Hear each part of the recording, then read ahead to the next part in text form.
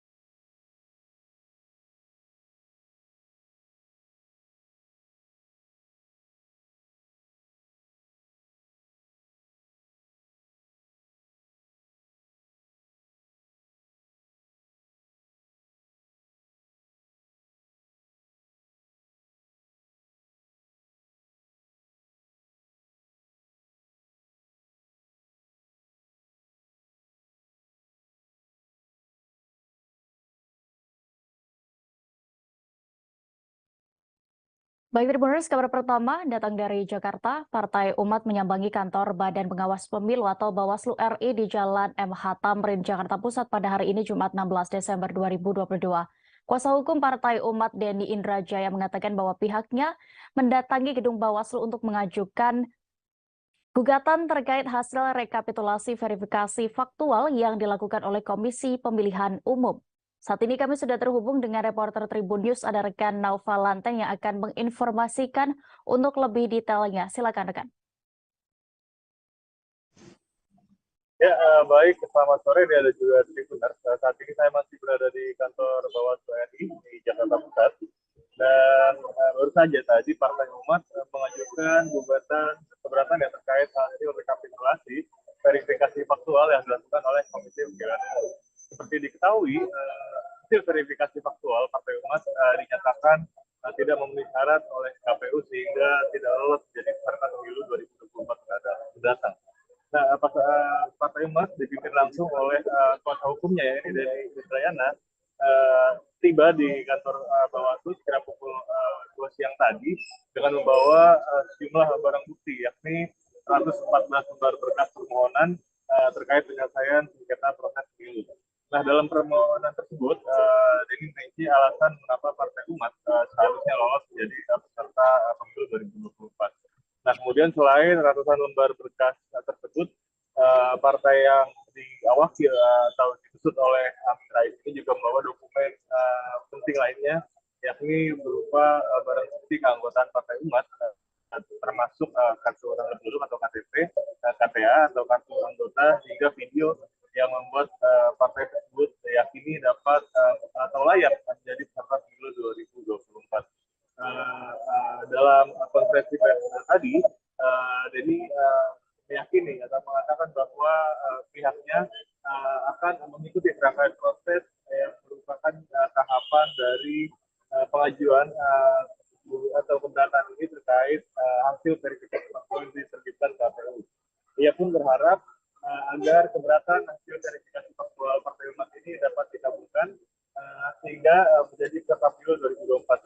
Dan itu mengaku atau menegaskan akan mengikuti rangkaian prosesnya mulai dari menunggu hasil berkas kelengkapan berkas yang dinyatakan oleh Bawaslu, mediasi hingga putusan terkait sengketa pemilu 2024. Nah, jadi juga terlibat awalnya duduk perkara ini bermula dari hasil verifikasi faktual Partai Umat yang dinyatakan tidak memenuhi syarat oleh Komisi Pemilihan Umum. Verifikasi ini merupakan salah satu tahapan yang dilakukan oleh KPU untuk menetapkan lolos atau tidaknya partai politik sebagai peserta pemilu mendatang. Nah, Partai Umat sendiri dinyatakan tidak lolos karena tidak memenuhi syarat terkait verifikasi faktual di dua provinsi, yakni Nusa Tenggara Timur dan juga Sulawesi Utara. Di Nusa Tenggara Timur sendiri, Partai Umat hanya memenuhi keanggotaan di 12 kota atau kabupaten dari syarat minimal keanggotaan di 17 kota dan kabupaten. Sementara di Sulawesi Utara, partai yang diketuai oleh Ridho Rahmadi ini hanya memenuhi keanggotaan di satu kabupaten dari syarat minimal keanggotaan di 11 kota atau kabupaten. Menurut KPU, Partai Umat tidak pernah menyampaikan pernyataan keberatan verifikasi terkait provinsi di dua provinsi tersebut, di dua provinsi tersebut, baik di Nusa Tenggara Timur maupun di Sulawesi Utara. Adapun hingga saat ini atau jajaran Partai Umat telah meninggalkan kantor Bawaslu setelah tadi menyelenggarakan konferensi pers terkait kedatangannya ke gedung Bawaslu ini. Demikian dia ada juga benar. Baik, terima kasih rekan Nova Lanten untuk informasi Anda. Selamat bertugas kembali. Berikut Reporters kami tampilkan keterangan dari kuasa hukum Partai Umat Denny Indrayana yang sudah dihimpun oleh reporter kami selengkapnya. Ini tadi jam 2 lebih sedikit kami sudah memulai proses pengajuan permohonan teman-teman penyelesaian sengketa proses pemilihan umum 2024. Jadi sebagaimana dipahami dan maklum, pada hari Rabu yang baru lalu ada pengumuman hasil verifikasi faktual dan Partai Umat dianggap tidak memenuhi syarat oleh KPU Republik Indonesia. Kami dengan tegas menyatakan putusan itu keliru, dan karenanya kami menggunakan hak konstitusional untuk mengajukan keberatan. Kepolisian angkat bicara terkait kasus persekusi terhadap 2 terduga pelaku pelecehan seksual yang terjadi di Universitas Gunadarma, Kota Depok. 2 pelaku itu dihakimi massa mahasiswa di area kampus dengan cara diikat di pohon, disiram air, disulut rokok hingga dicekoki air urin. Kasat Reskrim Polres Metro Depok AKBP Yogen Heros Baruno mengatakan kedua pelaku telah diamankan pada Senin 12 Desember 2022 lalu. Dan bagaimana terkait penanganan kasus ini, kami sudah terhubung dengan rekan Dwi Putra Kesuma, reporter dari Tribun Jakarta. Silakan dengan laporan Anda. Baik, selamat sore Dea dan juga Tribuners. Bisa saya jelaskan bahwa peristiwa persekusi ini terjadi pada Senin 12 Desember 2022. Lalu yang mana saat itu ada 2 terduga pelaku pelecehan seksual yang mengalami persekusi di kampus Gunadarma Kota Depok, Jawa Barat. Dalam video yang beredar, kedua pelaku nampak diikat di sebuah pohon, kemudian tubuhnya basah kuyup, disulut abu rokok, kemudian hingga dicekoki air berwarna kuning yang diduga adalah air urin. Selain itu, dalam beberapa foto yang beredar dan viral di sosial media, juga pelaku nampak ditelanjangi tanpa mengenakan sehelai pun pakaian pada tubuhnya. Hasil pemeriksaan kepolisian, Kasat Reskrim Polres Metro Depok AKBP Yogen Heros Baruno mengatakan bahwa ada 2 terduga pelaku dalam kasus ini, yang mana pelaku pertama diduga telah melecehkan 3 mahasiswi dan pelaku kedua diduga telah melecehkan seorang mahasiswi. Nah, dari 3 korban pelaku pertama ini, hanya 1 yang dapat ditindaklanjuti laporannya karena telah memenuhi unsur, sementara korban kedua dan korban ketiga belum dapat memenuhi unsur karena masih dalam percobaan. Nah, namun demikian, Kasat Reskrim Polres Metro Depok mengatakan bahwa kasus ini telah selesai ataupun damai gitu, sesuai dengan kesepakatan antara pelaku dan juga korban yang memilih jalur restoratif justice. Alasan dari korban memaafkan pelaku sendiri adalah karena korban menilai pelaku telah mendapatkan ganjaran ataupun hal yang lebih berat daripada yang ia alami sendiri.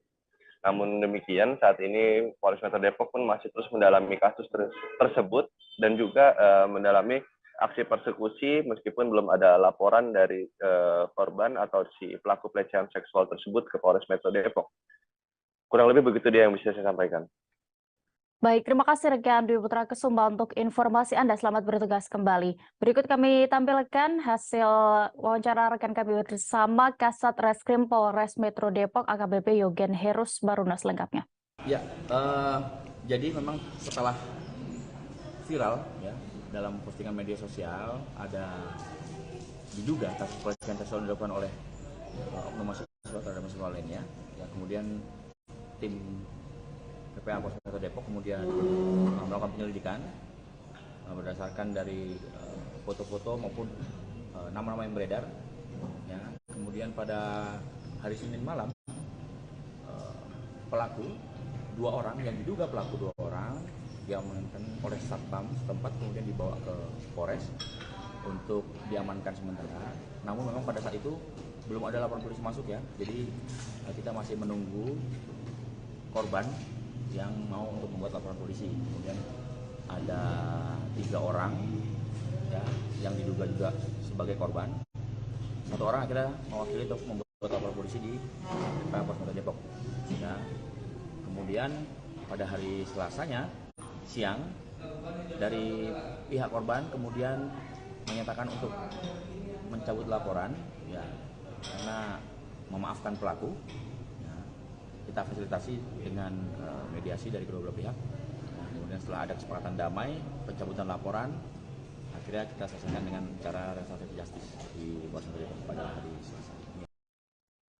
Pria diduga oknum TNI yang menganiaya pemilik usaha seblak di Masaran, Sragen beberapa waktu lalu ternyata orang dalam gangguan jiwa. Dan Dim 0725 Sragen Letkol Infanteri Yoga Yastinanda memberikan klarifikasi terkait kasus ini. Pihaknya memastikan bahwa pelaku bukanlah anggotanya. Dan untuk informasi lebih detailnya, kami sudah terhubung dengan reporter Tribun Solo, ada rekan Septiana Ayu Lestari. Silakan dengan laporan Anda.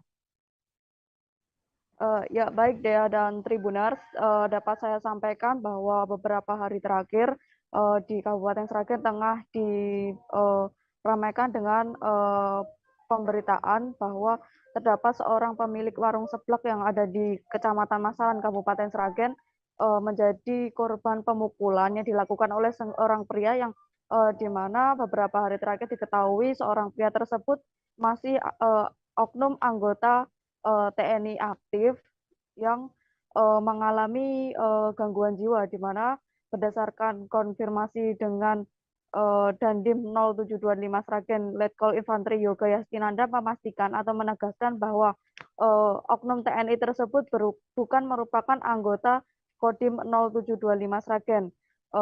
Hal tersebut dan Letkol Infantri Yoga juga membenarkan bahwa oknum atau pria tersebut mengalami gangguan jiwa setelah kabar tersebut sempat viral di media sosial.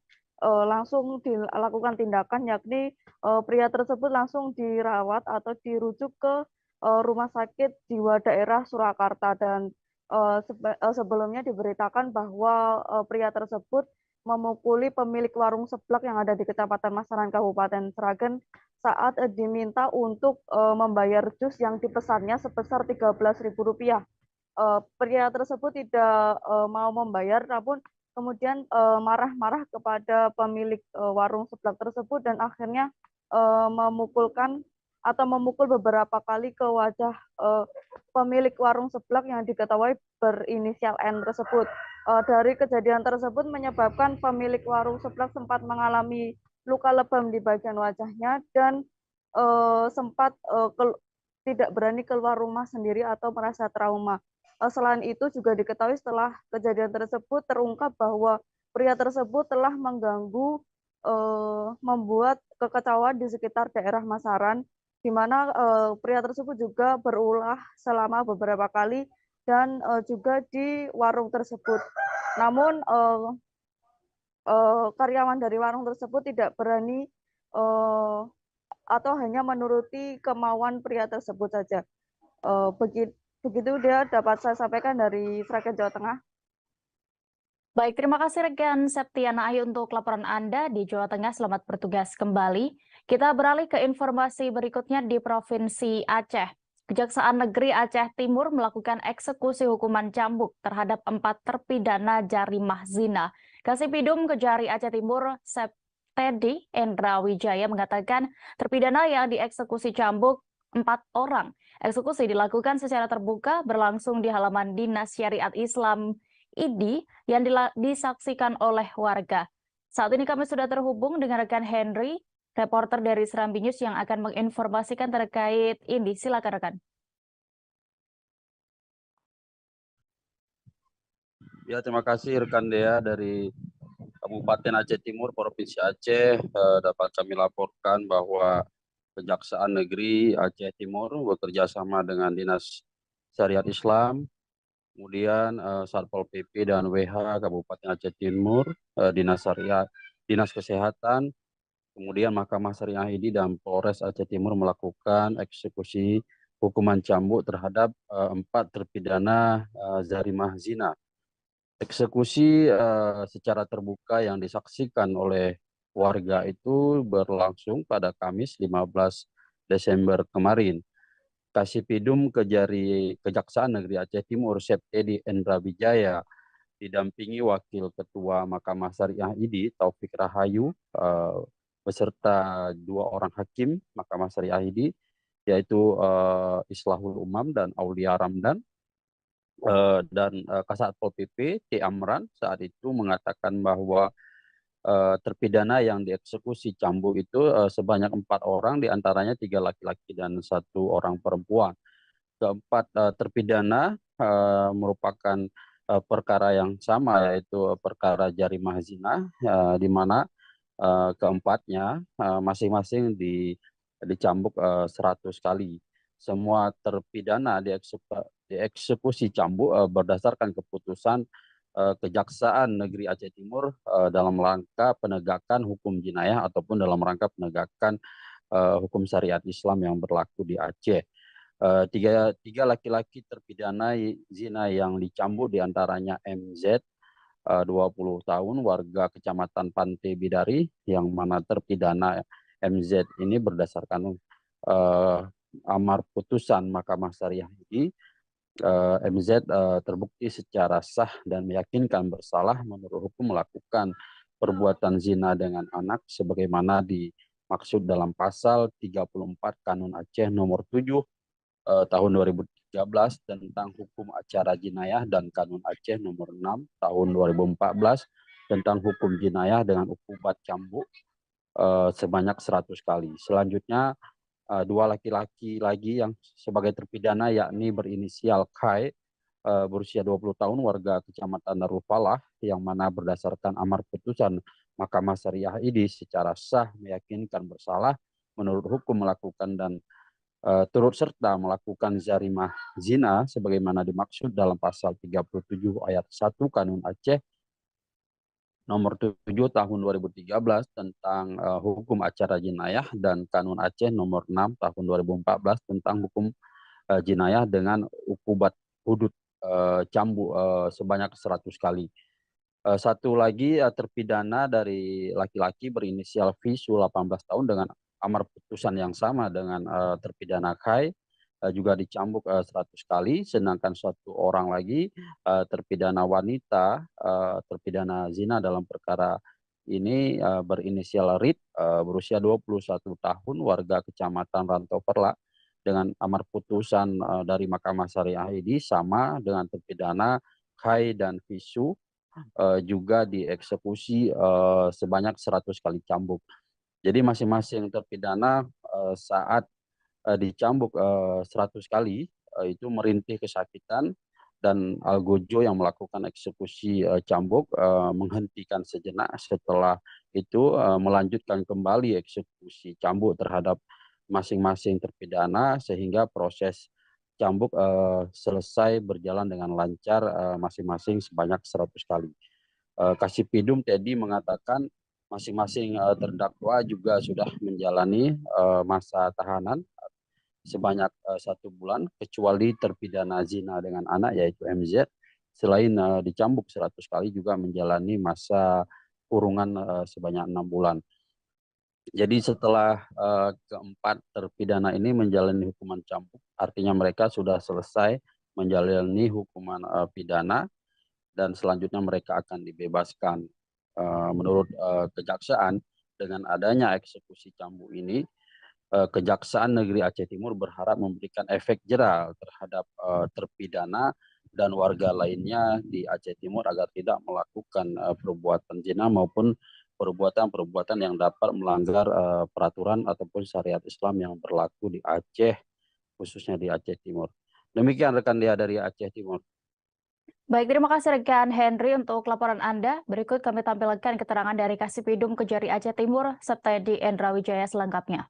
Hari ini berdasarkan keputusan Kejaksaan Negeri Aceh Timur, kami dari pihak Kejaksaan melaksanakan eksekusi cambuk yang mana terdakwanya ada 4 terpidana, 3 laki-laki, 1 wanita perkara zina, yang mana putusannya sebanyak 100 bulan cambuk.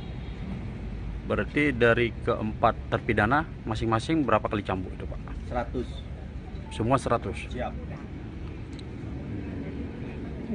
Oke, mungkin ada himbauannya kepada masyarakat Aceh Timur Pak, terkait dengan banyak adanya pelanggaran-pelanggaran syariat Islam ini, seperti apa himbauannya ini Pak? Himbauannya bahwa dengan adanya ini biar masyarakat tidak melakukan hal-hal zina di sini.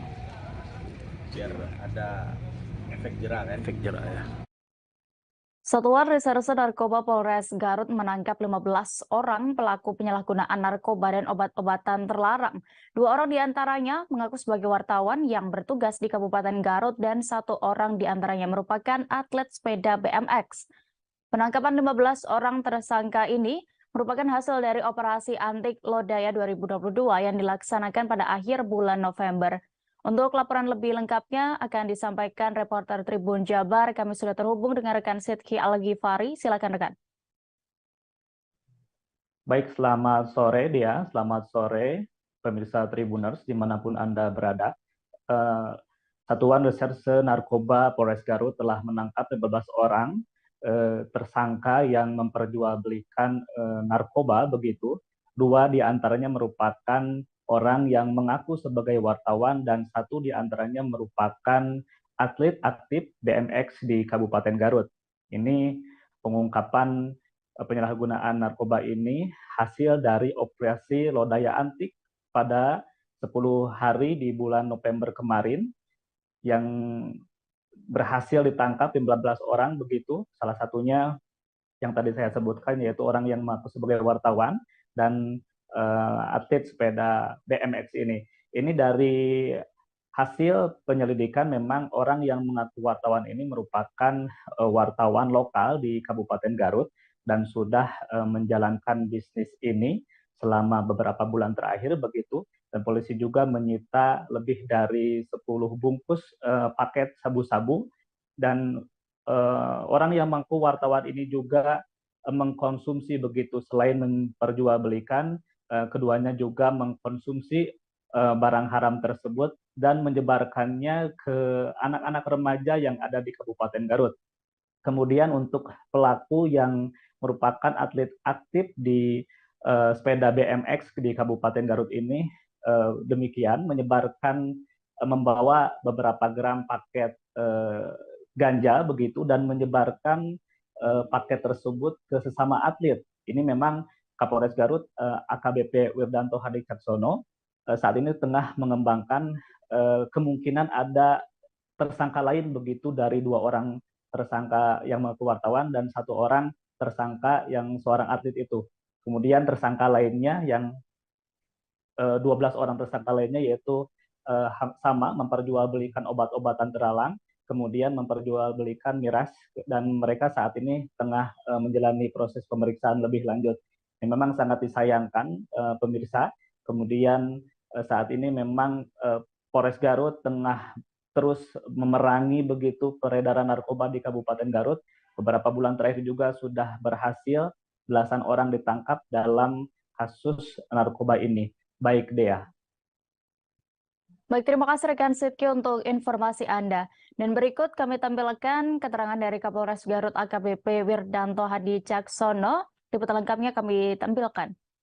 Jadi adapun kegiatan 10 hari operasi anti itu kami berhasil melakukan penangkapan terhadap 15 orang tersangka. 15 orang tersangka yang berada di 10 TKP di wilayah hukum Polres Garut. Adapun beberapa tersangka yang menjadi TO, yaitu yang pertama adalah TO operasi antik itu ada 2 tersangka yang merupakan oknum wartawan yang memperdagangkan narkotika jenis sabu-sabu dan juga merupakan pemakai aktif dari narkotika jenis sabu-sabu. Adapun barang bukti yang disita dari kedua orang tersangka dengan inisial ARR dan saudara F ini adalah 17 paket sabu-sabu.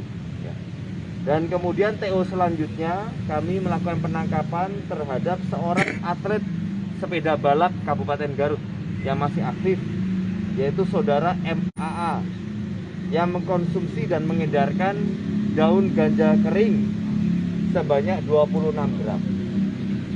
Dan tentunya beserta 12 tersangka lainnya. Seorang pria asal Kabupaten Empat Lawang, Sumatera Selatan diamankan Satres Narkoba Polres Kapahyang. Pria 39 tahun itu ditangkap lantaran nekat menyelundupkan narkotika golongan 1 jenis ganja seberat 7 kg. Pelaku diciduk saat melintasi jalan lintas Sumatera Selatan Bengkulu saat hendak melakukan transaksi di kawasan Desa Tebat Monok. Untuk laporan lengkapnya kami sudah terhubung dengan rekan Panji Destama, reporter dari Tribun Bengkulu. Silakan dengan informasi Anda. Baik, terima kasih rekan Dea dan Tribuners dimanapun kalian berada. Dapat disampaikan, pemuda asal Kabupaten Palawang, Provinsi Sumatera Selatan berinisial AC, 39 tahun diamankan polisi. Pelaku diamankan lantaran nekat menyelundupkan narkotika golongan 1 jenis ganja seberat 7 kg. Polisi berhasil menggagalkan penyelundupan tersebut setelah polisi menerima informasi adanya 1 unit sepeda motor membawa 1 karung besar berwarna putih. Satres Narkoba Polres Kepahyang langsung melakukan penyelidikan dari informasi tersebut. Diketahui penyelundupan itu akan melintasi jalan lintas Sumatera Bengkulu. Pelaku melakukan transaksi narkoba jenis ganja seberat 7 kg ini di kawasan Desa Tebat Monok, Kecamatan Kepahyang. Setelah menunggu berjam-jam di kawasan Desa Tebat Monok, polisi melihat seorang pemuda melintas di jalan lintas tersebut. Saat dilakukan pemeriksaan, pelaku hendak melawan dan hendak menikam petugas dengan senjata tajam, lalu melarikan diri. Polisi sempat melepaskan tembakan peringatan namun tak diindahkan oleh pelaku. Akhirnya pelaku dilumpuhkan oleh pihak kepolisian dengan timah panas. Selanjutnya, polisi membawa pelaku ke Polres Kepahyang untuk dilakukan pemeriksaan lebih lanjut. Dari pemeriksaan polisi, pelaku memiliki kebun ganja sendiri di Kabupaten Pelawang, Provinsi Sumatera Selatan. Rencananya ganja seberat 7 kg ini akan diedarkan ke Kota Bengkulu dan Kabupaten Kepahyang. Saat ini pelaku ditetapkan sebagai tersangka dan dijerat pasal 114 ayat 2, sub pasal 11 ayat 2 Undang-Undang Republik Indonesia nomor 35 tahun 2009. Dengan ancaman hukuman paling berat hukuman mati, penjara seumur hidup, atau hukuman paling singkat 6 tahun dan paling lama 20 tahun penjara serta denda pidana 10 miliar rupiah. Demikian dia laporan dari tribunbengkulu.com. Baik, terima kasih rekan Pak. Dan berikut Tribuners, rekan kami juga sudah melakukan wawancara bersama AKBP Yana Supriyatna, Kapolres Kepahyang selengkapnya. Kan dari Tebat Karang kan bisa tembus, artinya kita jebol di daerah perbatasan Pak Lowang, pengamanan kita. Seperti apa ya upaya yang kita lakukan, Benar?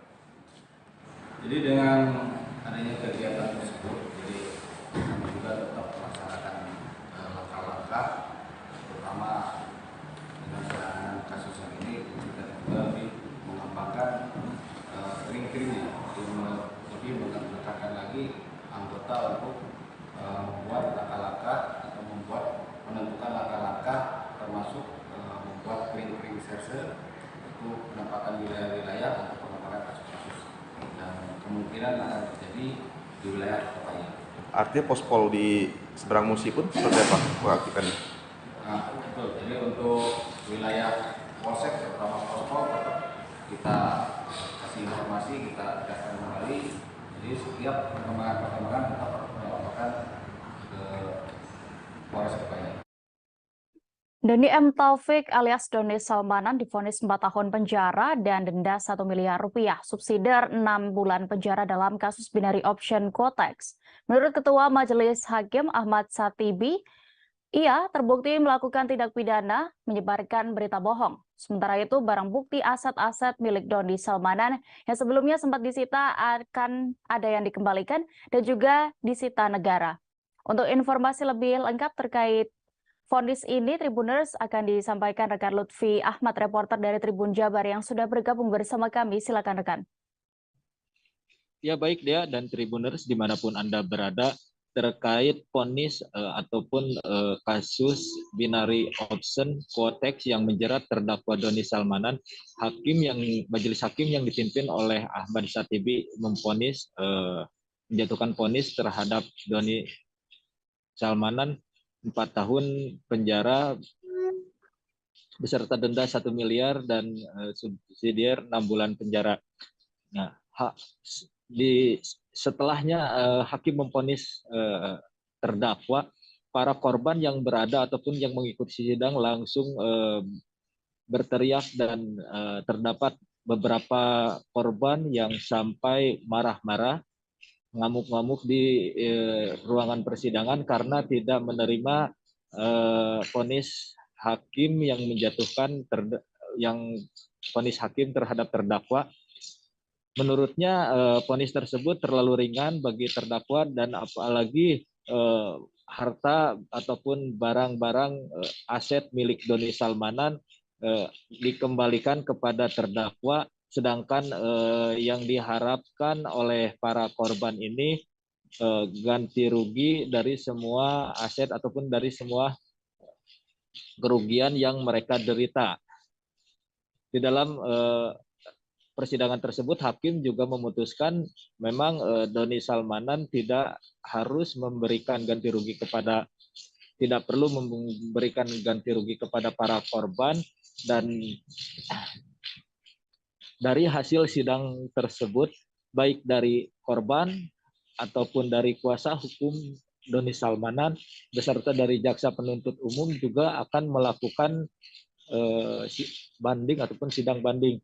Dan Dea dan Tribuners dimanapun Anda berada, di dalam sidang kemarin setelahnya hakim memvonis dan sidang belum ditutup karena kondisi ataupun suasana di dalam ruang sidang tidak kondusif, maka setelah adanya para korban yang berteriak dan meluapkan emosinya, hakim belum sempat menutup persidangan, namun sudah meninggalkan ruang sidang beserta juga para kuasa hukum dan jaksa penuntut umum.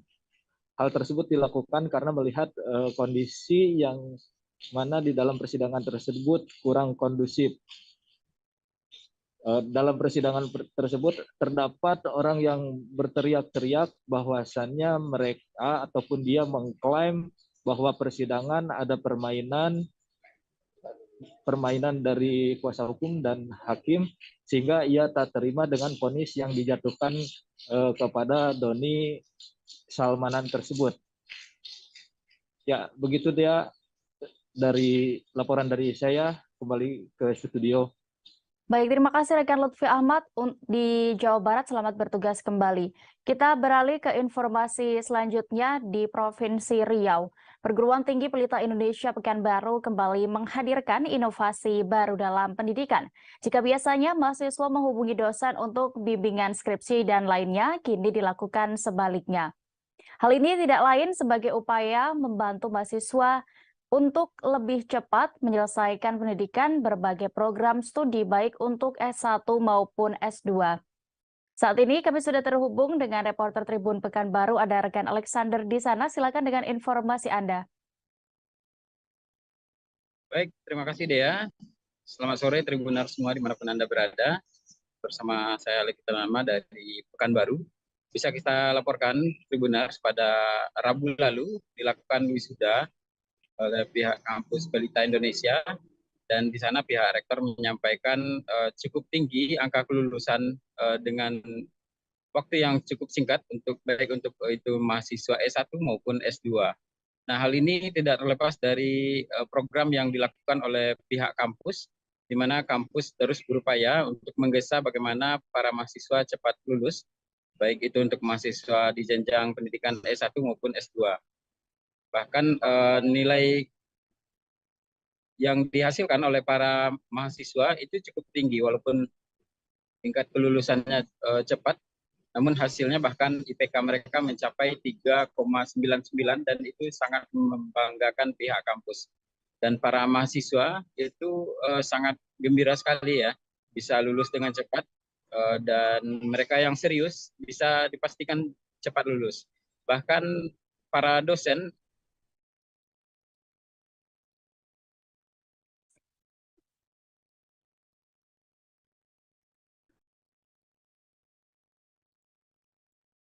Halo, rekan Alexander. Sehingga membuat para mahasiswa cepat lulus. Untuk S1 itu sebanyak 75% ya yang lulus di waktu 3,5 tahun, sedangkan yang S2 di angka 85% yang lulus dengan waktu 1,8 tahun. Demikian Dea. Baik, terima kasih rekan Alexander untuk Pekanbaru. Selamat bertugas kembali. Kita menuju kabar berikutnya, Tribuners. Ketua Utama Habib Alawi bin Sagaf bin Muhammad Al-Jufri menyaksikan pelantikan pengurus komisariat daerah alias Komda Al-Khairat Kabupaten Sigi masa khidmat 2022-2027, pengangkatan dan pengesahan komposisi serta personalia Komda Al-Khairat Kabupaten Sigi berdasarkan SK Ketua Utama Al-Khairat tahun 2022. Pelantikan bertepatan di Aula Kantor Desa Binangga, Kecamatan Marawola, Kabupaten Sigi, Sulawesi Tengah pada Kamis 15 Desember kemarin. Saat ini kami sudah terhubung dengan rekan Musalam, reporter dari Tribun Palu yang akan memberikan informasi lengkapnya. Silakan rekan. Baik, terima kasih rekan Dea dan Tribuners sekalian. Dapat kami informasikan Ketua Utama Habib Alwi bin Sagaf bin Muhammad Al-Jufri menyaksikan pelantikan pengurus Komisariat Daerah alias Komda Al-Herat Kabupaten Sigi masa hikmat 2022-2027. Pengangkatan dan pengesahan komposisi serta personalia Komda Al-Herat Sigi berdasarkan SK Ketua Utama Al-Herat nomor 316/A-3/KUT 2022. Pelantikan itu bertempat di aula kantor desa Binangga, Kecamatan Marawola, Kabupaten Sigi, Sulawesi Tengah, Kamis sore kemarin. Kemudian tema pelantikan itu adalah mengaktualisasikan napaktilas pendiri Al-Herat Habib Said Idrus bin Salim Al-Jufri. Komda Al-Herat saat ini dipimpin oleh Yahya Landua. Ketua Utama Al-Herat Habib Alwi bin Sagaf bin Muhammad Al-Jufri mengatakan agar pengurus Komda Al-Herat Sigi senantiasa bersinergi dengan pemerintah daerah. Habib Alwi berpesan kepada pengurus Komda Al-Herat Kabupaten Sigi untuk memiliki sifat kearifan dan loyalitas.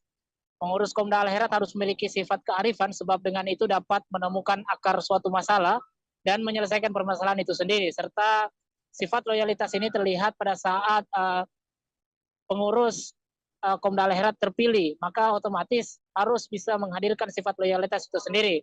Kemudian Bupati Sigi Muhammad Irwan Lapata menuturkan pengurus Komda Al-Herat Kabupaten Sigi untuk mampu membangun suasana dialogis dan demokratis dengan tetap menjunjung tinggi semangat kebersamaan, persatuan, dan kesatuan.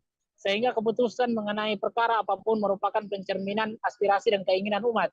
Dengan demikian potensi konflik intern dalam organisasi dapat diminimalisir dan tentunya sebagai organisasi Islam, Al-Herat dalam perjalanannya akan tetap mengikuti jejak para pendahulu yang memiliki idealisme tinggi, dedikasi dan perjuangan terhadap bangsa dan negara, serta senantiasa berinovasi dengan kondisi sosial, psikologis masyarakat, namun tetap berpegang teguh pada kemudian ajaran Islam. Hadir dalam pelantikan Komda Al-Herat Sigi seperti Bupati Sigi Muhammad Irwan Lapata, Ketua DPRD Sigi Muhammad Rizal Ingenai, Ketua Utama Al-Herat Habib Alwi bin Sagaf bin Muhammad Al-Jufri, Kapolsek Marawola Ibtu Aditya. Dan untuk susunan personalia pengurus Komda Al-Herat Sigi itu dipimpin oleh Komisaris Yahya Landua, kemudian Asisten 1 Administrasi Masrun Maksuna, untuk Asisten 2 Organisasi Muhammad Akib Ponulele, Asisten 3 Bidang Pendidikan yaitu Ahlan, sementara Asisten 4 bagian dakwah itu Sofyan. Kemudian dengan Sekretaris Muhammad Fauzi dan Bendahara Ratna. Rekan dia. Baik, terima kasih rekan Bos Salam untuk informasi Anda. Selamat bertugas kembali. Berikut kami tampilkan keterangan dari Ketua Utama Al-Hayraat Habib Alwi bin Sagaf bin Muhammad Al-Jufri selengkapnya. Hal-hal penting.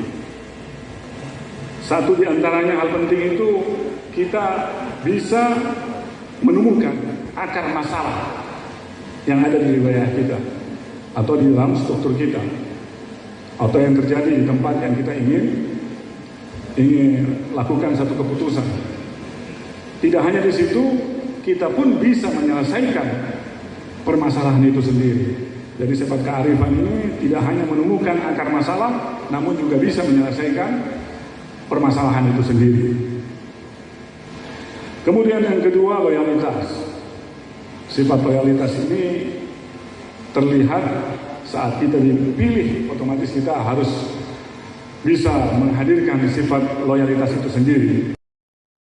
RSUD ODSK Sulawesi Utara terakreditasi tingkat paripurna dengan rating bintang 5. Hal ini sesuai hasil asesmen Komisi Akreditasi Rumah Sakit atau KARS, sebuah badan akreditasi yang memiliki kredibilitas tinggi di tingkat nasional dalam melaksanakan penilaian akreditasi terkait mutu pelayanan di rumah sakit. Pencapaian akreditasi tertinggi itu dicapai hanya kurang dari setahun oleh RSUD ODSK beroperasi penuh. Sejak awal RSUD ini beroperasi, Gubernur Oli Dono Kambe SE dan Bapak Wakil Gubernur Stephen Kando meminta jajaran direksi RSUD untuk fokus pada pelayanan rumah sakit yang memperhatikan standar mutu dan keselamatan pasien sesuai standar akreditasi rumah sakit yang ditetapkan oleh pemerintah. Menindaklanjuti hal itu, seluruh jajaran Civitas Hospitalia RSUD ODSK selama 6 bulan terakhir ini berjuang untuk akreditasi dan hasilnya sangat menggembirakan, yaitu pencapaian tertinggi 5 bintang terakreditasi paripurna.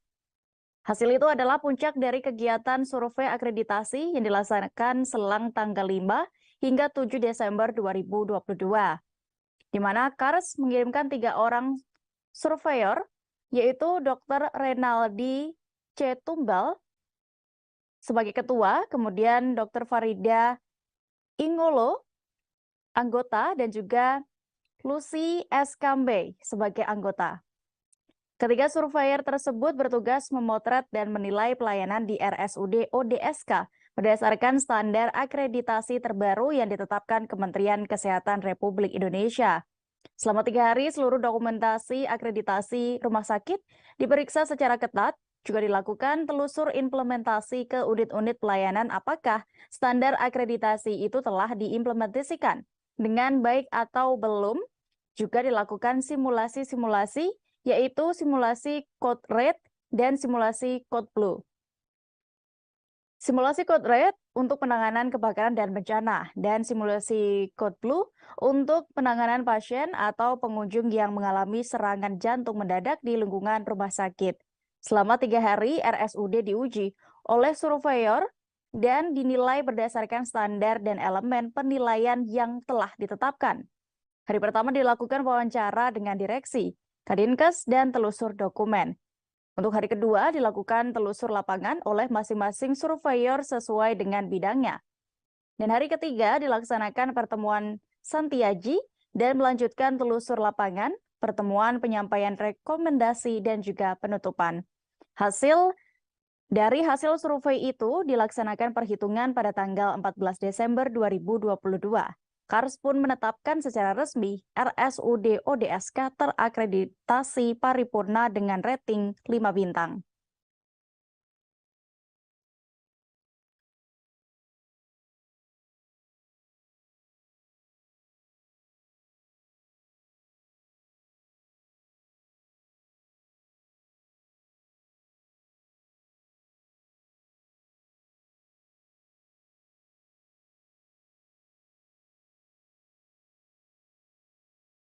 Jadi akreditasi ini adalah sebuah pengakuan dari sebuah lembaga independen yang ditunjuk pemerintah, di mana rumah sakit yang disurvei itu sudah memenuhi standar akreditasi rumah sakit.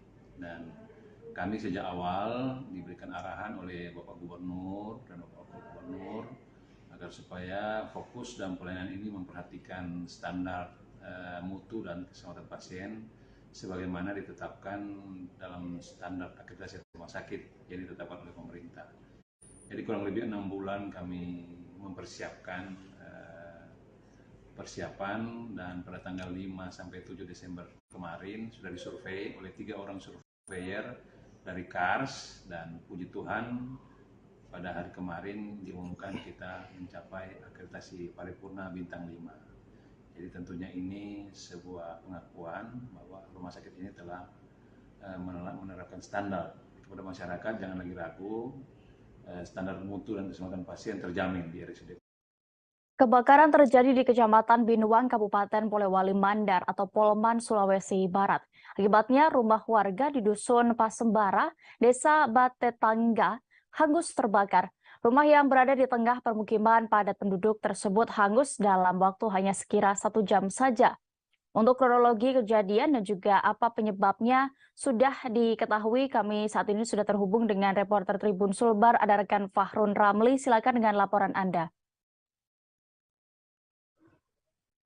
Ya, Tribuners dan di rekan dia di studio, saya dapat mengabarkan bahwa 1 unit rumah yang ludes terbakar ini itu disebabkan karena adanya korsleting listrik di rumah tersebut, di mana arus pendek listrik ini menjadi dugaan sementara penyebab terjadinya kebakaran rumah tersebut. Selain dari arus pendek listrik, api cepat membesar karena di depan rumah ini juga memiliki sebuah gardu. Nah, gardu ini itu menjual bensin eceran atau bensin dalam botol dan beberapa tabung gas LPG ukuran 3 kg juga terdapat di lokasi tersebut, sehingga api cepat membesar. Nah, keterangan salah satu warga yang berada di lokasi, api ini berasal pertama kali atap rumah, kemudian menjalar ke dinding dan masuk ke gardu tersebut, sehingga rumah tersebut hanya sekitar 1 jam saja ludes terbakar si jago merah ini. Nah, pemadam kebakaran yang tiba di lokasi langsung mendinginkan sisi kiri dan sisi kanan rumah tersebut agar api tidak merembes ke rumah yang lainnya, karena memang rumah ini berada di pemukiman penduduk. Sulitnya besarnya api membuat sempat membuat petugas pemadam itu kewalahan dan hanya dapat mencegah api untuk tidak merembes ke rumah lainnya dan tidak dapat menyelamatkan 1 unit rumah ini, sehingga 1 unit rumah ini itu ludes terbakar dan beberapa isi di dalamnya itu seperti kendaraan roda 2 terdapat 3 dan sejumlah jualan campuran juga ikut terbakar.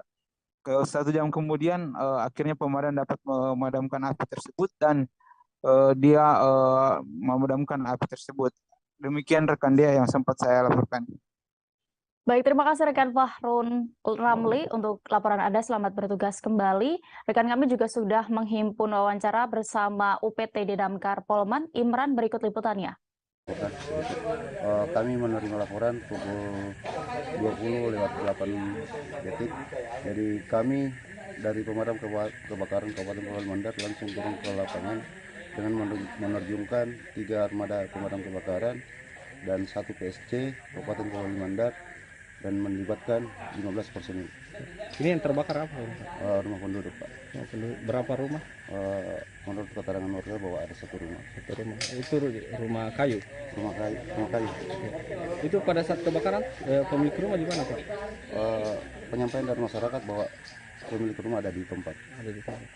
Kalau untuk penyebabnya, Pak? Penyebabnya untuk sementara kami simpulkan bahwa ada kelalaian, yaitu korsleting listrik. Menteri Koordinator Bidang Politik Hukum dan Keamanan atau Menko Polhukam Mahfud MD mengungkapkan banyak aparat yang membackingi berbagai praktik ilegal, baik itu mafia tambang maupun mafia tanah. Koordinator Jaringan Advokasi Tambang atau JATAM, Melki Nahar, membeberkan beberapa wilayah di luar Pulau Jawa yang diduga menjadi tempat backing tentara hingga polisi beroperasi terkait dugaan tambang ilegal. Pada Kamis 15 Desember 2022 kemarin, Mahfud MD menyebutkan keterlibatan aparat itu selama ini seolah-olah hanya menjadi rahasia umum. Pasalnya tidak ada yang mau mengungkapkannya ke muka publik. Ia bahkan menceritakan sebelum menjadi menteri pernah didatangi seorang warga yang mengadukan kasus perampasan lahan oleh sebuah perusahaan. Saat Mahfud meneruskan laporan itu ke seorang pengacara, kasus ini dinilai dapat mudah diselesaikan apabila dibawa ke kantor aparat penegak hukum. Tetapi mereka tidak berani mengusut kasus tersebut. Mantan Ketua Mahkamah Konstitusi itu mengaku menerima banyak laporan keterlibatan pensiunan TNI yang melindungi sejumlah praktik ilegal. Mahfud mempertanyakan kekuatan yang dimiliki para purnawirawan tersebut sehingga mereka bisa terlibat membackingi sesuatu. Mahfud pun menegaskan bahwa pemerintah berkomitmen untuk mengusut keterlibatan aparat maupun pensiunan aparat dalam praktik-praktik ilegal. Terpisah, Koordinator JATAM, Melki Nahar, membenarkan pernyataan Menko Polhukam Mahfud MD soal aparat yang diduga menjadi backing mafia, termasuk mafia tambang ilegal. Tidak hanya oknum polisi saja, melainkan prajurit TNI pun ada pula yang terlibat bisnis gelap tambang dan tanah. Melki membeberkan data JATAM. Para oknum anggota TNI Polri ini diduga membackingi sejumlah wilayah, diduga tempat mafia tambang ilegal. Daftar wilayah tambang ilegal bersumber dari data JATAM berada di Jambi sampai Pulau Buru, di antaranya Kalimantan Timur, Kalimantan Utara, Jambi, Bengkulu, Sulawesi Selatan, Pulau Bangka, Pulau Buru, dan masih banyak lagi. Melki menyebut soal operator di level wilayah itu biasanya dilakukan oleh aparat dengan tingkatan lebih rendah. Namun oknum-oknum itu tentu saja tidak sendirian. Ada kepentingan besar di baliknya, yakni atasan. Koordinator JATAM ini memberikan contoh kasus nyanyian Ismail Bolong soal dugaan tambang ilegal di Kalimantan Timur yang sempat heboh beberapa waktu lalu terkait dengan dugaan oknum aparat negara.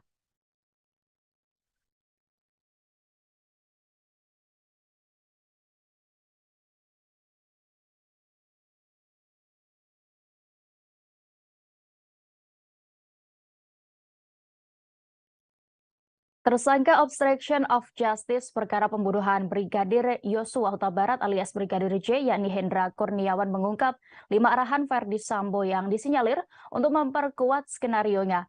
Arahan itu disampaikan Verdi Sambo setelah bertemu Kapolri Jenderal Polisi Listio Sigit Prabowo. Fakta ini diungkap Hendra Kurniawan dalam sidang di Pengadilan Negeri Jakarta Selatan pada hari ini Jumat 16 Desember 2022. Ia mengatakan 5 arahan itu disampaikan Sambo kepada dirinya dan mantan Karo Provos Divisi Propam Polri Brigjen Beni Ali. Berawal saat Hendra bersama Beni Ali dipanggil untuk menghadap Kapolri sehari setelah Brigadir J terbunuh. Saat itu, Kapolri memerintahkan kepada keduanya untuk menyelidiki kasus sesuai prosedur. Setelah pertemuan itu, Verdi Sambo datang dan bertemu dengan Kapolri. Hendra Kurniawan dan Beni Ali lantas menunggu di luar ruangan ketika Kapolri berbincang dengan Verdi Sambo. Setelah itu, Hendra Kurniawan dan Beni Ali diperintahkan Verdi Sambo kembali ke Biro Provos. Di sanalah Verdi Sambo memberikan 5 arahannya kepada mereka berdua. Hendra mengungkapkan, Sambo meminta kasusnya ditangani sesuai TKP pembunuhan, yakni di Kompleks Polri Duren 3, Jakarta Selatan. Verdi Sambo juga meminta tolong kepada keduanya agar masalah di Magelang tidak diusut atau tidak ditindaklanjuti karena memang penanganan awalnya di Jakarta Selatan. Ketika di Tarunan Nusantara dia mengantarkan makanan ditelepon oleh Ibu PC dengan nada supaya cepat kembali. Ketika sampai kembali, akhirnya ketemu dengan di situ di rumah. Belum cerita lebih banyak lagi, saya didatangi oleh Pak Beni Ali, kita dipanggil oleh pimpinan Polri. Setelah saya dampingi Pak Beni ke menghadap pimpinan Polri, bertemulah dengan Pak FS di lantai bawah, menanyakan mau kemana. Saya dilaporkan bahwa kita dibutuhkan oleh pimpinan Polri. Dilaporkan oleh Pak Beni kalau Pak FS mau menghadap juga kepada pimpinan. Ketika diperintahkan untuk memanggil Pak FS, ternyata sudah menunggu di ruangannya seperti pimpinan. Akhirnya ketika masuk, pimpinan memerintahkan, yaudah kalian berdua keluar dulu biar saya ngomong bicara dengan Pak FS. Kita keluar. Karena kita takut dibutuhkan, kita masih nunggu di ruangannya Spree. Ketika di situ tidak lama, Pak FS keluar, akhirnya nanti kita sama-sama ke Biro Propos lagi. Ketika itu saya berdua langsung ke Biro Propos menunggu Pak FS. Setelah datang, Pak FS langsung mengumpulkan dulu 3 saksi tersebut di bilik pemeriksaan terhadap semua saksi Baradae, Ricky Rizal, terus juga Kuat Ma'ruf. Di situ bicara, kemudian barulah beliau keluar memberikan arahan. Setahu saya arahannya ada 5 arahan itu. Yang pertama, beliau itu menjelaskan bahwa ini saya percuma punya pangkat dan jabatan, tapi kalau harkat, martabat, dan kehormatan saya ini hancur. Ratusan petugas gabungan lintas instansi mengikuti apel siaga persiapan penyelenggaraan Angkutan Laut Natal dan Tahun Baru. Kegiatan ini berlangsung di halaman Pelabuhan Feri Internasional Sekupang pada Kamis 15 Desember kemarin. Ratusan personel mengikuti apel siaga tersebut yakni dari TNI, Polri, Bea Cukai, Imigrasi, dan KKP hingga Pelni dan unsur lainnya. Untuk informasi lebih lengkapnya, kami sudah terhubung dengan rekan Beres Luban Tobing, reporter dari Tribun Batam. Silakan dengan laporan Anda. Oke, baik. Selamat sore, Tribuner. Selamat sore, rekan Dea. Ini perlu kami informasikan menyambut Hari Raya Natal dan Tahun Baru, seluruh armada pelayaran di Kota Batam, Kepulauan Riau dipastikan berjalan lancar untuk mengangkut penumpang nantinya. Nah, jadi beberapa rangkaian telah dilakukan begitu oleh lintas instansi gabungan seperti TOPE, laut, bea cukai, kapal, dan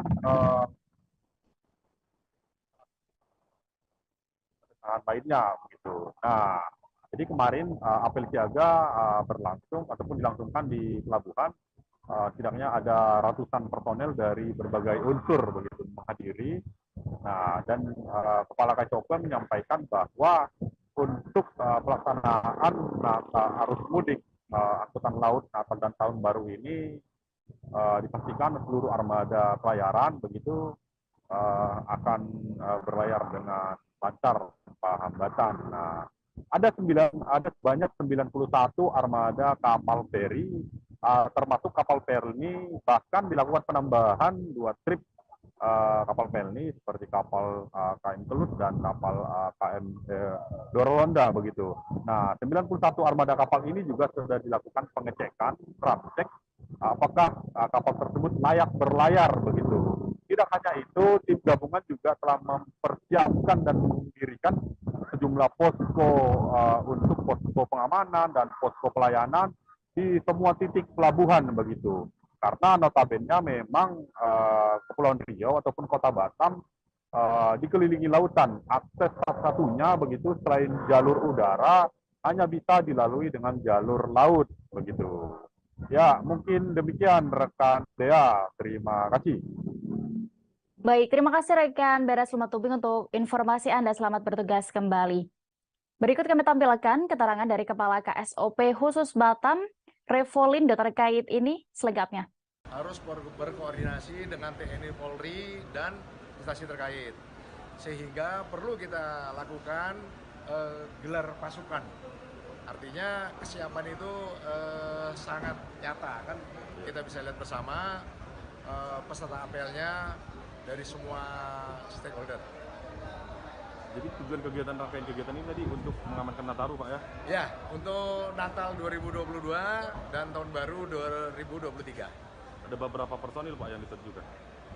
Semua instansi TNI Polri terlibat, termasuk operator, termasuk stakeholder yang terkait.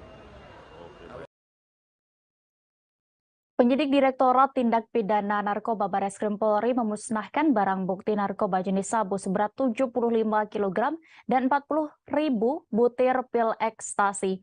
Barang haram sitaan dari penangkapan terhadap 4 orang kurir narkoba jaringan internasional, di mana 2 diantaranya merupakan prajurit TNI aktif. Direktorat Tindak Pidana Narkoba Bareskrim Polri bersama dengan Polisi Militer Daerah 1 Bukit Barisan memastikan 2 anggota TNI itu dipecat. 2 prajurit berinisial Sertu YT 42 tahun, Pratu RH 25 tahun, serta 2 rekannya berinisial SR 25 tahun dan YSD 29 tahun yang merupakan warga sipil dihadirkan dalam konferensi pers pada Kamis 15 Desember kemarin. 2 anggota TNI Angkatan Darat tersebut dari Kesatuan Kodim 0208 Asahan dan Yonif 125 Simbisa Brigif 7 Rimba Raya. Keduanya tampak digunduli. Mereka menggunakan pakaian tahanan berwarna kuning dengan kedua tangannya diborgol saat dihadirkan dalam konferensi pers. Direktur Tindak Pidana Narkoba Bareskrim Polri Brigjen Pol Krisno Halomoan Siregar mengatakan barang itu dari Malaysia dikirim melalui jalur laut. Para tersangka ini adalah para kurir darat dengan upah 2 juta rupiah per kilogram yang diselundupkan di Medan dan Deli Serdang, Sumatera Utara. Penangkapan itu sendiri merupakan hasil penyelidikan tim dari Mabes Polri terkait peredaran narkoba di Kota Tanjung Balai, Sumatera Utara. Kedua oknum itu diduga menjemput paket narkoba dari Tanjung Balai dan membawanya ke Medan menggunakan mobil. Mereka rencananya akan mengedarkan 75 kg sabu-sabu dan 40.000 butir pil ekstasi tersebut di Medan dan Jakarta. Dalam kesempatan yang sama, Wakil Komandan Pomdan 1 Bukit Barisan, Letkol CPM Kasri Intan Situborang menegaskan bahwa 2 orang anggota TNI yang terlibat tersebut akan dilakukan pemberhentian dengan tidak hormat atau PTDH.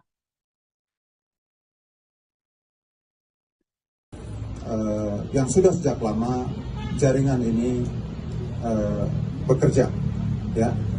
Dan sekitar 1,5 bulan yang lalu kita memonitor suatu informasi bahwa mereka akan memasukkan narkotika dalam jumlah yang besar. Kita nggak tahu besarnya seberapa, tapi faktanya apa yang kita dapat. Nah, singkat cerita, tanggal 5 Desember, sekitar pukul 10.20, tim gabungan dari Direktorat Tindak Pidana Narkoba Bareskrim Polri bersama-sama dengan backup dari Direktorat Reserse Narkoba Polda Sumatera Utara, kita melakukan penghadangan penghentian suatu kendaraan jenis Toyota Fortuner nomor Pol 1549 SR, di mana kami yakini ini adalah nomor palsu, ya, bukan untuk peruntukannya.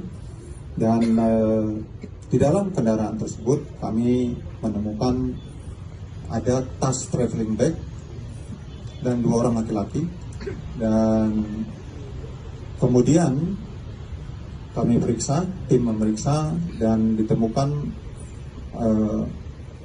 ada narkotika. Waktu itu kita tidak tahu jumlahnya sampai dengan dihitung terakhir di Polda, tapi tim melapor kepada saya, Pak, ini ada sabu dan Inex, ekstasi.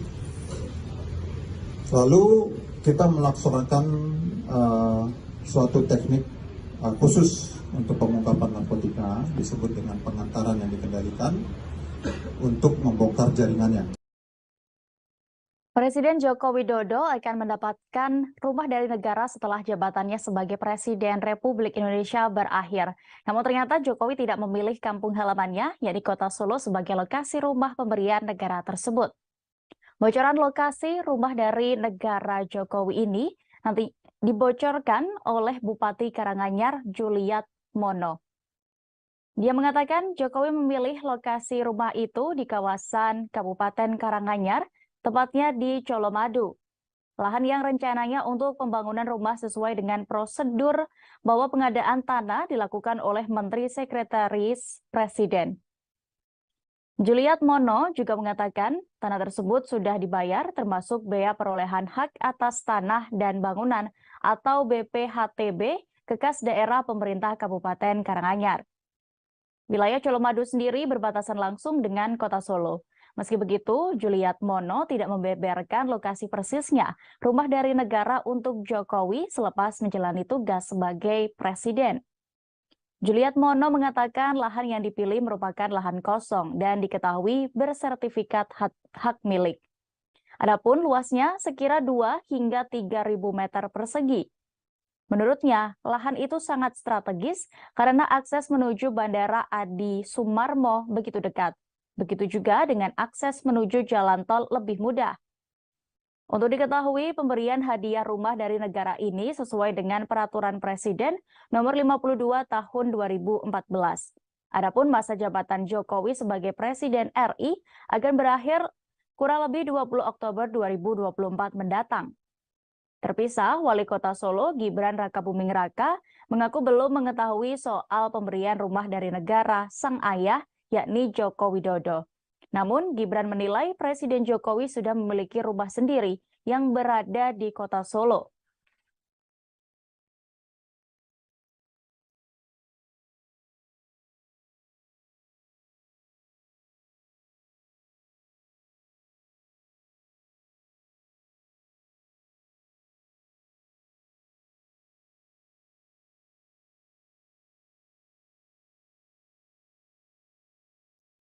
Kita menuju informasi selanjutnya, Tribuners. Sebuah video larangan keluar malam pada malam hari per 21 Desember mendatang karena adanya fenomena solstice membuat publik heboh.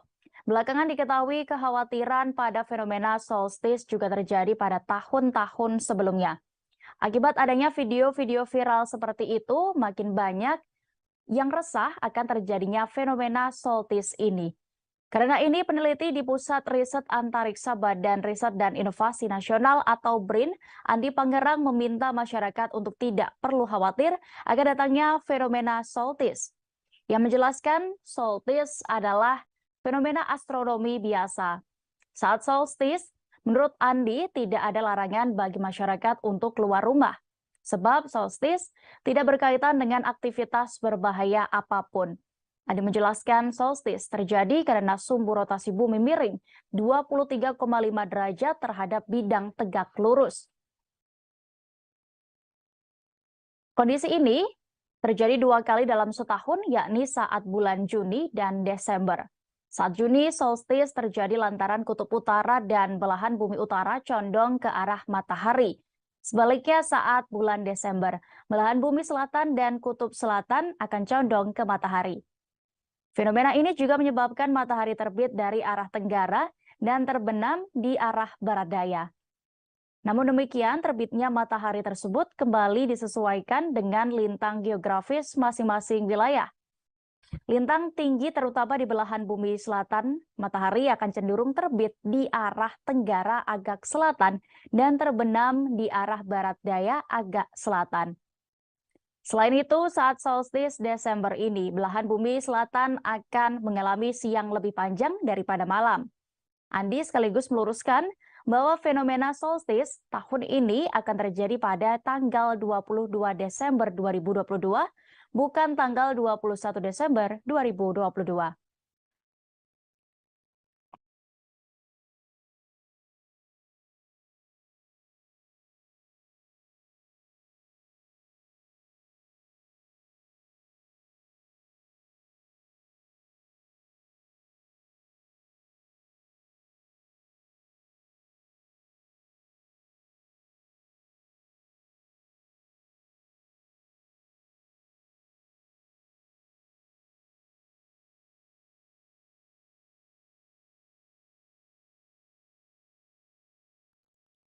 Kita beralih ke Sumatera Utara, Tribuners. Dalam penganiayaan tahanan, yakni Aibda Leonardo Sinaga divonis 4 tahun penjara dalam sidang di Pengadilan Negeri Medan.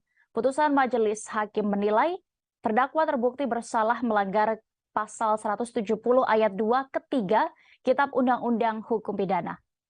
Aibda Leonardo terbukti bersalah melakukan tindak pidana secara bersama-sama melakukan kekerasan terhadap orang yang mengakibatkan kematian.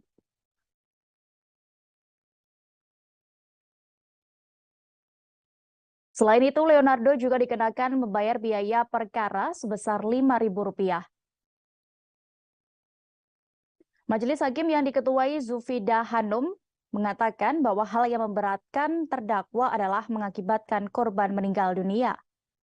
Zufida melanjutkan, pihaknya menyatakan terdakwa terbukti bersalah melakukan tindak pidana secara bersama-sama, melakukan kekerasan terhadap orang yang mengakibatkan kematian. Usai membacakan amar putusannya, majelis hakim memberikan waktu 7 hari kepada terdakwa melalui penasihat hukum dan jaksa penuntut umum untuk mengajukan banding. Vonis yang dibacakan majelis hakim diketahui lebih rendah dari tuntutan JPU sebelumnya.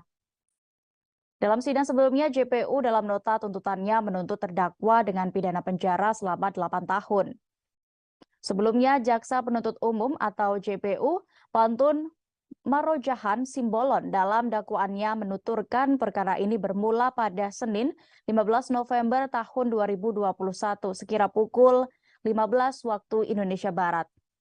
Saksi I. Hendra Siregar alias Jubal sedang berada di rumah tahanan Polrestabes Medan, tepatnya di Blok G, dan terdakwa Leonardo Sinaga yang merupakan anggota polisi bersama dengan almarhum Hendra Syahputra memanggil saksi 2, yakni Andi Arpino, dan terdakwa mengatakan kepada saksi 2 terkait uang Rp5 juta.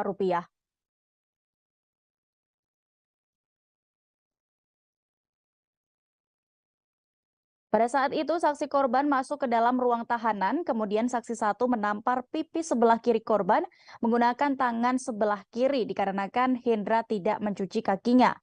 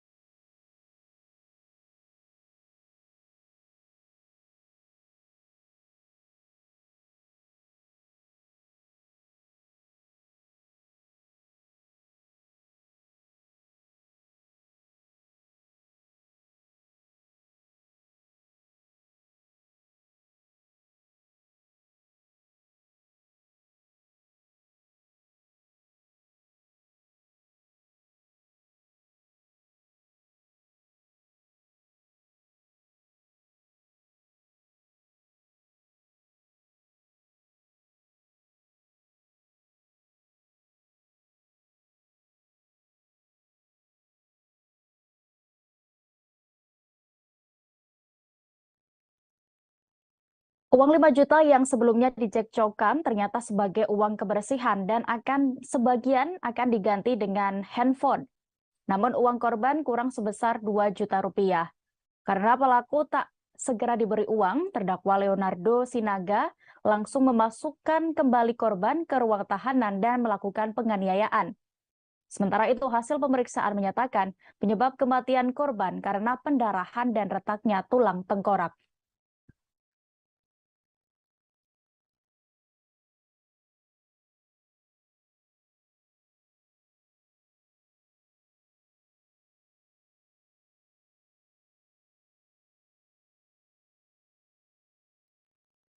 Tribuners, informasi tadi sekaligus menutup perjumpaan kita dalam live update sore ini. Setelah ini masih akan ada program live update seleb yang akan dipandurkan kami Alexa Dea. Dan akhirnya saya Dea Mita beserta kru yang bertugas pamit. Terima kasih untuk kebersamaan Anda. Sampai jumpa.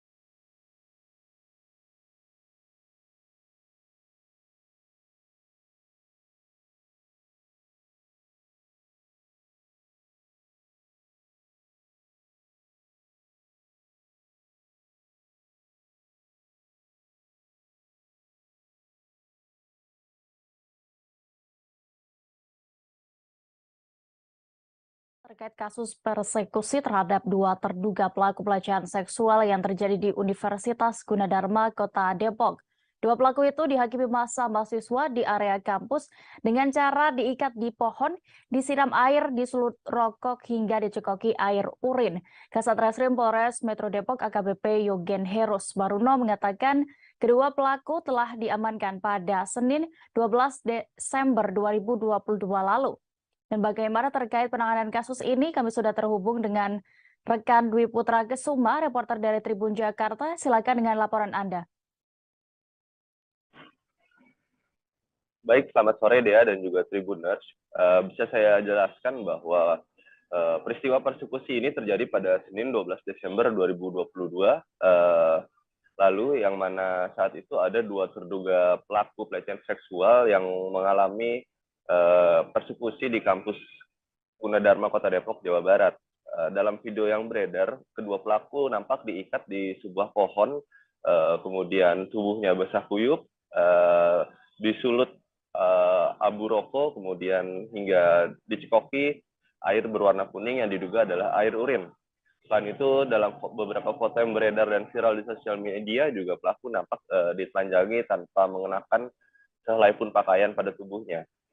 Hasil pemeriksaan kepolisian, Kasat Reskrim Polres Metro Depok, AKBP Yogen Heros Baruno mengatakan bahwa ada 2 terduga pelaku dalam kasus ini, yang mana pelaku pertama diduga telah melecehkan 3 mahasiswi dan pelaku kedua diduga telah melecehkan seorang mahasiswi.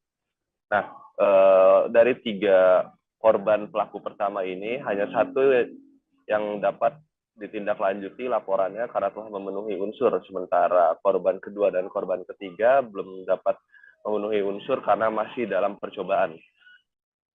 Nah, namun demikian, Kasatreskrim Polres Metro Depok mengatakan bahwa kasus ini telah selesai ataupun damai gitu, sesuai dengan kesepakatan antara pelaku dan juga korban yang memilih jalur restoratif justice. Alasan dari korban memaafkan pelaku sendiri adalah karena korban menilai pelaku telah mendapatkan ganjaran yang ataupun hal yang lebih berat daripada yang ia alami sendiri. Namun demikian, saat ini Polres Metro Depok pun masih terus mendalami kasus tersebut dan juga mendalami aksi persekusi meskipun belum ada laporan dari korban atau si pelaku pelecehan seksual tersebut ke Polres Metro Depok. Kurang lebih begitu dia yang bisa saya sampaikan. Baik, terima kasih rekan Dwi Putra Kesumba untuk informasi Anda. Selamat bertugas kembali. Berikut kami tampilkan hasil wawancara rekan kami bersama Kasat Reskrim Polres Metro Depok AKBP Yogen Herus Baruna selengkapnya. Ya, jadi memang setelah viral ya dalam postingan media sosial ada diduga kasus pelecehan seksual dilakukan oleh oknum mahasiswa terhadap mahasiswa lainnya. Ya, kemudian tim PPA Polres Metro Depok kemudian melakukan penyelidikan berdasarkan dari foto-foto maupun nama-nama yang beredar. Ya. Kemudian pada hari Senin malam pelaku dua orang yang diduga pelaku dua orang diamankan oleh satpam setempat kemudian dibawa ke Polres untuk diamankan sementara. Namun memang pada saat itu belum ada laporan polisi masuk ya. Jadi kita masih menunggu korban yang mau untuk membuat laporan polisi. Kemudian ada 3 orang ya yang diduga juga sebagai korban. 1 orang akhirnya mewakili untuk membuat laporan polisi di Polres Metro Depok. Ya. Kemudian pada hari Selasanya siang dari pihak korban kemudian menyatakan untuk mencabut laporan ya karena memaafkan pelaku. Kita fasilitasi dengan mediasi dari kedua belah pihak. Kemudian setelah ada kesepakatan damai, pencabutan laporan, akhirnya kita selesaikan dengan cara restoratif justice di Polres Metro Depok pada hari Selasa.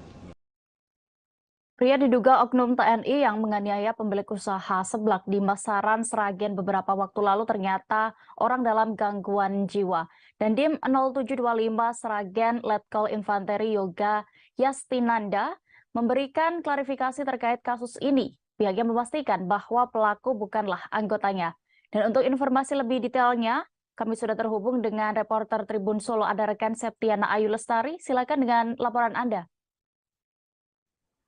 Ya baik Dea dan Tribuners, dapat saya sampaikan bahwa beberapa hari terakhir di Kabupaten Sragen tengah diramaikan dengan pemberitaan bahwa terdapat seorang pemilik warung seblak yang ada di Kecamatan Masaran, Kabupaten Sragen, menjadi korban pemukulan yang dilakukan oleh seorang pria yang di mana beberapa hari terakhir diketahui seorang pria tersebut masih oknum anggota TNI aktif yang mengalami gangguan jiwa, di mana berdasarkan konfirmasi dengan Dandim 0725 Sragen Letkol Infanteri Yoga Yastinanda memastikan atau menegaskan bahwa oknum TNI tersebut bukan merupakan anggota Kodim 0725 Sragen.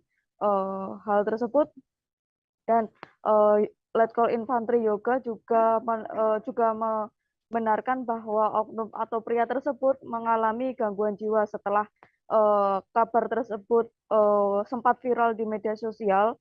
Langsung dilakukan tindakan, yakni pria tersebut langsung dirawat atau dirujuk ke Rumah Sakit Jiwa Daerah Surakarta, dan sebelumnya diberitakan bahwa pria tersebut memukuli pemilik warung seblak yang ada di Kecamatan Masaran, Kabupaten Sragen saat diminta untuk membayar jus yang dipesannya sebesar Rp13.000. Pria tersebut tidak mau membayar, namun kemudian marah-marah kepada pemilik warung seblak tersebut dan akhirnya memukul beberapa kali ke wajah pemilik warung seblak yang diketahui berinisial N tersebut. Dari kejadian tersebut menyebabkan pemilik warung seblak sempat mengalami luka lebam di bagian wajahnya dan sempat tidak berani keluar rumah sendiri atau merasa trauma. Selain itu juga diketahui setelah kejadian tersebut terungkap bahwa pria tersebut telah mengganggu, membuat kekacauan di sekitar daerah Masaran, di mana pria tersebut juga berulah selama beberapa kali dan juga di warung tersebut. Namun karyawan dari warung tersebut tidak berani atau hanya menuruti kemauan pria tersebut saja. Begitu dia dapat saya sampaikan dari Sragen Jawa Tengah. Baik, terima kasih rekan Septiana Ayu untuk laporan Anda di Jawa Tengah. Selamat bertugas kembali. Kita beralih ke informasi berikutnya di Provinsi Aceh. Kejaksaan Negeri Aceh Timur melakukan eksekusi hukuman cambuk terhadap 4 terpidana jarimah zina. Kasipidum Kejari Aceh Timur, Septedi Endra Wijaya mengatakan terpidana yang dieksekusi cambuk 4 orang. Eksekusi dilakukan secara terbuka berlangsung di halaman Dinas Syariat Islam ID yang disaksikan oleh warga. Saat ini kami sudah terhubung dengan rekan Henry, reporter dari Serambi News yang akan menginformasikan terkait ini. Silakan rekan. Ya, terima kasih rekan Dea dari Kabupaten Aceh Timur, Provinsi Aceh. Dapat kami laporkan bahwa Kejaksaan Negeri Aceh Timur bekerja sama dengan Dinas Syariat Islam, kemudian Satpol PP dan WH Kabupaten Aceh Timur, Dinas Syariat, Dinas Kesehatan, kemudian Mahkamah Syariah ID dan Polres Aceh Timur melakukan eksekusi hukuman cambuk terhadap 4 terpidana jarimah zina. Eksekusi secara terbuka yang disaksikan oleh warga itu berlangsung pada Kamis 15 Desember kemarin. Kasipidum Kejaksaan Negeri Aceh Timur Septedi Endra Wijaya didampingi Wakil Ketua Mahkamah Syariah ID Taufik Rahayu beserta 2 orang hakim Mahkamah Syariah ID yaitu Islahul Umam dan Aulia Ramdan dan Kasatpol PP T Amran saat itu mengatakan bahwa terpidana yang dieksekusi cambuk itu sebanyak 4 orang, diantaranya 3 laki-laki dan 1 orang perempuan. Keempat terpidana merupakan perkara yang sama, yaitu perkara jarimah zina, di mana keempatnya masing-masing dicambuk 100 kali. Semua terpidana dieksekusi cambuk berdasarkan keputusan Kejaksaan Negeri Aceh Timur dalam rangka penegakan hukum jinayah ataupun dalam rangka penegakan hukum syariat Islam yang berlaku di Aceh. Tiga laki-laki terpidana zina yang dicambuk diantaranya MZ 20 tahun warga Kecamatan Pantai Bidari, yang mana terpidana MZ ini berdasarkan amar putusan Mahkamah Syariah ini MZ terbukti secara sah dan meyakinkan bersalah menurut hukum melakukan perbuatan zina dengan anak sebagaimana dimaksud dalam pasal 34 Kanun Aceh nomor 7 tahun 2013 tentang hukum acara jinayah dan Kanun Aceh nomor 6 tahun 2014 tentang hukum jinayah dengan ukubat cambuk sebanyak 100 kali. Selanjutnya 2 laki-laki lagi yang sebagai terpidana yakni berinisial Kai berusia 20 tahun warga Kecamatan Darul Falah, yang mana berdasarkan amar putusan Mahkamah Syariah ID secara sah meyakinkan bersalah menurut hukum melakukan dan turut serta melakukan jarimah zina sebagaimana dimaksud dalam pasal 37 ayat 1 Kanun Aceh nomor 7 tahun 2013 tentang hukum acara jinayah dan Kanun Aceh nomor 6 tahun 2014 tentang hukum jinayah dengan ukubat hudud cambuk sebanyak 100 kali.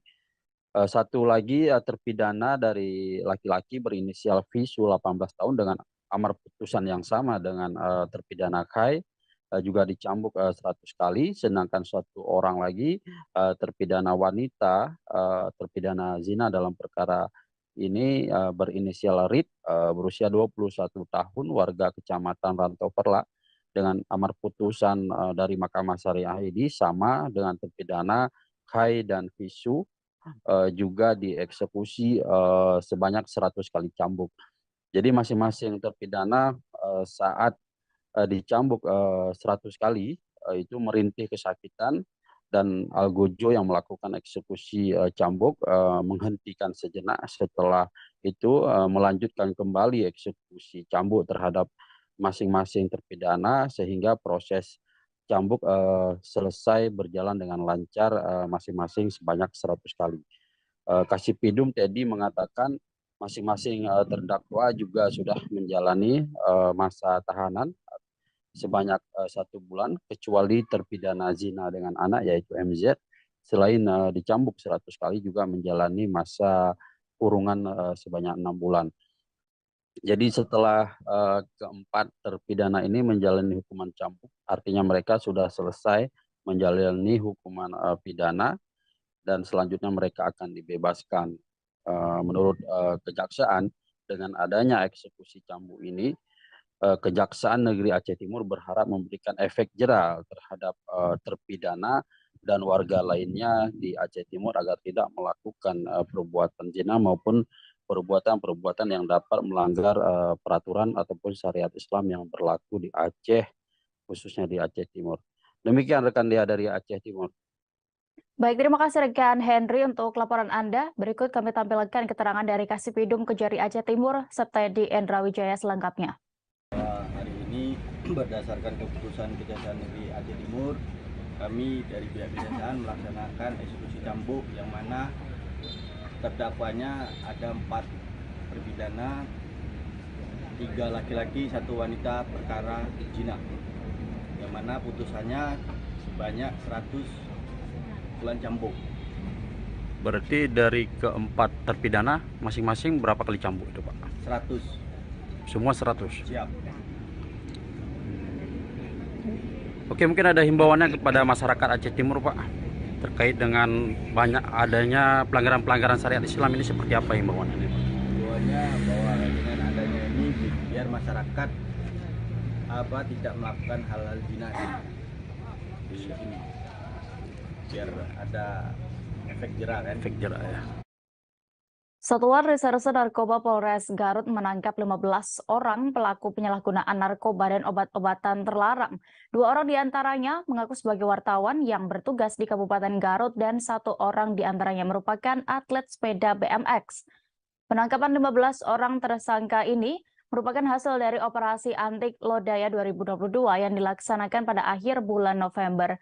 Untuk laporan lebih lengkapnya akan disampaikan reporter Tribun Jabar. Kami sudah terhubung dengan rekan Sidki Al-Ghifari. Silakan rekan. Baik, selamat sore Dea, selamat sore pemirsa Tribuners dimanapun Anda berada.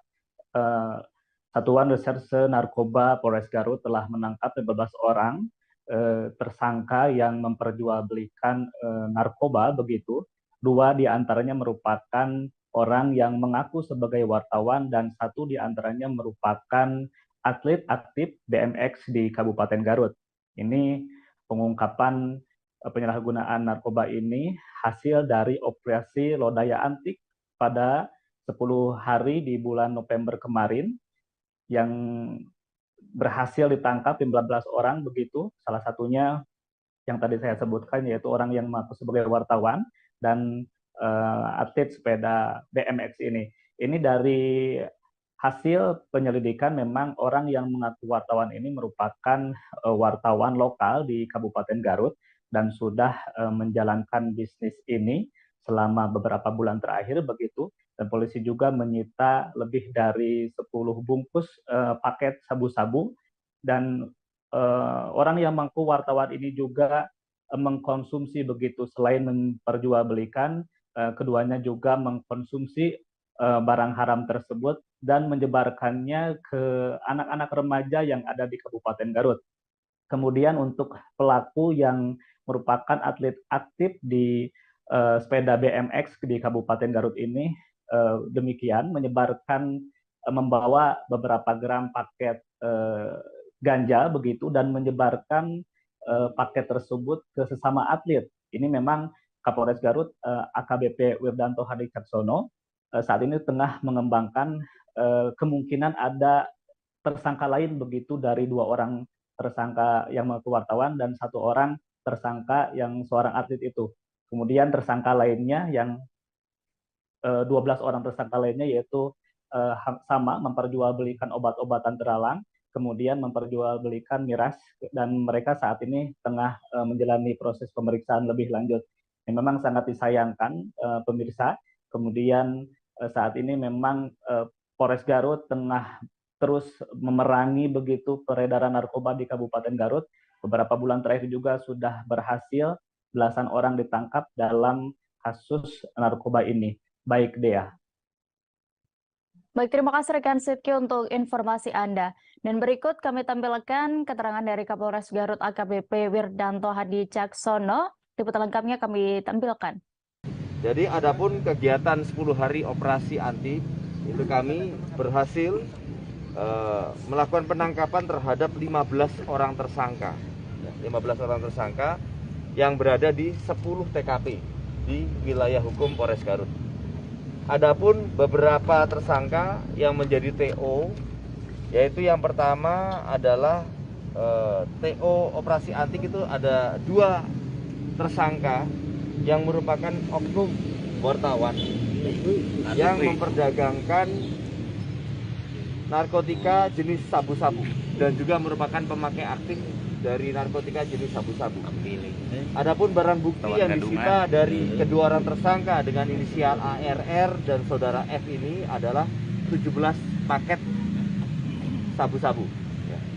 Dan kemudian TO selanjutnya kami melakukan penangkapan terhadap seorang atlet sepeda balap Kabupaten Garut yang masih aktif, yaitu saudara MAA yang mengkonsumsi dan mengedarkan daun ganja kering sebanyak 26 gram.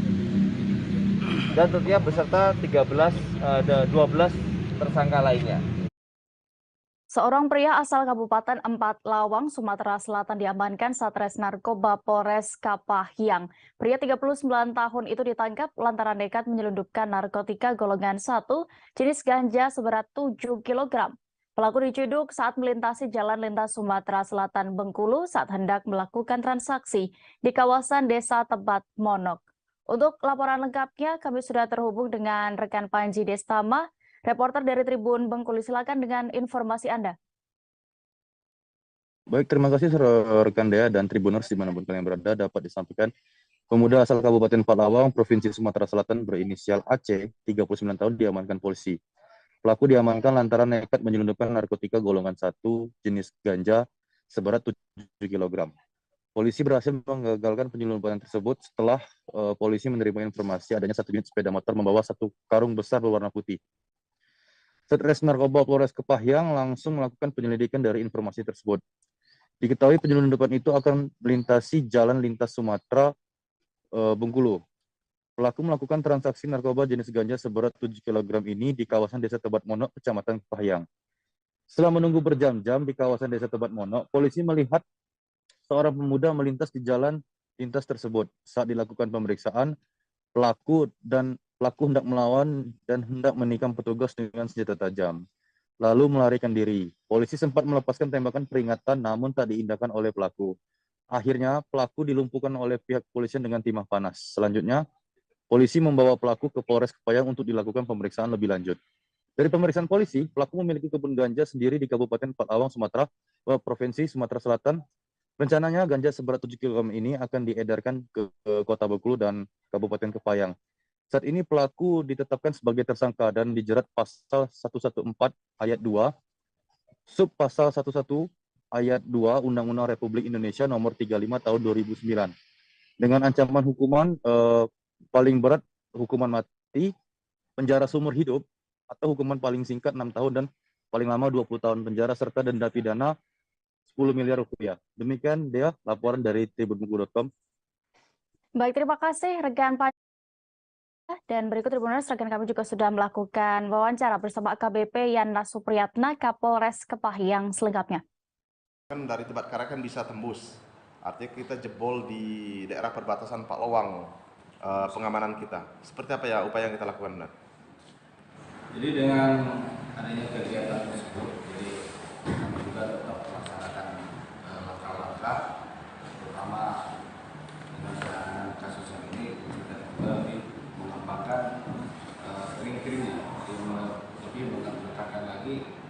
semata untuk membuat langkah-langkah atau menentukan langkah-langkah termasuk membuat kering-kering reserse untuk penampakan wilayah-wilayah untuk pengembangan kasus-kasus yang kemungkinan akan terjadi di wilayah Kota. Artinya pospol di seberang Musi pun seperti apa keaktifkannya? Nah, betul. Jadi untuk wilayah polsek terutama pospol kita kasih informasi, kita tegaskan kembali. Jadi setiap perkembangan tetap melaporkan ke Polres Kota. Doni M. Taufik alias Doni Salmanan divonis 4 tahun penjara dan denda 1 miliar rupiah, subsidiar 6 bulan penjara dalam kasus binary option Quotex. Menurut Ketua Majelis Hakim Ahmad Satibi, ia terbukti melakukan tindak pidana menyebarkan berita bohong. Sementara itu, barang bukti aset-aset milik Doni Salmanan yang sebelumnya sempat disita akan ada yang dikembalikan dan juga disita negara. Untuk informasi lebih lengkap terkait vonis ini, Tribuners akan disampaikan rekan Lutfi Ahmad, reporter dari Tribun Jabar yang sudah bergabung bersama kami. Silakan rekan. Ya baik Dea dan Tribuners dimanapun Anda berada, terkait vonis ataupun kasus binary option Quotex yang menjerat terdakwa Doni Salmanan, majelis hakim yang dipimpin oleh Ahmad Satibi menjatuhkan vonis terhadap Doni Salmanan 4 tahun penjara beserta denda 1 miliar dan subsidiar 6 bulan penjara. Nah, setelahnya hakim memvonis terdakwa, para korban yang berada ataupun yang mengikuti sidang langsung berteriak dan terdapat beberapa korban yang sampai marah-marah, ngamuk-ngamuk di ruangan persidangan karena tidak menerima vonis hakim yang menjatuhkan vonis hakim terhadap terdakwa. Menurutnya vonis tersebut terlalu ringan bagi terdakwa dan apalagi harta ataupun barang-barang aset milik Doni Salmanan dikembalikan kepada terdakwa. Sedangkan yang diharapkan oleh para korban ini ganti rugi dari semua aset ataupun dari semua kerugian yang mereka derita. Di dalam persidangan tersebut, hakim juga memutuskan memang Doni Salmanan tidak perlu memberikan ganti rugi kepada para korban. Dan dari hasil sidang tersebut, baik dari korban ataupun dari kuasa hukum Doni Salmanan beserta dari jaksa penuntut umum juga akan melakukan banding ataupun sidang banding. Dan Dea dan Tribuners dimanapun Anda berada, di dalam sidang kemarin setelahnya hakim memvonis dan sidang belum ditutup karena kondisi ataupun suasana di dalam ruang sidang tidak kondusif. Maka setelah adanya para korban yang berteriak dan meluapkan emosinya, hakim belum sempat menutup persidangan, namun sudah meninggalkan ruang sidang beserta juga para kuasa hukum dan jaksa penuntut umum. Hal tersebut dilakukan karena melihat kondisi yang mana di dalam persidangan tersebut kurang kondusif. Dalam persidangan tersebut terdapat orang yang berteriak-teriak bahwasannya mereka ataupun dia mengklaim bahwa persidangan ada permainan dari kuasa hukum dan hakim, sehingga ia tak terima dengan vonis yang dijatuhkan kepada Doni Salmanan tersebut. Ya, begitu dia dari laporan dari saya, kembali ke studio. Baik, terima kasih rekan Lutfi Ahmad di Jawa Barat. Selamat bertugas kembali. Kita beralih ke informasi selanjutnya di Provinsi Riau. Perguruan Tinggi Pelita Indonesia Pekanbaru kembali menghadirkan inovasi baru dalam pendidikan. Jika biasanya mahasiswa menghubungi dosen untuk bimbingan skripsi dan lainnya, kini dilakukan sebaliknya. Hal ini tidak lain sebagai upaya membantu mahasiswa untuk lebih cepat menyelesaikan pendidikan berbagai program studi baik untuk S1 maupun S2. Saat ini kami sudah terhubung dengan reporter Tribun Pekanbaru, ada rekan Alexander di sana. Silakan dengan informasi Anda. Baik, terima kasih Dea. Selamat sore Tribuners semua dimanapun Anda berada. Bersama saya Alek Tanama dari Pekanbaru. Bisa kita laporkan Tribuners pada Rabu lalu dilakukan wisuda oleh pihak kampus Pelita Indonesia. Dan di sana pihak rektor menyampaikan cukup tinggi angka kelulusan dengan waktu yang cukup singkat untuk baik untuk itu mahasiswa S1 maupun S2.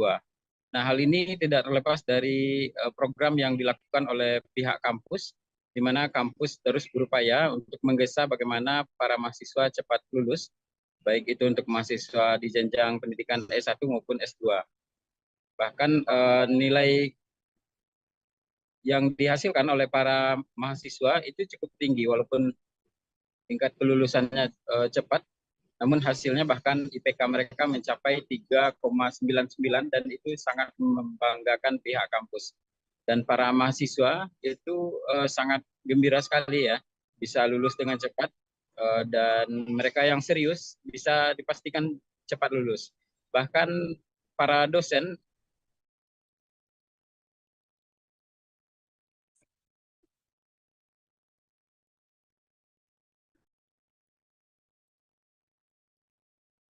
Halo, rekan Alexander.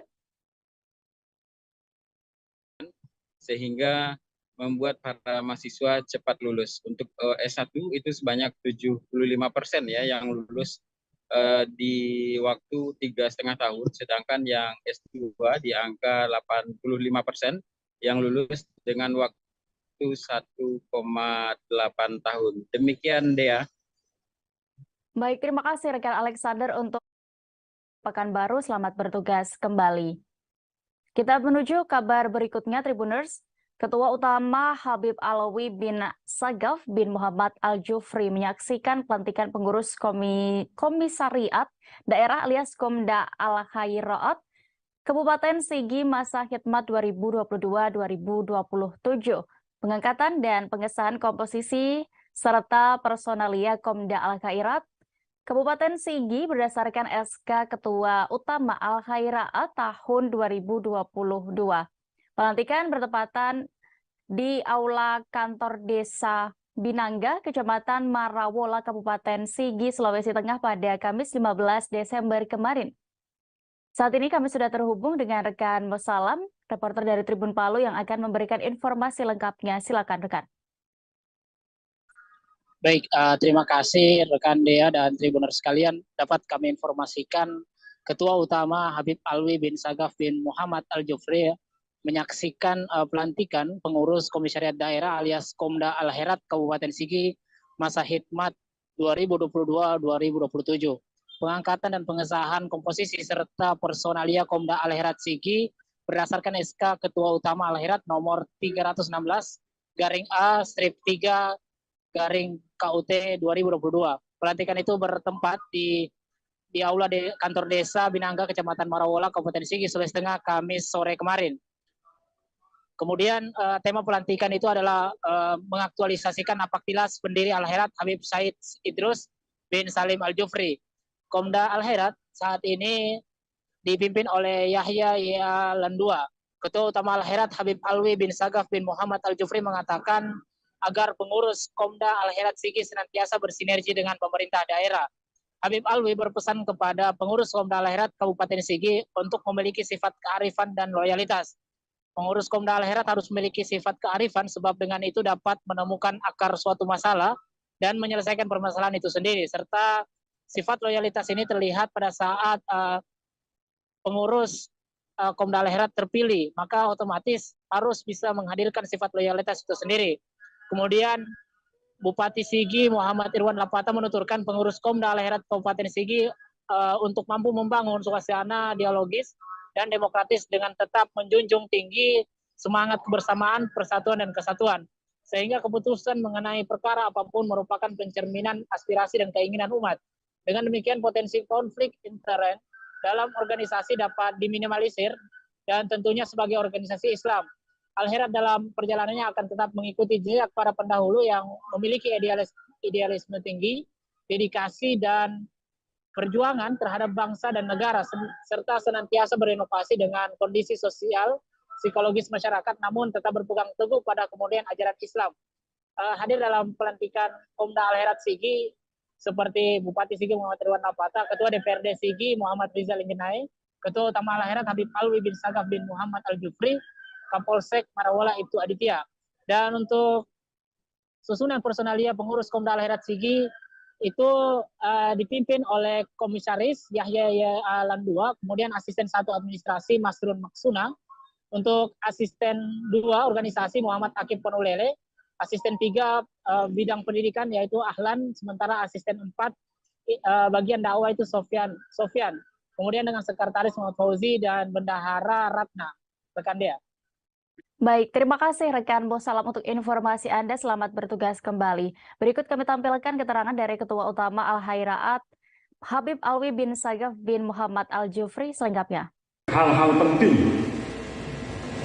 Satu di antaranya hal penting itu kita bisa menemukan akar masalah yang ada di wilayah kita atau di dalam struktur kita atau yang terjadi di tempat yang kita ingin lakukan satu keputusan. Tidak hanya di situ, kita pun bisa menyelesaikan permasalahan itu sendiri. Jadi sifat kearifan ini tidak hanya menemukan akar masalah, namun juga bisa menyelesaikan permasalahan itu sendiri. Kemudian yang kedua, loyalitas. Sifat loyalitas ini terlihat saat kita dipilih, otomatis kita harus bisa menghadirkan sifat loyalitas itu sendiri. RSUD ODSK Sulawesi Utara terakreditasi tingkat paripurna dengan rating bintang 5. Hal ini sesuai hasil asesmen Komisi Akreditasi Rumah Sakit atau KARS, sebuah badan akreditasi yang memiliki kredibilitas tinggi di tingkat nasional dalam melaksanakan penilaian akreditasi terkait mutu pelayanan di rumah sakit. Pencapaian akreditasi tertinggi itu dicapai hanya kurang dari setahun oleh RSUD ODSK beroperasi penuh. Sejak awal RSUD ini beroperasi, Gubernur Oli Dono Kambe, SE, dan Bapak Wakil Gubernur Stephen Kando meminta jajaran direksi RSUD untuk fokus pada pelayanan rumah sakit yang memperhatikan standar mutu dan keselamatan pasien sesuai standar akreditasi rumah sakit yang ditetapkan oleh pemerintah. Menindaklanjuti hal itu, seluruh jajaran Civitas Hospitalia RSUD ODSK selama 6 bulan terakhir ini berjuang untuk akreditasi dan hasilnya sangat menggembirakan, yaitu pencapaian tertinggi 5 bintang terakreditasi paripurna. Hasil itu adalah puncak dari kegiatan survei akreditasi yang dilaksanakan selang tanggal 5 hingga 7 Desember 2022, di mana KARS mengirimkan 3 orang surveyor, yaitu Dr. Renaldi C. Tumbal sebagai ketua, kemudian Dr. Farida Ingolo, anggota, dan juga Lucy S. Kambe sebagai anggota. Ketiga surveyor tersebut bertugas memotret dan menilai pelayanan di RSUD ODSK berdasarkan standar akreditasi terbaru yang ditetapkan Kementerian Kesehatan Republik Indonesia. Selama 3 hari, seluruh dokumentasi akreditasi rumah sakit diperiksa secara ketat, juga dilakukan telusur implementasi ke unit-unit pelayanan apakah standar akreditasi itu telah diimplementasikan dengan baik atau belum. Juga dilakukan simulasi-simulasi, yaitu simulasi code red dan simulasi code blue. Simulasi code red untuk penanganan kebakaran dan bencana, dan simulasi code blue untuk penanganan pasien atau pengunjung yang mengalami serangan jantung mendadak di lingkungan rumah sakit. Selama 3 hari, RSUD diuji oleh surveyor dan dinilai berdasarkan standar dan elemen penilaian yang telah ditetapkan. Hari pertama dilakukan wawancara dengan direksi, Kadinkes, dan telusur dokumen. Untuk hari kedua dilakukan telusur lapangan oleh masing-masing surveyor sesuai dengan bidangnya. Dan hari ketiga dilaksanakan pertemuan santiaji dan melanjutkan telusur lapangan, pertemuan penyampaian rekomendasi, dan juga penutupan. Dari hasil survei itu dilaksanakan perhitungan pada tanggal 14 Desember 2022. Kars pun menetapkan secara resmi RSUD ODSK terakreditasi paripurna dengan rating 5 bintang.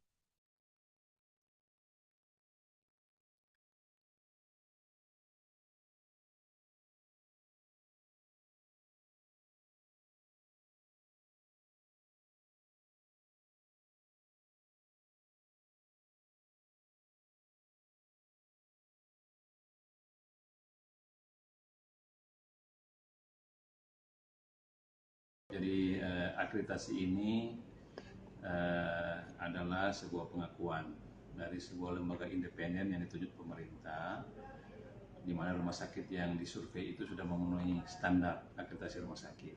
Dan kami sejak awal diberikan arahan oleh Bapak Gubernur dan Bapak Wakil Gubernur agar supaya fokus dalam pelayanan ini memperhatikan standar mutu dan keselamatan pasien sebagaimana ditetapkan dalam standar akreditasi rumah sakit yang ditetapkan oleh pemerintah. Jadi kurang lebih 6 bulan kami mempersiapkan persiapan, dan pada tanggal 5 sampai 7 Desember kemarin sudah disurvei oleh 3 orang surveyor dari Kars, dan puji Tuhan pada hari kemarin diumumkan kita mencapai akreditasi paripurna bintang 5.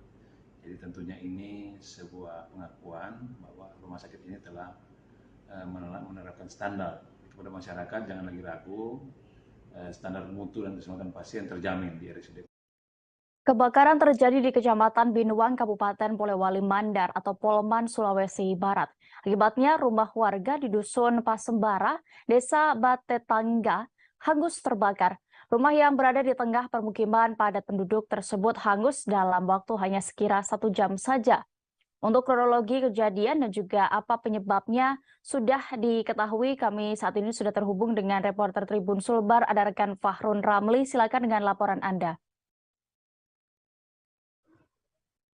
Ya, Tribuners dan di rekan dia di studio, saya dapat mengabarkan bahwa 1 unit rumah yang ludes terbakar ini itu disebabkan karena adanya korsleting listrik di rumah tersebut, di mana arus pendek listrik ini menjadi dugaan sementara penyebab terjadinya kebakaran rumah tersebut. Selain dari arus pendek listrik, api cepat membesar karena di depan rumah ini juga memiliki sebuah gardu.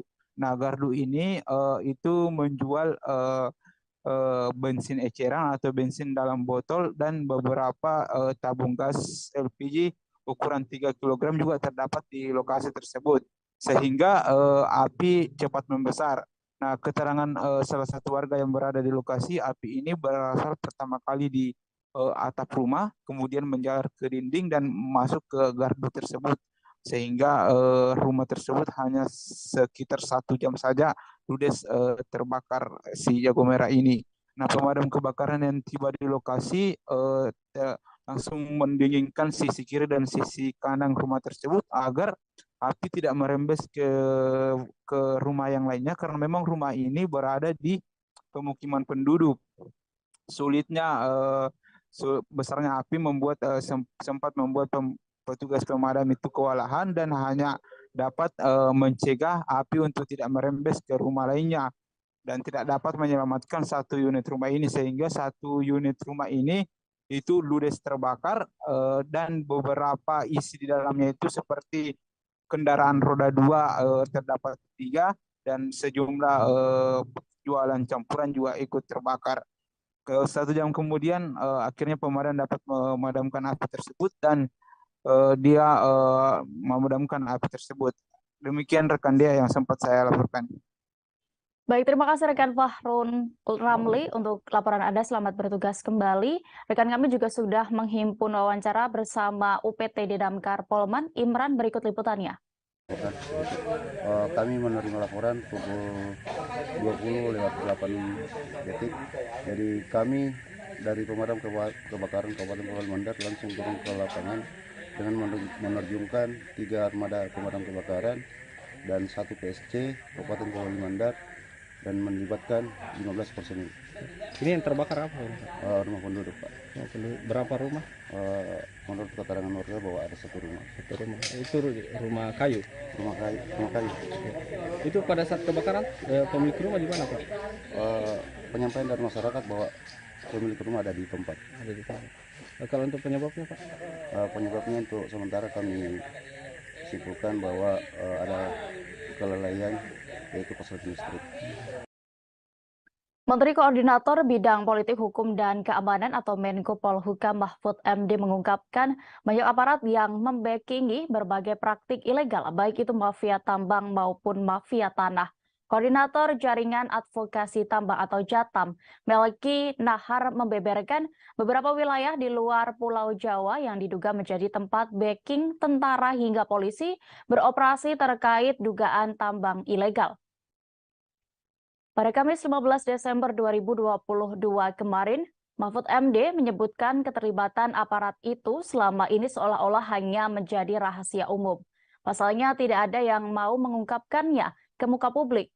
Ia bahkan menceritakan sebelum menjadi menteri pernah didatangi seorang warga yang mengadukan kasus perampasan lahan oleh sebuah perusahaan. Saat Mahfud meneruskan laporan itu ke seorang pengacara, kasus ini dinilai dapat mudah diselesaikan apabila dibawa ke kantor aparat penegak hukum.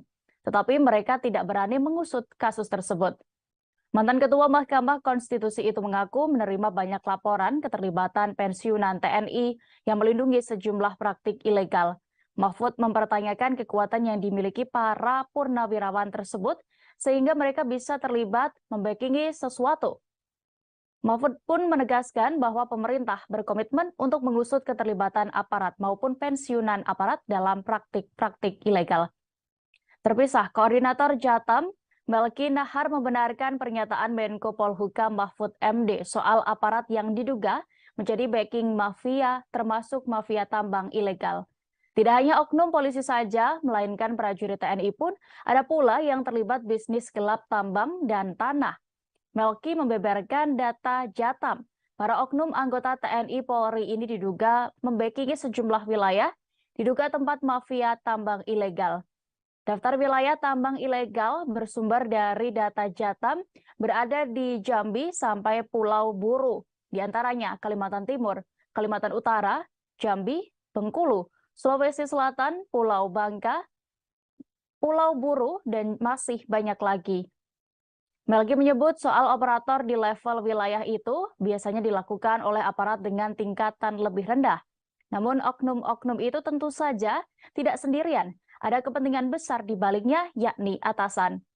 Koordinator Jatam ini memberikan contoh kasus nyanyian Ismail Bolong soal dugaan tambang ilegal di Kalimantan Timur yang sempat heboh beberapa waktu lalu terkait dengan dugaan oknum aparat negara.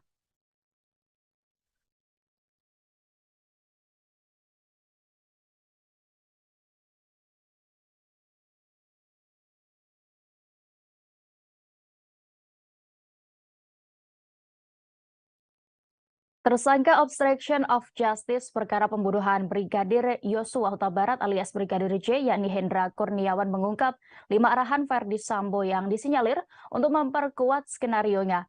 Arahan itu disampaikan Verdi Sambo setelah bertemu Kapolri Jenderal Polisi Listio Sigit Prabowo. Fakta ini diungkap Hendra Kurniawan dalam sidang di Pengadilan Negeri Jakarta Selatan pada hari ini Jumat 16 Desember 2022.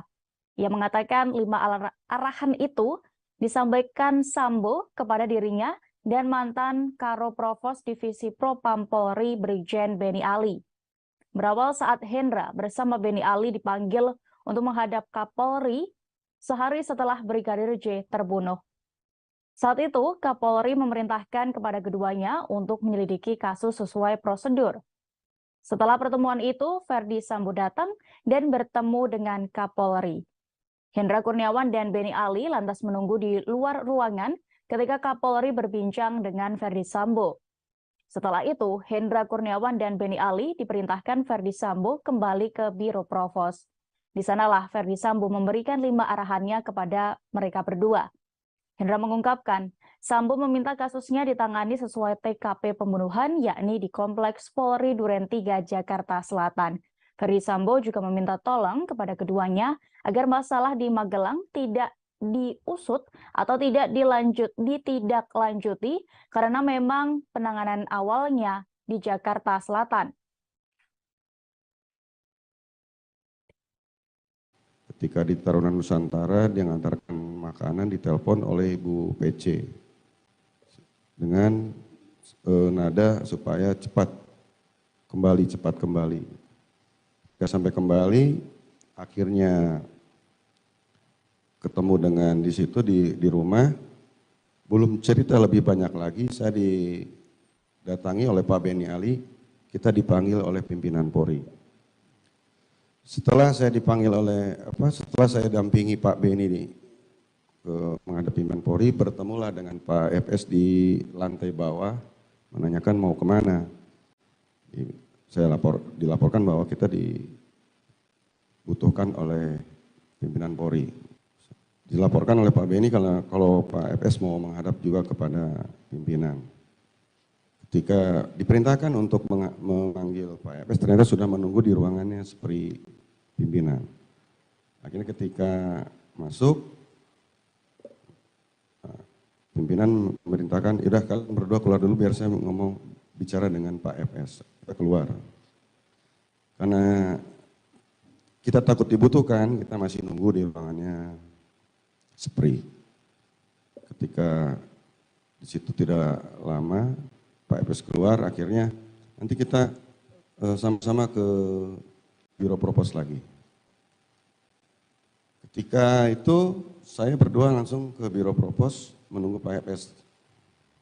Setelah datang, Pak FS langsung mengumpulkan dulu 3 saksi tersebut di bilik pemeriksaan terhadap semua saksi Baradae, Ricky Rizal, terus juga Kuat Ma'ruf. Di situ bicara, kemudian barulah beliau keluar memberikan arahan. Setahu saya arahannya ada 5 arahan itu. Yang pertama, beliau itu menjelaskan bahwa ini saya percuma punya pangkat dan jabatan, tapi kalau harkat, martabat, dan kehormatan saya ini hancur. Ratusan petugas gabungan lintas instansi mengikuti apel siaga persiapan penyelenggaraan Angkutan Laut Natal dan Tahun Baru.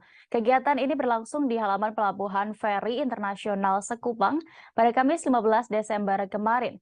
Ratusan personel mengikuti apel siaga tersebut yakni dari TNI, Polri, Bea Cukai, Imigrasi, dan KKP hingga Pelni dan unsur lainnya. Untuk informasi lebih lengkapnya, kami sudah terhubung dengan rekan Beres Luban Tobing, reporter dari Tribun Batam. Silakan dengan laporan Anda. Oke, baik. Selamat sore, Tribuner. Selamat sore, rekan Dea. Ini perlu kami informasikan menyambut Hari Raya Natal dan Tahun Baru, seluruh armada pelayaran di Kota Batam, Kepulauan Riau dipastikan berjalan lancar untuk mengangkut penumpang nantinya. Nah, jadi beberapa rangkaian telah dilakukan begitu oleh lintas instansi gabungan seperti TOPE, laut, Cukai, kapal, dan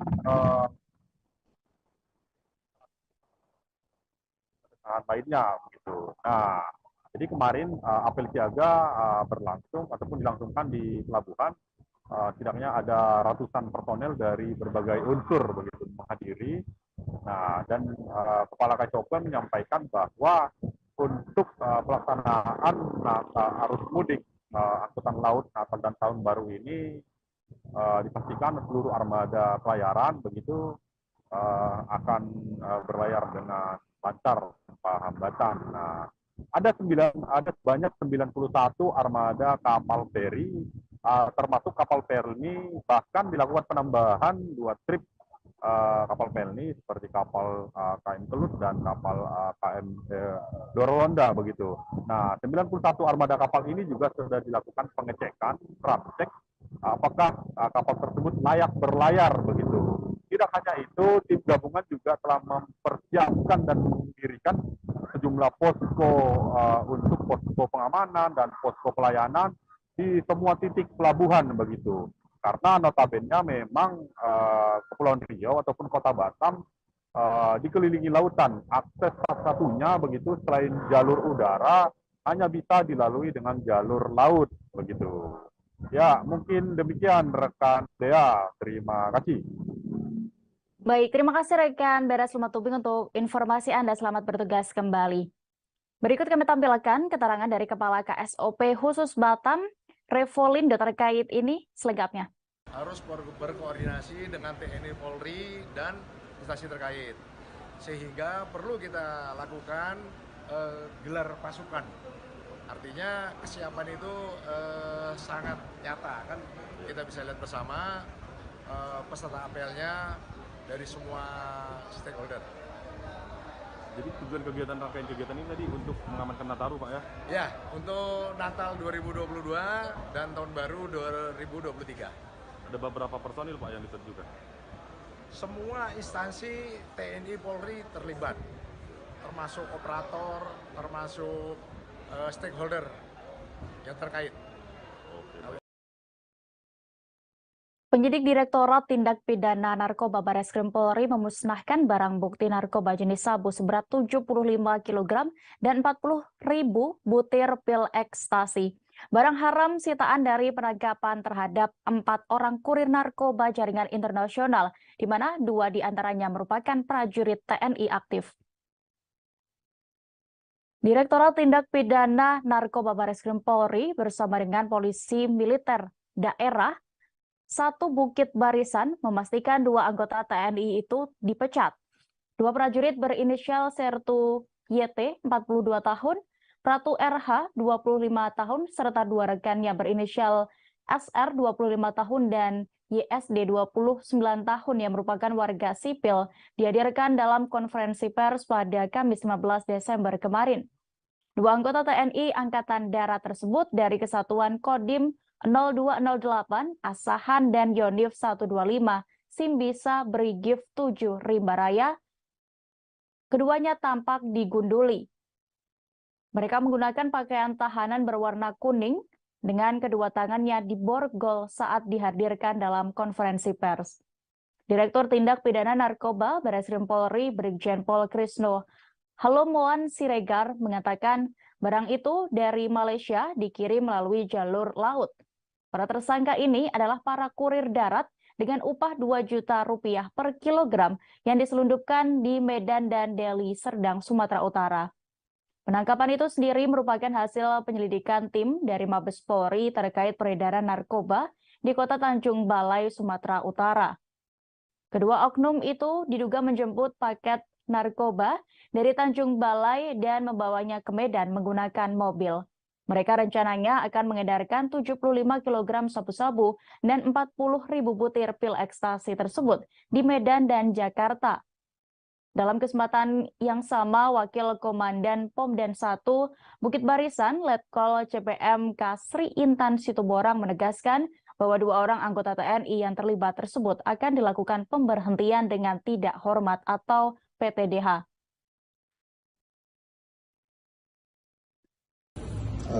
Yang sudah sejak lama jaringan ini bekerja, ya. Dan sekitar 1,5 bulan yang lalu kita memonitor suatu informasi bahwa mereka akan memasukkan narkotika dalam jumlah yang besar. Kita nggak tahu besarnya seberapa, tapi faktanya apa yang kita dapat. Nah, singkat cerita, tanggal 5 Desember, sekitar pukul 10.20, tim gabungan dari Direktorat Tindak Pidana Narkoba Bareskrim Polri bersama-sama dengan backup dari Direktorat Reserse Narkoba Polda Sumatera Utara, kita melakukan penghadangan penghentian suatu kendaraan jenis Toyota Fortuner nomor Pol 1549 SR, di mana kami yakini ini adalah nomor palsu, ya, bukan untuk peruntukannya. Dan di dalam kendaraan tersebut kami menemukan ada tas traveling bag dan 2 orang laki-laki. Dan kemudian kami periksa, tim memeriksa, dan ditemukan ada narkotika. Waktu itu kita tidak tahu jumlahnya sampai dengan dihitung terakhir di Polda, tapi tim melapor kepada saya, Pak, ini ada sabu dan inex, ekstasi. Lalu kita melaksanakan suatu teknik khusus untuk pengungkapan narkotika, disebut dengan pengantaran yang dikendalikan, untuk membongkar jaringannya. Presiden Joko Widodo akan mendapatkan rumah dari negara setelah jabatannya sebagai Presiden Republik Indonesia berakhir. Namun ternyata Jokowi tidak memilih kampung halamannya, yakni Kota Solo, sebagai lokasi rumah pemberian negara tersebut. Bocoran lokasi rumah dari negara Jokowi ini nanti dibocorkan oleh Bupati Karanganyar, Juliat Mono. Dia mengatakan Jokowi memilih lokasi rumah itu di kawasan Kabupaten Karanganyar, tepatnya di Colomadu. Lahan yang rencananya untuk pembangunan rumah sesuai dengan prosedur bahwa pengadaan tanah dilakukan oleh Menteri Sekretaris Presiden. Juliat Mono juga mengatakan tanah tersebut sudah dibayar termasuk bea perolehan hak atas tanah dan bangunan atau BPHTB ke kas daerah pemerintah Kabupaten Karanganyar. Wilayah Colomadu sendiri berbatasan langsung dengan Kota Solo. Meski begitu, Juliat Mono tidak membeberkan lokasi persisnya rumah dari negara untuk Jokowi selepas menjalani tugas sebagai presiden. Juliat Mono mengatakan lahan yang dipilih merupakan lahan kosong dan diketahui bersertifikat hak milik. Adapun luasnya sekira 2 hingga 3.000 meter persegi. Menurutnya, lahan itu sangat strategis karena akses menuju Bandara Adi Sumarmo begitu dekat. Begitu juga dengan akses menuju jalan tol lebih mudah. Untuk diketahui, pemberian hadiah rumah dari negara ini sesuai dengan Peraturan Presiden Nomor 52 Tahun 2014. Adapun masa jabatan Jokowi sebagai Presiden RI akan berakhir kurang lebih 20 Oktober 2024 mendatang. Terpisah, Wali Kota Solo Gibran Rakabuming Raka mengaku belum mengetahui soal pemberian rumah dari negara sang ayah, yakni Joko Widodo. Namun, Gibran menilai Presiden Jokowi sudah memiliki rumah sendiri yang berada di Kota Solo.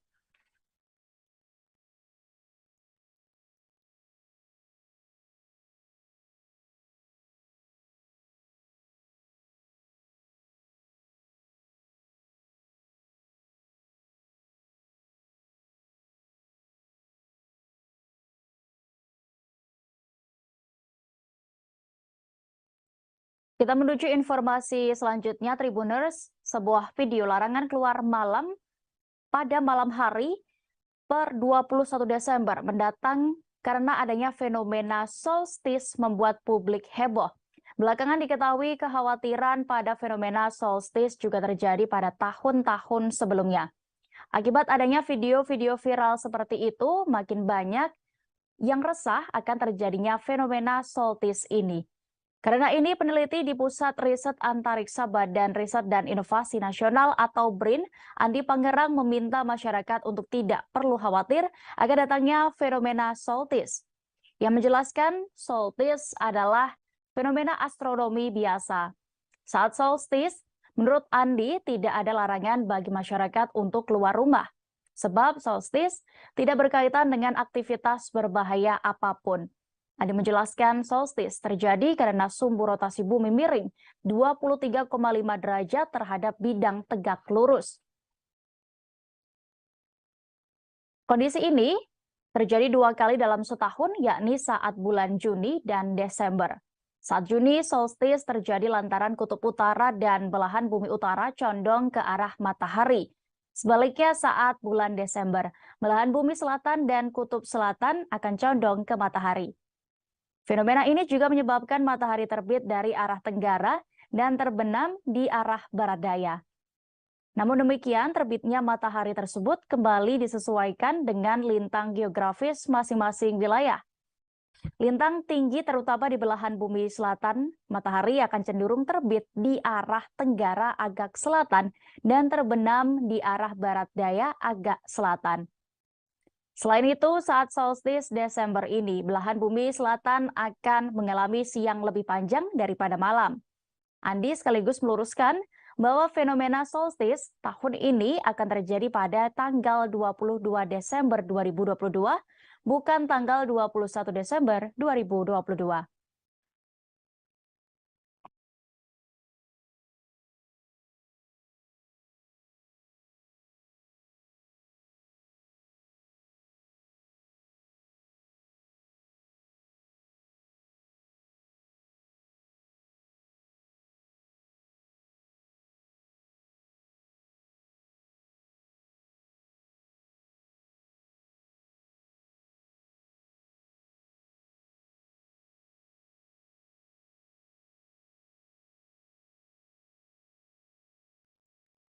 Kita beralih ke Sumatera Utara, Tribuners. Dalam penganiayaan tahanan, yakni Aibda Leonardo Sinaga divonis 4 tahun penjara dalam sidang di Pengadilan Negeri Medan. Putusan majelis hakim menilai terdakwa terbukti bersalah melanggar pasal 170 ayat 2 ketiga Kitab Undang-Undang Hukum Pidana. Aibda Leonardo terbukti bersalah melakukan tindak pidana secara bersama-sama melakukan kekerasan terhadap orang yang mengakibatkan kematian.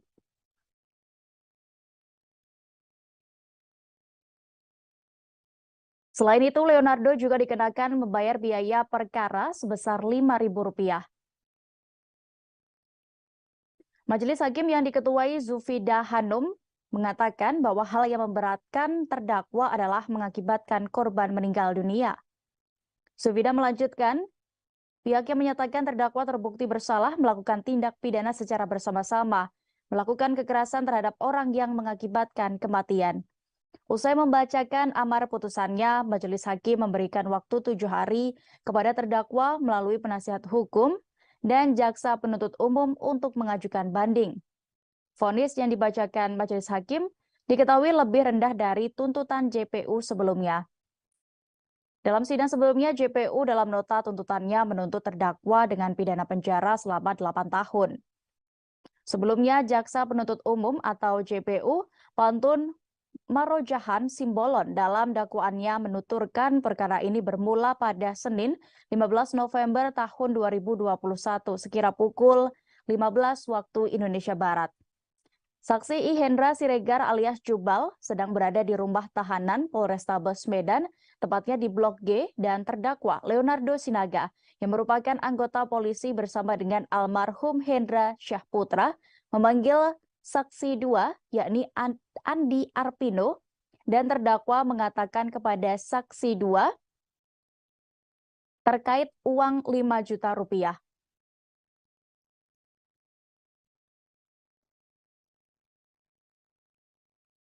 Pada saat itu, saksi korban masuk ke dalam ruang tahanan, kemudian saksi 1 menampar pipi sebelah kiri korban menggunakan tangan sebelah kiri dikarenakan Hendra tidak mencuci kakinya.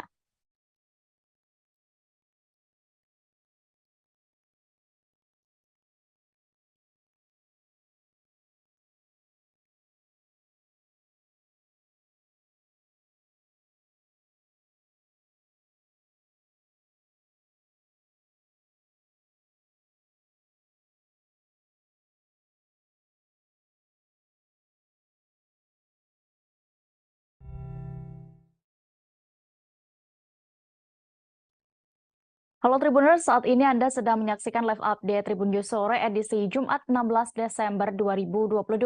Sore ini akan kami sajikan informasi teraktual dan terpercaya dari berbagai wilayah di Indonesia dan akan dilaporkan secara langsung oleh reporter kami di lapangan. Bersama saya Diamita.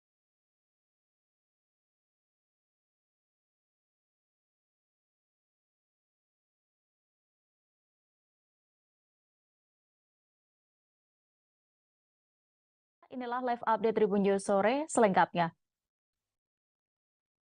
Kita menuju informasi pertama.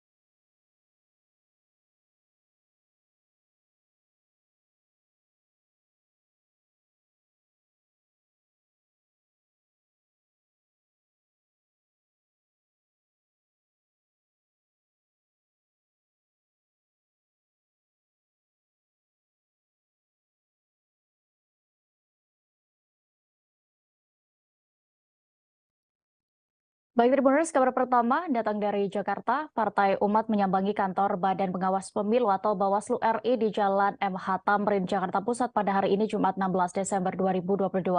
Kuasa hukum Partai Umat Denny Indrajaya mengatakan bahwa pihaknya mendatangi gedung Bawaslu untuk mengajukan gugatan terkait hasil rekapitulasi verifikasi faktual yang dilakukan oleh Komisi Pemilihan Umum.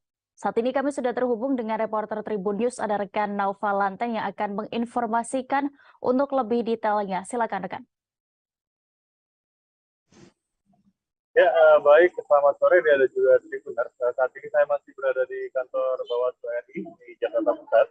Dan baru saja tadi Partai Umat mengajukan gugatan keberatan yang terkait hasil rekapitulasi verifikasi faktual yang dilakukan oleh Komisi Pemilihan Umum. Seperti diketahui, hasil verifikasi faktual Partai Umat dinyatakan tidak memenuhi syarat oleh KPU sehingga tidak lolos menjadi peserta pemilu 2024 mendatang. Nah, Partai Umat dipimpin langsung oleh kuasa hukumnya, ya, ini dari Indrayana, tiba di kantor Bawaslu sekitar pukul 2 siang tadi dengan membawa sejumlah barang bukti, yakni 114 lembar berkas permohonan terkait penyelesaian sengketa proses pemilu. Nah, dalam permohonan tersebut, Denny merinci alasan mengapa Partai Umat seharusnya lolos menjadi peserta pemilu 2024.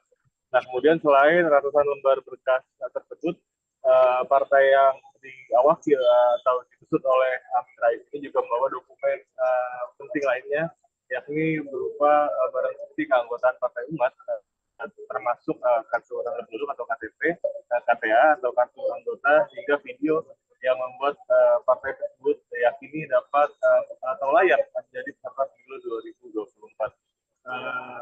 Dalam konferensi pers tadi, Denny meyakini atau mengatakan bahwa pihaknya akan mengikuti rangkaian proses yang merupakan tahapan dari pengajuan atau keberatan ini terkait hasil verifikasi faktual yang diterbitkan KPU.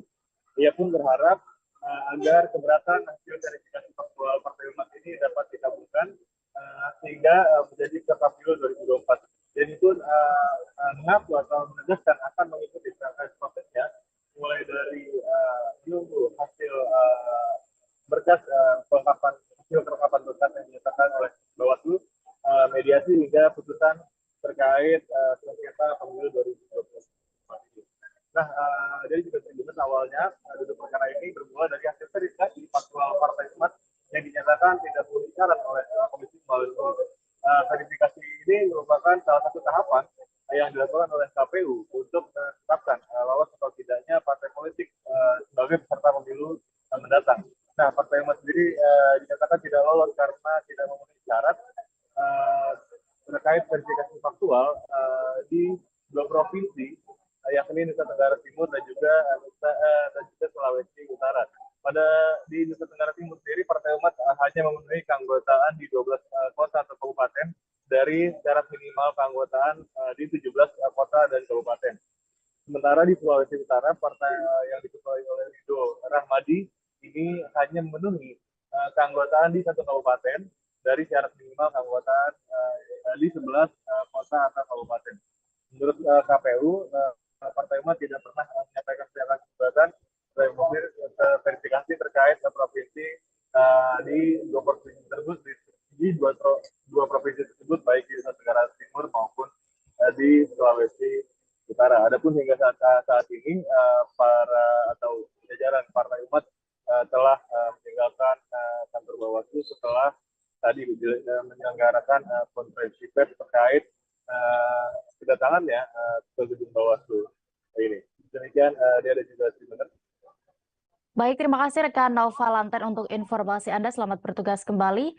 Berikut Tribuners kami tampilkan keterangan dari kuasa hukum Partai Umat Denny Indrayana yang sudah dihimpun oleh reporter kami selengkapnya. Ini tadi jam 2 lebih sedikit kami sudah memulai proses pengajuan permohonan teman-teman penyelesaian sengketa proses pemilihan umum 2024. Jadi sebagaimana dipahami, maklum pada hari Rabu yang baru lalu ada pengumuman hasil verifikasi faktual dan Partai Umat dianggap tidak memenuhi syarat oleh KPU Republik Indonesia. Kami dengan tegas menyatakan keputusan itu keliru, dan karenanya kami menggunakan hak konstitusional untuk mengajukan keberatan. Kepolisian angkat bicara terkait kasus persekusi terhadap 2 terduga pelaku pelecehan seksual yang terjadi di Universitas Gunadarma, Kota Depok. 2 pelaku itu dihakimi massa mahasiswa di area kampus dengan cara diikat di pohon, disiram air, disulut rokok hingga dicekoki air urin.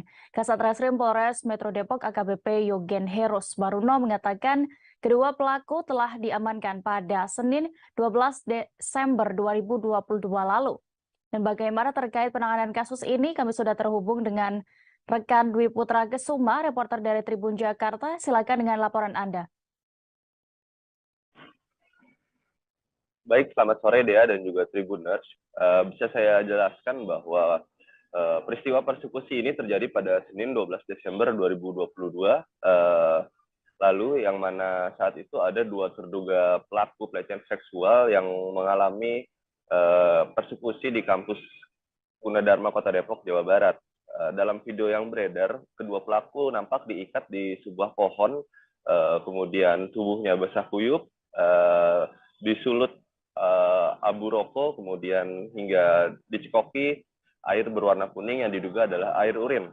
Selain itu, dalam beberapa foto yang beredar dan viral di sosial media, juga pelaku nampak ditelanjangi tanpa mengenakan sehelai pun pakaian pada tubuhnya. Hasil pemeriksaan kepolisian, Kasat Reskrim Polres Metro Depok, AKBP Yogen Heros Baruno mengatakan bahwa ada 2 terduga pelaku dalam kasus ini, yang mana pelaku pertama diduga telah melecehkan 3 mahasiswi dan pelaku kedua diduga telah melecehkan seorang mahasiswi. Nah, dari 3 korban pelaku pertama ini, hanya 1 yang dapat ditindaklanjuti laporannya karena telah memenuhi unsur, sementara korban kedua dan korban ketiga belum dapat memenuhi unsur karena masih dalam percobaan. Nah, namun demikian, Kasat Reskrim Polres Metro Depok mengatakan bahwa kasus ini telah selesai ataupun damai gitu, sesuai dengan kesepakatan antara pelaku dan juga korban yang memilih jalur restoratif justice. Alasan dari korban memaafkan pelaku sendiri adalah karena korban menilai pelaku telah mendapatkan ganjaran ataupun hal yang lebih berat daripada yang ia alami sendiri. Namun demikian, saat ini Polres Metro Depok pun masih terus mendalami kasus tersebut dan juga mendalami aksi persekusi. Memaafkan pelaku, kita fasilitasi dengan mediasi dari kedua belah pihak. Kemudian setelah ada kesepakatan damai, pencabutan laporan, akhirnya kita selesaikan dengan cara restoratif justice di Polres Metro Depok pada hari Selasa. Pria diduga oknum TNI yang menganiaya pemilik usaha seblak di Masaran, Sragen beberapa waktu lalu ternyata orang dalam gangguan jiwa. Dandim 0725 Sragen Letkol Infanteri Yoga Yastinanda memberikan klarifikasi terkait kasus ini. Pihaknya memastikan bahwa pelaku bukanlah anggotanya. Dan untuk informasi lebih detailnya, kami sudah terhubung dengan reporter Tribun Solo, ada rekan Septiana Ayu Lestari. Silakan dengan laporan Anda. Ya, baik Dea dan Tribuners, dapat saya sampaikan bahwa beberapa hari terakhir di Kabupaten Sragen tengah diramaikan dengan pemberitaan bahwa terdapat seorang pemilik warung seblak yang ada di Kecamatan Masaran, Kabupaten Sragen, menjadi korban pemukulan yang dilakukan oleh seorang pria yang di mana beberapa hari terakhir diketahui seorang pria tersebut masih oknum anggota TNI aktif yang mengalami gangguan jiwa, di mana berdasarkan konfirmasi dengan Dandim 0725 Sragen Letkol Infanteri Yoga Yastinanda memastikan atau menegaskan bahwa oknum TNI tersebut bukan merupakan anggota Kodim 0725 Sragen. Hal tersebut dan Letkol Infanteri Yoga juga membenarkan bahwa oknum atau pria tersebut mengalami gangguan jiwa setelah kabar tersebut sempat viral di media sosial. Langsung dilakukan tindakan, yakni pria tersebut langsung dirawat atau dirujuk ke Rumah Sakit Jiwa Daerah Surakarta, dan sebelumnya diberitakan bahwa pria tersebut memukuli pemilik warung seblak yang ada di Kecamatan Masaran, Kabupaten Sragen saat diminta untuk membayar jus yang dipesannya sebesar Rp13.000. Pria tersebut tidak mau membayar, namun kemudian marah-marah kepada pemilik warung seblak tersebut dan akhirnya memukul beberapa kali ke wajah pemilik warung seblak yang diketahui berinisial N tersebut. Dari kejadian tersebut menyebabkan pemilik warung seblak sempat mengalami luka lebam di bagian wajahnya dan sempat tidak berani keluar rumah sendiri atau merasa trauma. Selain itu juga diketahui setelah kejadian tersebut terungkap bahwa pria tersebut telah mengganggu, membuat kekacauan di sekitar daerah Masaran, di mana pria tersebut juga berulah selama beberapa kali dan juga di warung tersebut. Namun karyawan dari warung tersebut tidak berani atau hanya menuruti kemauan pria tersebut saja. Begitu dia dapat saya sampaikan dari Sragen, Jawa Tengah. Baik, terima kasih rekan Septiana Ayu untuk laporan Anda di Jawa Tengah. Selamat bertugas kembali. Kita beralih ke informasi berikutnya di Provinsi Aceh. Kejaksaan Negeri Aceh Timur melakukan eksekusi hukuman cambuk terhadap 4 terpidana jarimah zina. Kasipidum Kejari Aceh Timur, Septedi Endra Wijaya, mengatakan terpidana yang dieksekusi cambuk 4 orang. Eksekusi dilakukan secara terbuka berlangsung di halaman Dinas Syariat Islam ID yang disaksikan oleh warga. Saat ini kami sudah terhubung dengan rekan Henry, reporter dari Serambi News yang akan menginformasikan terkait ini. Silakan rekan. Ya, terima kasih rekan Dea dari Kabupaten Aceh Timur, Provinsi Aceh. Dapat kami laporkan bahwa Kejaksaan Negeri Aceh Timur bekerja sama dengan Dinas Syariat Islam, kemudian Satpol PP dan WH Kabupaten Aceh Timur, Dinas Syariat, Dinas Kesehatan, kemudian Mahkamah Syariah ID dan Polres Aceh Timur melakukan eksekusi hukuman cambuk terhadap 4 terpidana jarimah zina. Eksekusi secara terbuka yang disaksikan oleh warga itu berlangsung pada Kamis 15 Desember kemarin.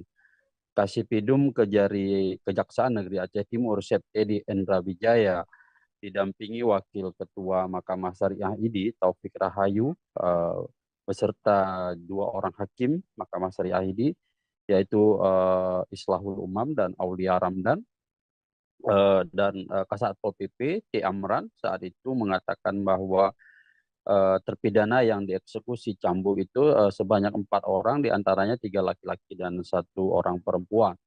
Keempat terpidana merupakan perkara yang sama, yaitu perkara jarimah zina, di mana keempatnya masing-masing dicambuk 100 kali.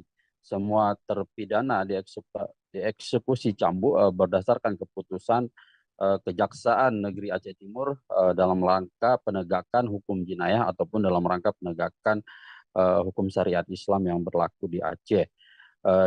Tiga laki-laki terpidana zina yang dicambuk diantaranya MZ, 20 tahun, warga Kecamatan Pantai Bidari, yang mana terpidana MZ ini berdasarkan amar putusan Mahkamah Syariah ini, MZ terbukti secara sah dan meyakinkan bersalah menurut hukum melakukan perbuatan zina dengan anak sebagaimana dimaksud dalam pasal 34 Kanun Aceh nomor 7 tahun 2013 tentang hukum acara jinayah dan Kanun Aceh nomor 6 tahun 2014 tentang hukum jinayah dengan hukuman cambuk sebanyak 100 kali. Selanjutnya 2 laki-laki lagi yang sebagai terpidana, yakni berinisial Kai, berusia 20 tahun, warga Kecamatan Darul Falah, yang mana berdasarkan amar putusan Mahkamah Syariah ini secara sah meyakinkan bersalah menurut hukum melakukan dan turut serta melakukan zarimah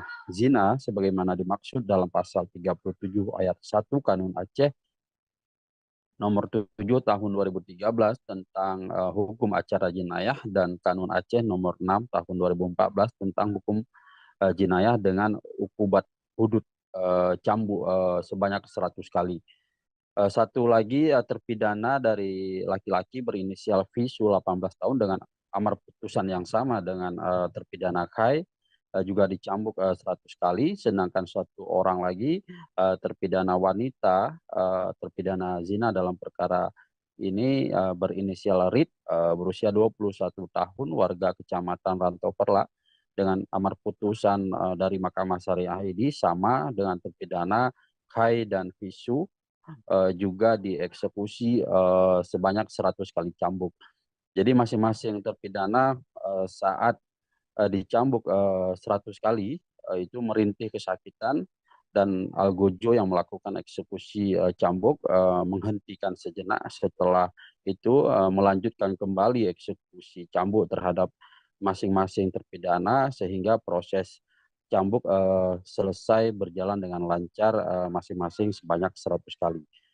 Kasipidum Teddy mengatakan masing-masing terdakwa juga sudah menjalani masa tahanan sebanyak 1 bulan kecuali terpidana zina dengan anak yaitu MZ selain dicambuk 100 kali juga menjalani masa kurungan sebanyak 6 bulan. Jadi setelah keempat terpidana ini menjalani hukuman cambuk, artinya mereka sudah selesai menjalani hukuman pidana dan selanjutnya mereka akan dibebaskan. Menurut kejaksaan, dengan adanya eksekusi cambuk ini, Kejaksaan Negeri Aceh Timur berharap memberikan efek jera terhadap terpidana dan warga lainnya di Aceh Timur agar tidak melakukan perbuatan zina maupun perbuatan-perbuatan yang dapat melanggar peraturan ataupun syariat Islam yang berlaku di Aceh, khususnya di Aceh Timur. Demikian rekan dia dari Aceh Timur. Baik, terima kasih rekan Henry untuk laporan Anda. Berikut kami tampilkan keterangan dari Kasipidum Kejari Aceh Timur serta di Endra Wijaya selengkapnya. Hari ini berdasarkan keputusan Kejaksaan Negeri Aceh Timur, kami dari pihak kejaksaan melaksanakan eksekusi cambuk yang mana terdakwanya ada 4 terpidana, 3 laki-laki, 1 wanita perkara zina, yang mana putusannya sebanyak 100 bulan cambuk. Berarti dari keempat terpidana masing-masing berapa kali cambuk itu Pak? 100.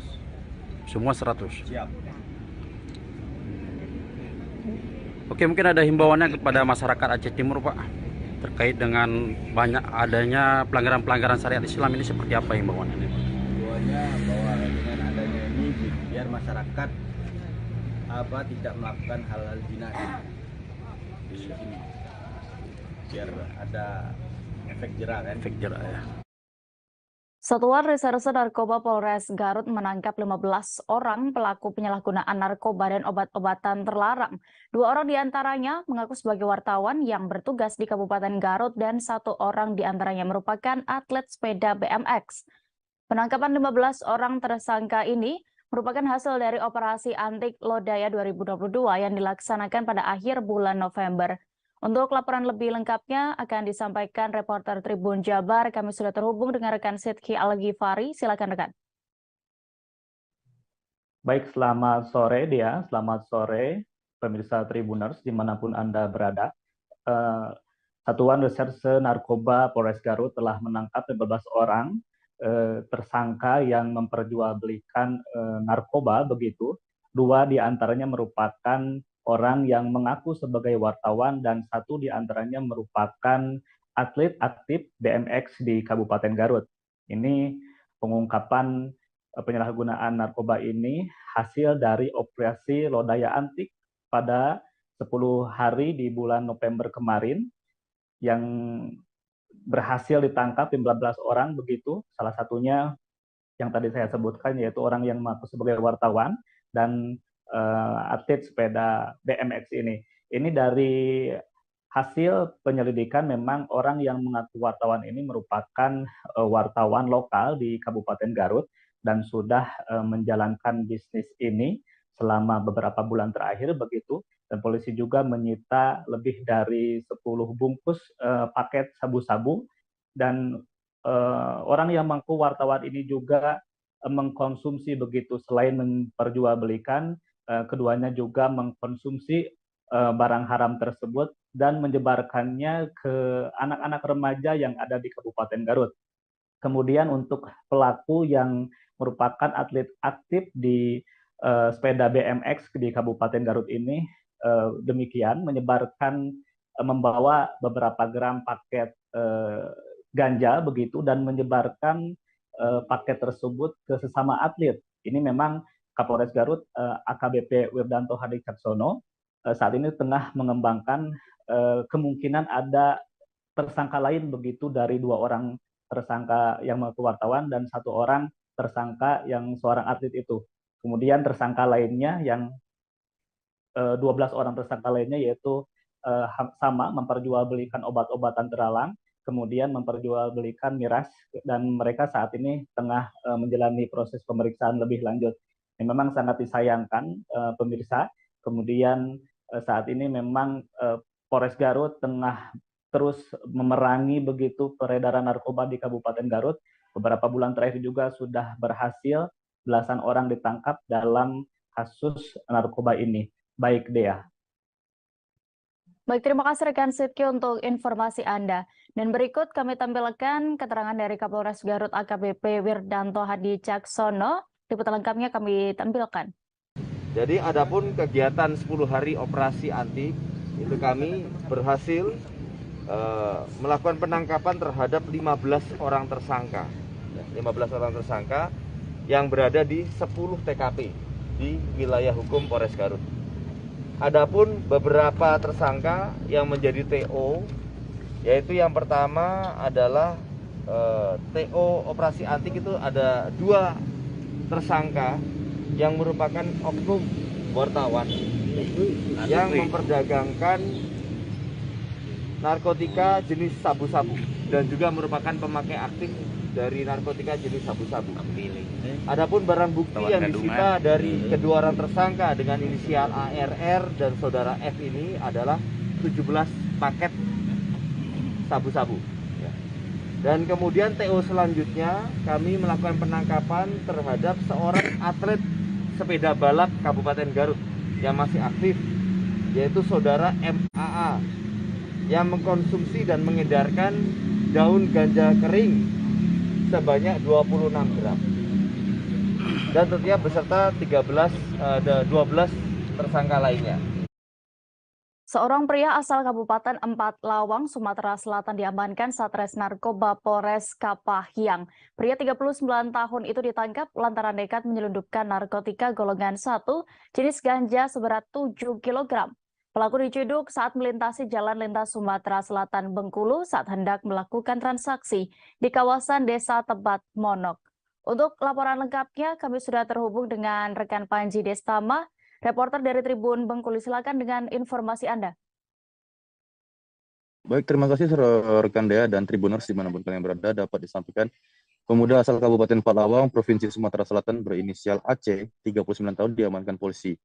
Pelaku diamankan lantaran nekat menyelundupkan narkotika golongan 1 jenis ganja seberat 7 kg. Polisi berhasil menggagalkan penyelundupan tersebut setelah polisi menerima informasi adanya 1 unit sepeda motor membawa 1 karung besar berwarna putih. Satres Narkoba Polres Kepahyang langsung melakukan penyelidikan dari informasi tersebut. Diketahui penyelundupan itu akan melintasi jalan lintas Sumatera Bengkulu. Pelaku melakukan transaksi narkoba jenis ganja seberat 7 kg ini di kawasan Desa Tebat Monok, Kecamatan Kepahyang. Setelah menunggu berjam-jam di kawasan Desa Tebat Monok, polisi melihat seorang pemuda melintas di jalan lintas tersebut. Saat dilakukan pemeriksaan, pelaku hendak melawan dan hendak menikam petugas dengan senjata tajam, lalu melarikan diri. Polisi sempat melepaskan tembakan peringatan namun tak diindahkan oleh pelaku. Akhirnya pelaku dilumpuhkan oleh pihak kepolisian dengan timah panas. Selanjutnya, polisi membawa pelaku ke Polres Kepahyang untuk dilakukan pemeriksaan lebih lanjut. Dari pemeriksaan polisi, pelaku memiliki kebun ganja sendiri di Kabupaten Palawang, Sumatera, Provinsi Sumatera Selatan. Rencananya ganja seberat 7 kg ini akan diedarkan ke Kota Bengkulu dan Kabupaten Kepayang. Saat ini pelaku ditetapkan sebagai tersangka dan dijerat pasal 114 ayat 2, sub pasal 11 ayat 2 Undang-Undang Republik Indonesia nomor 35 tahun 2009. Dengan ancaman hukuman paling berat hukuman mati, penjara seumur hidup, atau hukuman paling singkat 6 tahun dan paling lama 20 tahun penjara serta denda pidana 10 miliar rupiah. Demikian dia laporan dari tribunbengkulu.com. Baik, terima kasih rekan Pak. Dan berikut Tribuners, rekan kami juga sudah melakukan wawancara bersama AKBP Yana Supriyatna, Kapolres Kepahiyang selengkapnya. Kan dari Tebat Karang kan bisa tembus, artinya kita jebol di daerah perbatasan Palawang, pengamanan kita. Seperti apa ya upaya yang kita lakukan, Benar? Jadi dengan adanya kegiatan tersebut, jadi kami juga tetap melaksanakan langkah-langkah, terutama dengan penanganan kasus yang ini kita juga lebih mengembangkan kering-keringnya, lebih menekankan lagi anggota untuk membuat langkah-langkah atau menentukan langkah-langkah termasuk membuat kering-kering reserse untuk penampakan wilayah-wilayah untuk pengembangan kasus-kasus yang kemungkinan akan terjadi di wilayah Kepahiyang. Artinya pospol di seberang Musi pun seperti apa keaktifkannya? Nah, betul. Jadi untuk wilayah polsek terutama pospol kita kasih informasi, kita daftar kembali. Jadi setiap perkembangan tetap melaporkan ke Polres Kepahiyang.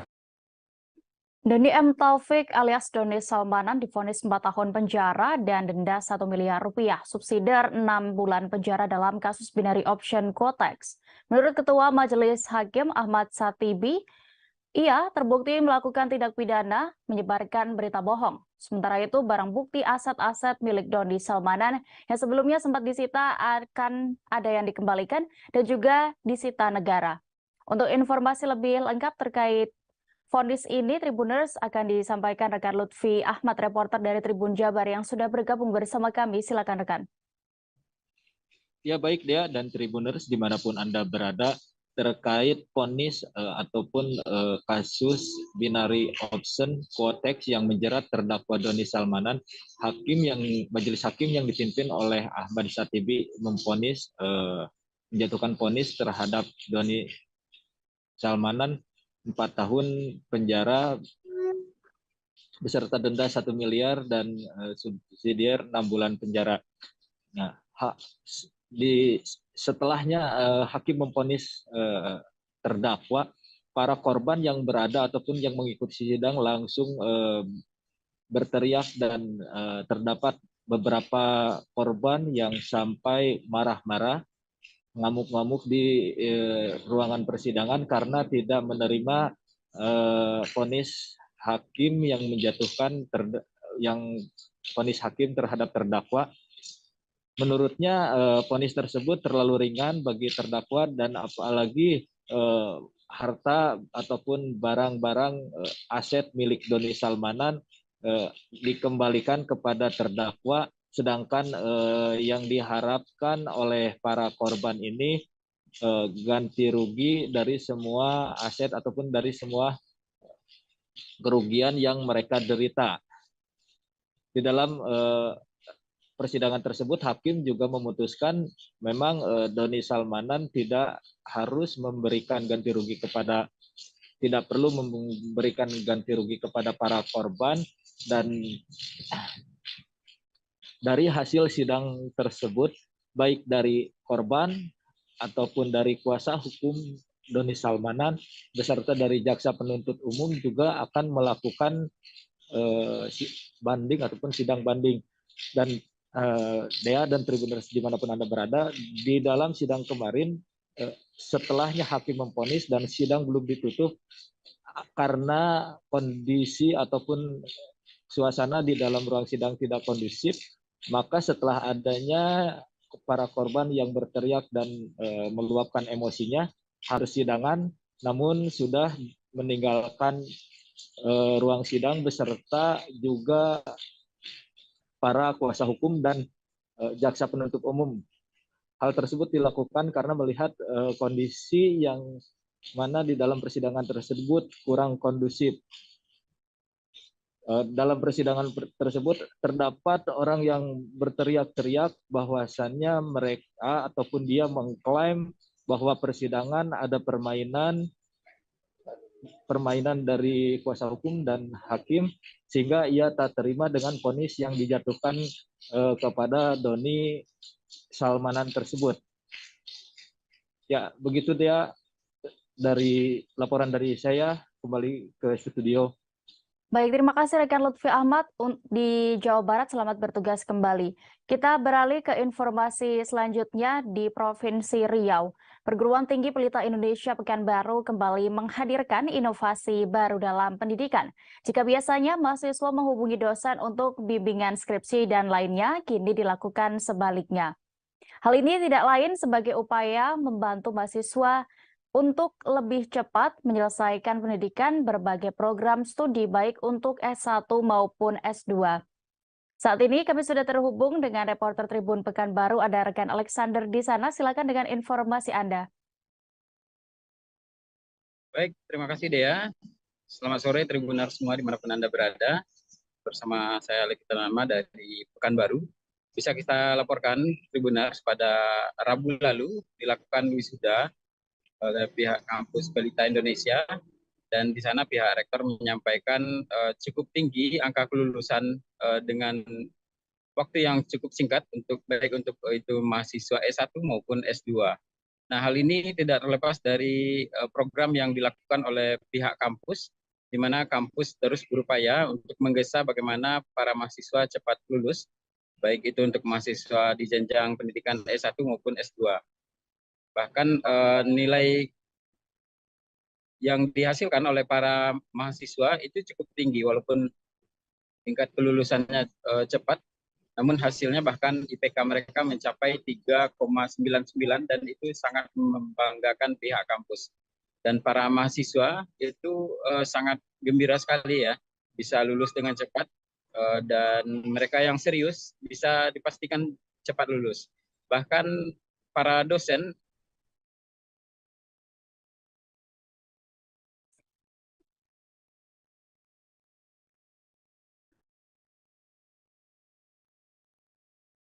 Halo, rekan Alexander. Sehingga membuat para mahasiswa cepat lulus. Untuk S1 itu sebanyak 75% ya yang lulus di waktu 3,5 tahun, sedangkan yang S2 di angka 85% yang lulus dengan waktu 1,8 tahun. Demikian Dea. Baik, terima kasih rekan Alexander untuk Pekanbaru. Selamat bertugas kembali. Kita menuju kabar berikutnya, Tribuners. Ketua Utama Habib Alawi bin Sagaf bin Muhammad Al-Jufri menyaksikan pelantikan pengurus komisariat daerah alias Komda Al-Khairat Kabupaten Sigi masa khidmat 2022-2027. Pengangkatan dan pengesahan komposisi serta personalia Komda Al-Khairat Kabupaten Sigi berdasarkan SK Ketua Utama Al-Khairat tahun 2022. Pelantikan bertepatan di Aula Kantor Desa Binangga, Kecamatan Marawola, Kabupaten Sigi, Sulawesi Tengah pada Kamis 15 Desember kemarin. Saat ini kami sudah terhubung dengan rekan Musalam, reporter dari Tribun Palu yang akan memberikan informasi lengkapnya. Silakan rekan. Baik, terima kasih rekan Dea dan Tribuners sekalian. Dapat kami informasikan Ketua Utama Habib Alwi bin Sagaf bin Muhammad Al-Jufri menyaksikan pelantikan pengurus komisariat daerah alias Komda Al-Khairat Kabupaten Sigi masa khidmat 2022-2027. Pengangkatan dan pengesahan komposisi serta personalia Komda Al-Khairat Sigi berdasarkan SK Ketua Utama Al-Khairat nomor 316/A/3 KUT 2022. Pelantikan itu bertempat di Aula Kantor Desa Binangga, Kecamatan Marawola, Kabupaten Sigi, Sulawesi Tengah, Kamis sore kemarin. Kemudian tema pelantikan itu adalah mengaktualisasikan apaktilas pendiri Al-Khairat Habib Said Idrus bin Salim Al-Jufri. Komda Al-Khairat saat ini dipimpin oleh Yahya Landua. Ketua Utama Al-Herat Habib Alwi bin Sagaf bin Muhammad Al-Jufri mengatakan agar pengurus Komda Al-Herat Sigi senantiasa bersinergi dengan pemerintah daerah. Habib Alwi berpesan kepada pengurus Komda Al-Herat Kabupaten Sigi untuk memiliki sifat kearifan dan loyalitas. Pengurus Komda Al-Herat harus memiliki sifat kearifan sebab dengan itu dapat menemukan akar suatu masalah dan menyelesaikan permasalahan itu sendiri. Serta sifat loyalitas ini terlihat pada saat pengurus Komda Al-Herat terpilih, maka otomatis harus bisa menghadirkan sifat loyalitas itu sendiri. Kemudian Bupati Sigi Muhammad Irwan Lapata menuturkan pengurus Komda Al-Herat Kabupaten Sigi untuk mampu membangun suasana dialogis dan demokratis dengan tetap menjunjung tinggi semangat kebersamaan, persatuan, dan kesatuan. Sehingga keputusan mengenai perkara apapun merupakan pencerminan aspirasi dan keinginan umat. Dengan demikian potensi konflik intern dalam organisasi dapat diminimalisir dan tentunya sebagai organisasi Islam, Al-Herat dalam perjalanannya akan tetap mengikuti jejak para pendahulu yang memiliki idealisme tinggi, dedikasi dan perjuangan terhadap bangsa dan negara, serta senantiasa berinovasi dengan kondisi sosial, psikologis masyarakat, namun tetap berpegang teguh pada kemudian ajaran Islam. Hadir dalam pelantikan Komda Al-Herat Sigi seperti Bupati Sigi Muhammad Irwan Lapata, Ketua DPRD Sigi Muhammad Rizal Ingenai, Ketua Utama Al-Herat Habib Alwi bin Sagaf bin Muhammad Al-Jufri, Kapolsek Marawola Ibtu Aditya. Dan untuk susunan personalia pengurus Komda Al-Herat Sigi itu dipimpin oleh Komisaris Yahya Landua, kemudian Asisten 1 Administrasi Masrun Maksuna, untuk Asisten 2 Organisasi Muhammad Akib Ponulele, Asisten 3 bidang pendidikan yaitu Ahlan, sementara Asisten 4 bagian dakwah itu Sofyan. Kemudian dengan Sekretaris Muhammad Fauzi dan Bendahara Ratna. Rekan dia. Baik, terima kasih rekan Bos Salam untuk informasi Anda. Selamat bertugas kembali. Berikut kami tampilkan keterangan dari Ketua Utama Al-Hayraat Habib Alwi bin Sagaf bin Muhammad Al-Jufri selengkapnya. Hal-hal penting. Satu di antaranya hal penting itu kita bisa menemukan akar masalah yang ada di wilayah kita atau di dalam struktur kita atau yang terjadi di tempat yang kita ingin lakukan satu keputusan. Tidak hanya di situ, kita pun bisa menyelesaikan permasalahan itu sendiri. Jadi sifat kearifan ini tidak hanya menemukan akar masalah, namun juga bisa menyelesaikan permasalahan itu sendiri. Kemudian yang kedua, loyalitas. Sifat loyalitas ini terlihat saat kita dipilih, otomatis kita harus bisa menghadirkan sifat loyalitas itu sendiri. RSUD ODSK Sulawesi Utara terakreditasi tingkat paripurna dengan rating bintang 5.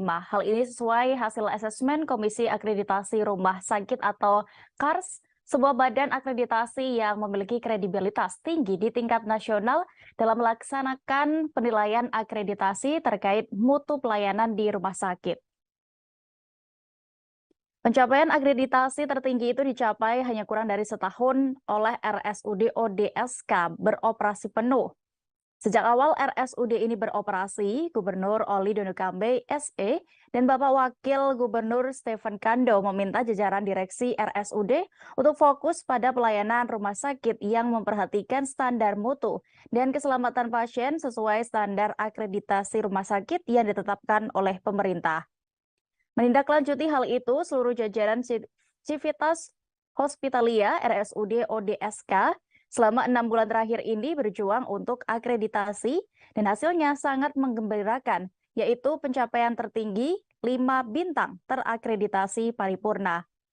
Hasil itu adalah puncak dari kegiatan survei akreditasi yang dilaksanakan selang tanggal 5 hingga 7 Desember 2022, di mana KARS mengirimkan 3 orang surveyor, yaitu Dr. Renaldi C. Tumbal sebagai ketua, kemudian Dr. Farida Ingolo, anggota, dan juga Lucy S. Kambe sebagai anggota. Ketiga surveyor tersebut bertugas memotret dan menilai pelayanan di RSUD ODSK berdasarkan standar akreditasi terbaru yang ditetapkan Kementerian Kesehatan Republik Indonesia. Selama 3 hari, seluruh dokumentasi akreditasi rumah sakit diperiksa secara ketat, juga dilakukan telusur implementasi ke unit-unit pelayanan apakah standar akreditasi itu telah diimplementasikan dengan baik atau belum. Juga dilakukan simulasi-simulasi, yaitu simulasi code red dan simulasi code blue. Simulasi code red untuk penanganan kebakaran dan bencana, dan simulasi code blue untuk penanganan pasien atau pengunjung yang mengalami serangan jantung mendadak di lingkungan rumah sakit. Selama 3 hari, RSUD diuji oleh surveyor dan dinilai berdasarkan standar dan elemen penilaian yang telah ditetapkan. Hari pertama dilakukan wawancara dengan direksi, Kadinkes, dan telusur dokumen. Untuk hari kedua dilakukan telusur lapangan oleh masing-masing surveyor sesuai dengan bidangnya. Dan hari ketiga dilaksanakan pertemuan santiaji dan melanjutkan telusur lapangan, pertemuan penyampaian rekomendasi, dan juga penutupan. Dari hasil survei itu dilaksanakan perhitungan pada tanggal 14 Desember 2022. Kars pun menetapkan secara resmi RSUD ODSK terakreditasi paripurna dengan rating 5 bintang.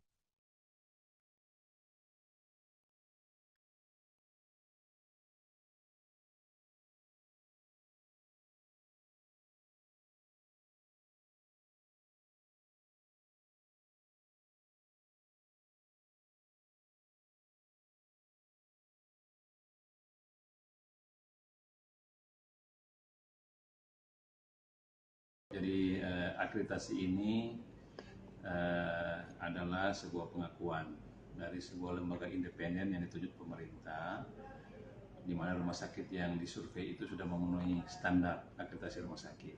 Dan kami sejak awal diberikan arahan oleh Bapak Gubernur dan Bapak Wakil Gubernur agar supaya fokus dalam pelayanan ini memperhatikan standar mutu dan keselamatan pasien sebagaimana ditetapkan dalam standar akreditasi rumah sakit yang ditetapkan oleh pemerintah.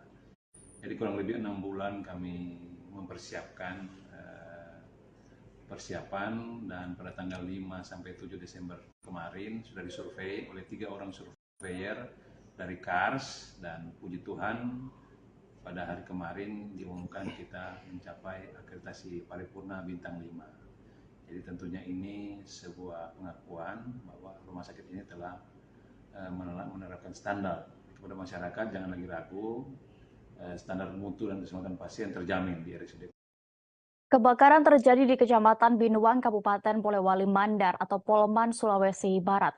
Akibatnya rumah warga di Dusun Pasembara, Desa Batetangga, hangus terbakar. Rumah yang berada di tengah permukiman padat penduduk tersebut hangus dalam waktu hanya sekira 1 jam saja. Untuk kronologi kejadian dan juga apa penyebabnya sudah diketahui. Kami saat ini sudah terhubung dengan reporter Tribun Sulbar, ada rekan Fahrun Ramli. Silakan dengan laporan Anda. Ya, Tribuners dan di rekan dia di studio, saya dapat mengabarkan bahwa satu unit rumah yang ludes terbakar ini itu disebabkan karena adanya korsleting listrik di rumah tersebut, di mana arus pendek listrik ini menjadi dugaan sementara penyebab terjadinya kebakaran rumah tersebut. Selain dari arus pendek listrik, api cepat membesar karena di depan rumah ini juga memiliki sebuah gardu. Nah, gardu ini itu menjual bensin eceran atau bensin dalam botol, dan beberapa tabung gas LPG ukuran 3 kg juga terdapat di lokasi tersebut, sehingga api cepat membesar. Nah, keterangan salah satu warga yang berada di lokasi, api ini berasal pertama kali di atap rumah, kemudian menjalar ke dinding dan masuk ke gardu tersebut, sehingga rumah tersebut hanya sekitar 1 jam saja ludes terbakar si jago merah ini. Nah, pemadam kebakaran yang tiba di lokasi langsung mendinginkan sisi kiri dan sisi kanan rumah tersebut agar api tidak merembes ke rumah yang lainnya, karena memang rumah ini berada di pemukiman penduduk. Sulitnya besarnya api membuat sempat membuat petugas pemadam itu kewalahan dan hanya dapat mencegah api untuk tidak merembes ke rumah lainnya. dan tidak dapat menyelamatkan satu unit rumah ini, sehingga satu unit rumah ini itu ludes terbakar dan beberapa isi di dalamnya itu seperti kendaraan roda 2 terdapat 3 dan sejumlah jualan campuran juga ikut terbakar. 1 jam kemudian akhirnya pemadam dapat memadamkan api tersebut dan dia memadamkan api tersebut. Demikian rekan dia yang sempat saya laporkan. Baik, terima kasih rekan Fahrun Ramli untuk laporan Anda. Selamat bertugas kembali. Rekan kami juga sudah menghimpun wawancara bersama UPT Damkar Polman, Imran, berikut liputannya. Kami menerima laporan pukul 20:08. Jadi kami dari pemadam kebakaran Kabupaten Polewali Mandar langsung turun ke lapangan dengan menerjunkan 3 armada pemadam kebakaran dan 1 PSC Kabupaten Polewali Mandar dan melibatkan 15 personil. Ini yang terbakar apa? Rumah penduduk, Pak. Berapa rumah? Menurut keterangan warga bahwa ada 1 rumah. 1 rumah. Itu rumah kayu? Rumah kayu. Itu pada saat kebakaran pemilik rumah di mana, Pak? Penyampaian dari masyarakat bahwa pemilik rumah ada di tempat. Ada di tempat. Kalau untuk penyebabnya, Pak? Penyebabnya untuk sementara kami simpulkan bahwa ada kelalaian yaitu korsleting listrik.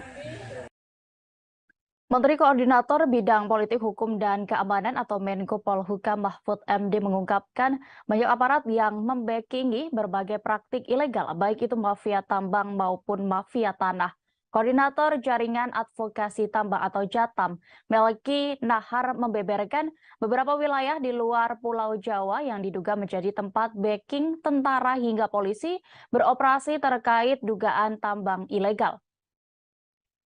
Pada Kamis 15 Desember 2022 kemarin, Mahfud MD menyebutkan keterlibatan aparat itu selama ini seolah-olah hanya menjadi rahasia umum. Pasalnya tidak ada yang mau mengungkapkannya ke muka publik. Ia bahkan menceritakan sebelum menjadi menteri pernah didatangi seorang warga yang mengadukan kasus perampasan lahan oleh sebuah perusahaan. Saat Mahfud meneruskan laporan itu ke seorang pengacara, kasus ini dinilai dapat mudah diselesaikan apabila dibawa ke kantor aparat penegak hukum. Tetapi mereka tidak berani mengusut kasus tersebut. Mantan Ketua Mahkamah Konstitusi itu mengaku menerima banyak laporan keterlibatan pensiunan TNI yang melindungi sejumlah praktik ilegal.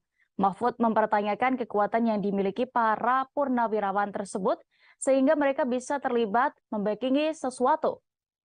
Mahfud pun menegaskan bahwa pemerintah berkomitmen untuk mengusut keterlibatan aparat maupun pensiunan aparat dalam praktik-praktik ilegal. Terpisah, Koordinator JATAM, Melki Nahar, membenarkan pernyataan Menko Polhukam Mahfud MD soal aparat yang diduga menjadi backing mafia, termasuk mafia tambang ilegal. Tidak hanya oknum polisi saja, melainkan prajurit TNI pun ada pula yang terlibat bisnis gelap tambang dan tanah. Melki membeberkan data JATAM. Para oknum anggota TNI Polri ini diduga membackingi sejumlah wilayah, diduga tempat mafia tambang ilegal. Daftar wilayah tambang ilegal bersumber dari data JATAM berada di Jambi sampai Pulau Buru, di antaranya Kalimantan Timur, Kalimantan Utara, Jambi, Bengkulu, Sulawesi Selatan, Pulau Bangka, Pulau Buru, dan masih banyak lagi. Melki menyebut soal operator di level wilayah itu biasanya dilakukan oleh aparat dengan tingkatan lebih rendah. Namun oknum-oknum itu tentu saja tidak sendirian. Ada kepentingan besar di baliknya, yakni atasan. Koordinator JATAM ini memberikan contoh kasus nyanyian Ismail Bolong soal dugaan tambang ilegal di Kalimantan Timur yang sempat heboh beberapa waktu lalu terkait dengan dugaan oknum aparat negara.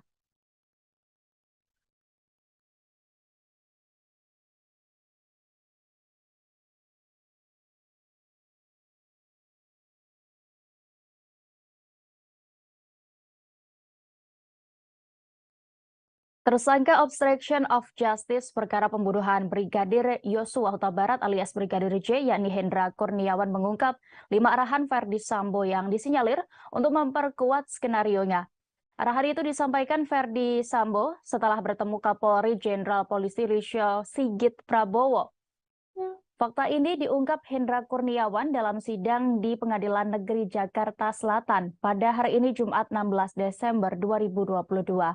Ia mengatakan 5 arahan itu disampaikan Sambo kepada dirinya dan mantan Karo Provos Divisi Propam Polri Brigjen Beni Ali. Berawal saat Hendra bersama Beni Ali dipanggil untuk menghadap Kapolri sehari setelah Brigadir J terbunuh. Saat itu, Kapolri memerintahkan kepada keduanya untuk menyelidiki kasus sesuai prosedur. Setelah pertemuan itu, Ferdi Sambo datang dan bertemu dengan Kapolri. Hendra Kurniawan dan Beni Ali lantas menunggu di luar ruangan ketika Kapolri berbincang dengan Ferdi Sambo. Setelah itu, Hendra Kurniawan dan Beni Ali diperintahkan Ferdi Sambo kembali ke Biro Provos. Di sanalah Ferdi Sambo memberikan 5 arahannya kepada mereka berdua. Hendra mengungkapkan, Sambo meminta kasusnya ditangani sesuai TKP pembunuhan, yakni di Kompleks Polri Duren 3, Jakarta Selatan. Ferdi Sambo juga meminta tolong kepada keduanya agar masalah di Magelang tidak diusut atau tidak ditindaklanjuti karena memang penanganan awalnya di Jakarta Selatan. Ketika di Tarunan Nusantara dia mengantarkan makanan ditelepon oleh Ibu PC dengan nada supaya cepat kembali. Ketika sampai kembali, akhirnya ketemu dengan di situ di rumah. Belum cerita lebih banyak lagi, saya didatangi oleh Pak Beni Ali, kita dipanggil oleh pimpinan Polri. Setelah saya dampingi Pak Beni ke menghadap pimpinan Polri, bertemulah dengan Pak FS di lantai bawah, menanyakan mau kemana. Saya dilaporkan bahwa kita dibutuhkan oleh pimpinan Polri. Dilaporkan oleh Pak Beni kalau Pak FS mau menghadap juga kepada pimpinan.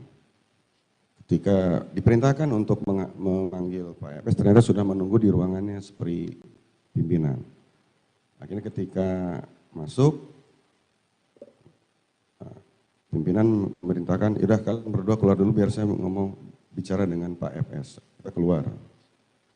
Karena kita takut dibutuhkan, kita masih nunggu di ruangannya Spree.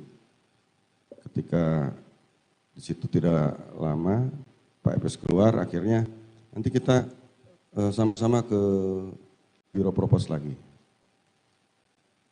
Ketika itu saya berdua langsung ke Biro Provos menunggu Pak FS. Setelah datang, Pak FS langsung mengumpulkan dulu 3 saksi tersebut di bilik pemeriksaan terhadap semua saksi Baradae, Ricky Rizal, terus juga Kuat Ma'ruf. Di situ bicara, kemudian barulah beliau keluar memberikan arahan. Setahu saya arahannya ada 5 arahan itu. Yang pertama, beliau itu menjelaskan bahwa ini saya percuma punya pangkat dan jabatan, tapi kalau harkat, martabat, dan kehormatan saya ini hancur. Ratusan petugas gabungan lintas instansi mengikuti apel siaga persiapan penyelenggaraan Angkutan Laut Natal dan Tahun Baru. Kegiatan ini berlangsung di halaman Pelabuhan Feri Internasional Sekupang pada Kamis 15 Desember kemarin. Ratusan personel mengikuti apel siaga tersebut yakni dari TNI, Polri, Bea Cukai, Imigrasi, dan KKP hingga Pelni dan unsur lainnya. Untuk informasi lebih lengkapnya, kami sudah terhubung dengan rekan Beres Luban Tobing, reporter dari Tribun Batam. Silakan dengan laporan Anda. Oke, baik. Selamat sore, Tribuner. Selamat sore, rekan Dea.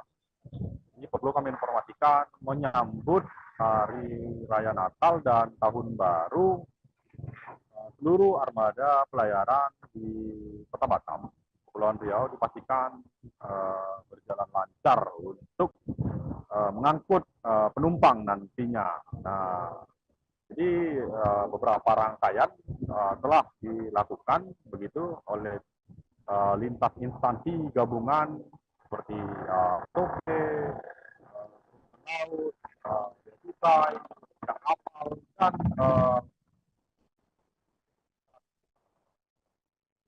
lainnya begitu. Nah, jadi kemarin apel siaga berlangsung ataupun dilangsungkan di pelabuhan. Setidaknya ada ratusan personel dari berbagai unsur begitu menghadiri. Nah, dan Kepala Kaisopen menyampaikan bahwa untuk pelaksanaan arus mudik angkutan laut Natal dan Tahun Baru ini dipastikan seluruh armada pelayaran begitu akan berlayar dengan lancar tanpa hambatan. Nah, ada sebanyak 91 armada kapal feri, termasuk kapal feri bahkan dilakukan penambahan 2 trip kapal feri seperti kapal KM Kelut dan kapal KM Dorolonda begitu. Nah, 91 armada kapal ini juga sudah dilakukan pengecekan, cek apakah kapal tersebut layak berlayar begitu. Tidak hanya itu, tim gabungan juga telah mempersiapkan dan mendirikan sejumlah posko untuk posko pengamanan dan posko pelayanan di semua titik pelabuhan begitu. Karena notabene memang Kepulauan Riau ataupun Kota Batam dikelilingi lautan. Akses satu-satunya begitu selain jalur udara hanya bisa dilalui dengan jalur laut begitu. Ya, mungkin demikian rekan Dea. Terima kasih. Baik, terima kasih rekan Beres Lumatubing untuk informasi Anda. Selamat bertugas kembali. Berikut kami tampilkan keterangan dari Kepala KSOP khusus Batam, Revolindo terkait ini selengkapnya. Harus berkoordinasi dengan TNI Polri dan instansi terkait. Sehingga perlu kita lakukan gelar pasukan. Artinya kesiapan itu sangat nyata kan, kita bisa lihat bersama peserta apelnya dari semua stakeholder. Jadi tujuan kegiatan rangkaian kegiatan ini tadi untuk mengamankan Nataru, Pak ya? Ya, untuk Natal 2022 dan Tahun Baru 2023. Ada beberapa personil, Pak, yang diterjunkan? Semua instansi TNI Polri terlibat, termasuk operator, termasuk stakeholder yang terkait. Penyidik Direktorat Tindak Pidana Narkoba Bareskrim Polri memusnahkan barang bukti narkoba jenis sabu seberat 75 kg dan 40.000 butir pil ekstasi. Barang haram sitaan dari penangkapan terhadap 4 orang kurir narkoba jaringan internasional, di mana 2 diantaranya merupakan prajurit TNI aktif. Direktorat Tindak Pidana Narkoba Bareskrim Polri bersama dengan Polisi Militer Daerah 1 Bukit Barisan memastikan 2 anggota TNI itu dipecat. 2 prajurit berinisial Sertu YT 42 tahun, Pratu RH 25 tahun, serta 2 rekannya berinisial SR 25 tahun dan YSD 29 tahun yang merupakan warga sipil dihadirkan dalam konferensi pers pada Kamis 15 Desember kemarin. 2 anggota TNI Angkatan Darat tersebut dari Kesatuan Kodim 0208 Asahan dan Yonif 125 Simbisa Brigif 7 Rimba Raya. Keduanya tampak digunduli. Mereka menggunakan pakaian tahanan berwarna kuning dengan kedua tangannya diborgol saat dihadirkan dalam konferensi pers. Direktur Tindak Pidana Narkoba Bareskrim Polri Brigjen Pol Krisno Halomoan Siregar mengatakan barang itu dari Malaysia dikirim melalui jalur laut.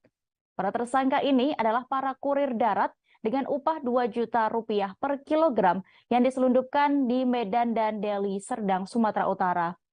Penangkapan itu sendiri merupakan hasil penyelidikan tim dari Mabes Polri terkait peredaran narkoba di Kota Tanjung Balai, Sumatera Utara. Kedua oknum itu diduga menjemput paket narkoba dari Tanjung Balai dan membawanya ke Medan menggunakan mobil. Mereka rencananya akan mengedarkan 75 kg sabu-sabu dan 40.000 butir pil ekstasi tersebut di Medan dan Jakarta. Dalam kesempatan yang sama, Wakil Komandan Pomdan 1 Bukit Barisan Letkol CPM Kasri Intan Situborang menegaskan bahwa 2 orang anggota TNI yang terlibat tersebut akan dilakukan pemberhentian dengan tidak hormat atau PTDH.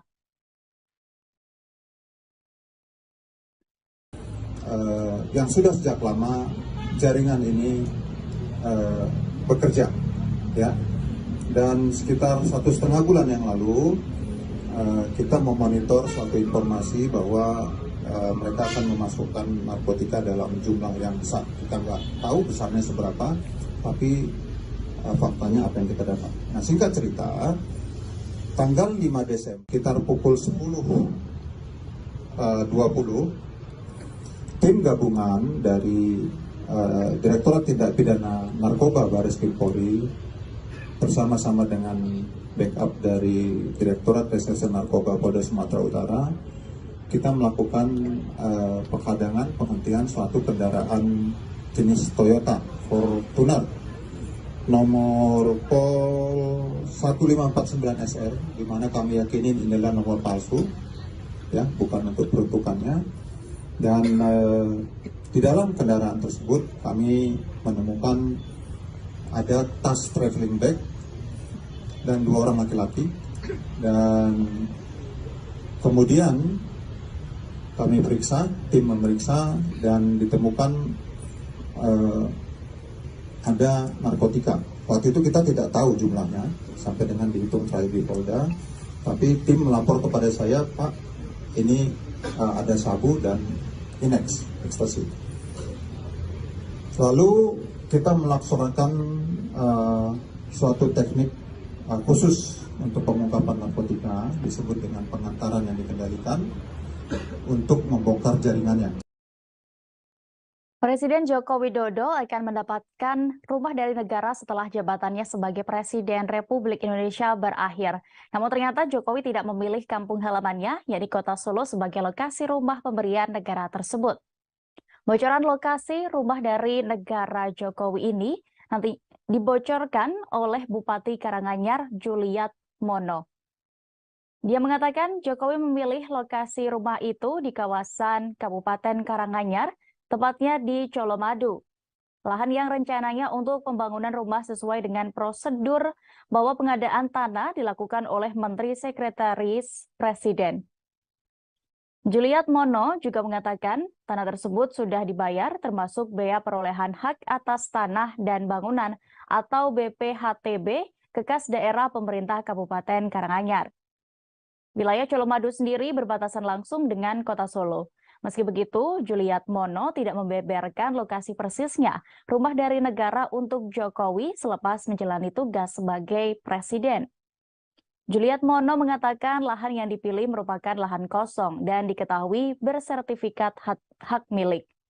Adapun luasnya sekira 2 hingga 3.000 meter persegi. Menurutnya, lahan itu sangat strategis karena akses menuju Bandara Adi Sumarmo begitu dekat. Begitu juga dengan akses menuju jalan tol lebih mudah. Untuk diketahui, pemberian hadiah rumah dari negara ini sesuai dengan Peraturan Presiden Nomor 52 Tahun 2014. Adapun masa jabatan Jokowi sebagai Presiden RI akan berakhir kurang lebih 20 Oktober 2024 mendatang. Terpisah, Wali Kota Solo Gibran Rakabuming Raka mengaku belum mengetahui soal pemberian rumah dari negara sang ayah, yakni Joko Widodo. Namun, Gibran menilai Presiden Jokowi sudah memiliki rumah sendiri yang berada di Kota Solo.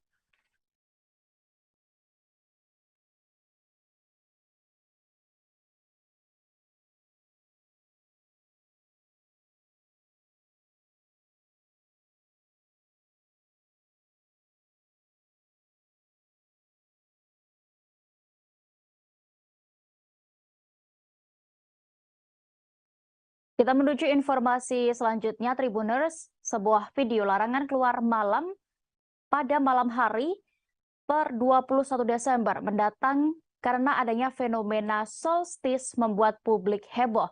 Belakangan diketahui kekhawatiran pada fenomena solstice juga terjadi pada tahun-tahun sebelumnya. Akibat adanya video-video viral seperti itu, makin banyak yang resah akan terjadinya fenomena solstice ini. Karena ini, peneliti di Pusat Riset Antariksa Badan Riset dan Inovasi Nasional atau BRIN, Andi Pangerang meminta masyarakat untuk tidak perlu khawatir akan datangnya fenomena solstice. Yang menjelaskan, solstice adalah fenomena astronomi biasa. Saat solstice, Menurut Andi, tidak ada larangan bagi masyarakat untuk keluar rumah, sebab solstice tidak berkaitan dengan aktivitas berbahaya apapun. Andi menjelaskan solstice terjadi karena sumbu rotasi bumi miring 23,5 derajat terhadap bidang tegak lurus. Kondisi ini terjadi 2 kali dalam setahun, yakni saat bulan Juni dan Desember. Saat Juni, solstice terjadi lantaran kutub utara dan belahan bumi utara condong ke arah matahari. Sebaliknya saat bulan Desember, belahan bumi selatan dan kutub selatan akan condong ke matahari. Fenomena ini juga menyebabkan matahari terbit dari arah tenggara dan terbenam di arah barat daya. Namun demikian, terbitnya matahari tersebut kembali disesuaikan dengan lintang geografis masing-masing wilayah. Lintang tinggi terutama di belahan bumi selatan, matahari akan cenderung terbit di arah tenggara agak selatan dan terbenam di arah barat daya agak selatan. Selain itu, saat solstice Desember ini, belahan bumi selatan akan mengalami siang lebih panjang daripada malam. Andi sekaligus meluruskan bahwa fenomena solstice tahun ini akan terjadi pada tanggal 22 Desember 2022, bukan tanggal 21 Desember 2022.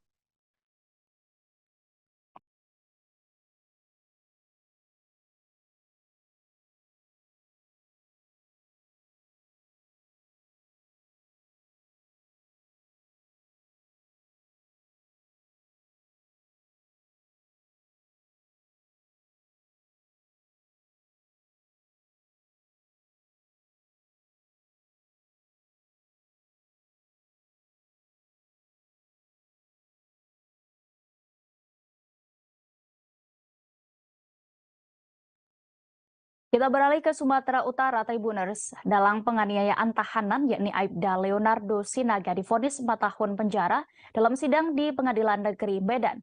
Putusan majelis hakim menilai terdakwa terbukti bersalah melanggar pasal 170 ayat 2 ketiga Kitab Undang-Undang Hukum Pidana. Aibda Leonardo terbukti bersalah melakukan tindak pidana secara bersama-sama melakukan kekerasan terhadap orang yang mengakibatkan kematian.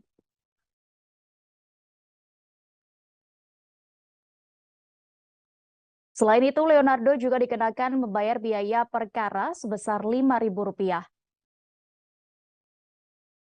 Majelis hakim yang diketuai Zufida Hanum mengatakan bahwa hal yang memberatkan terdakwa adalah mengakibatkan korban meninggal dunia. Zufida melanjutkan, pihaknya menyatakan terdakwa terbukti bersalah melakukan tindak pidana secara bersama-sama, melakukan kekerasan terhadap orang yang mengakibatkan kematian. Usai membacakan amar putusannya, majelis hakim memberikan waktu 7 hari kepada terdakwa melalui penasihat hukum dan jaksa penuntut umum untuk mengajukan banding. Vonis yang dibacakan majelis hakim diketahui lebih rendah dari tuntutan JPU sebelumnya. Dalam sidang sebelumnya, JPU dalam nota tuntutannya menuntut terdakwa dengan pidana penjara selama 8 tahun. Sebelumnya, jaksa penuntut umum atau JPU, Pantun Marojahan Simbolon dalam dakwaannya menuturkan perkara ini bermula pada Senin 15 November tahun 2021 sekira pukul 15 waktu Indonesia Barat. Saksi I. Hendra Siregar alias Jubal sedang berada di rumah tahanan Polrestabes Medan, tepatnya di Blok G, dan terdakwa Leonardo Sinaga yang merupakan anggota polisi bersama dengan almarhum Hendra Syahputra memanggil saksi 2, yakni Andi Arpino, dan terdakwa mengatakan kepada saksi 2 terkait uang Rp5 juta.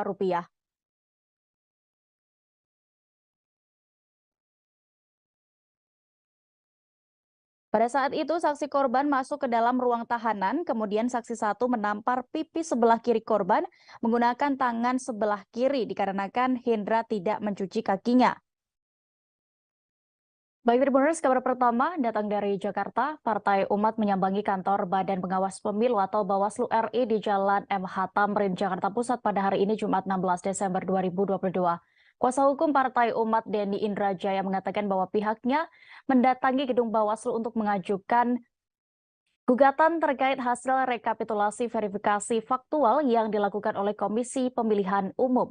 Saat ini kami sudah terhubung dengan reporter Tribun News, ada rekan Naufal Lanteng yang akan menginformasikan untuk lebih detailnya. Silakan rekan.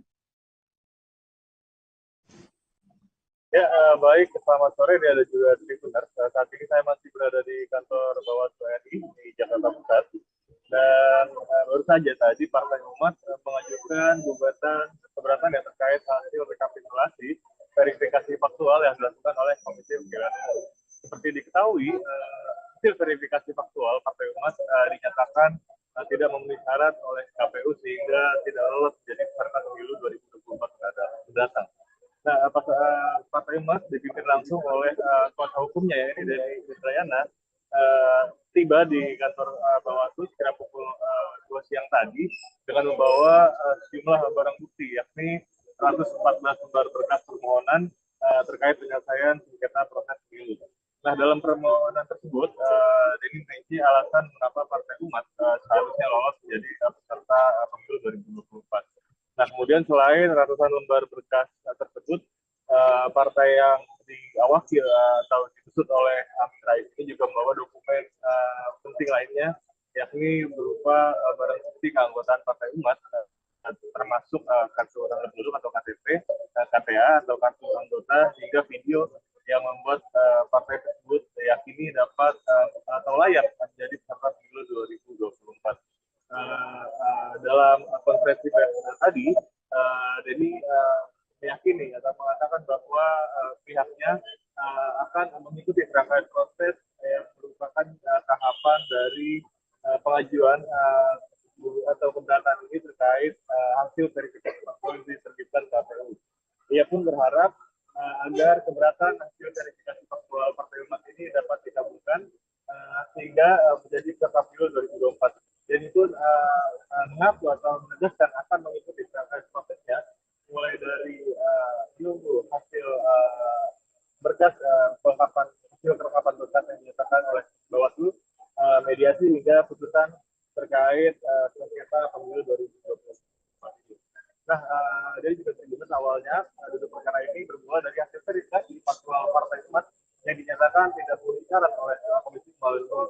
Verifikasi ini merupakan salah satu tahapan yang dilakukan oleh KPU untuk menetapkan lolos atau tidaknya partai politik sebagai peserta pemilu mendatang. Nah, Partai Umat sendiri dinyatakan tidak lolos karena tidak memenuhi syarat terkait verifikasi faktual di dua provinsi, yakni Nusa Tenggara Timur dan juga Sulawesi Utara. Di Nusa Tenggara Timur sendiri, Partai Umat hanya memenuhi keanggotaan di 12 kota atau kabupaten dari syarat minimal keanggotaan di 17 kota dan kabupaten. Sementara di Sulawesi Utara, partai yang diketuai oleh Ridho Rahmadi ini hanya memenuhi keanggotaan di satu kabupaten dari syarat minimal keanggotaan di 11 kota atau kabupaten.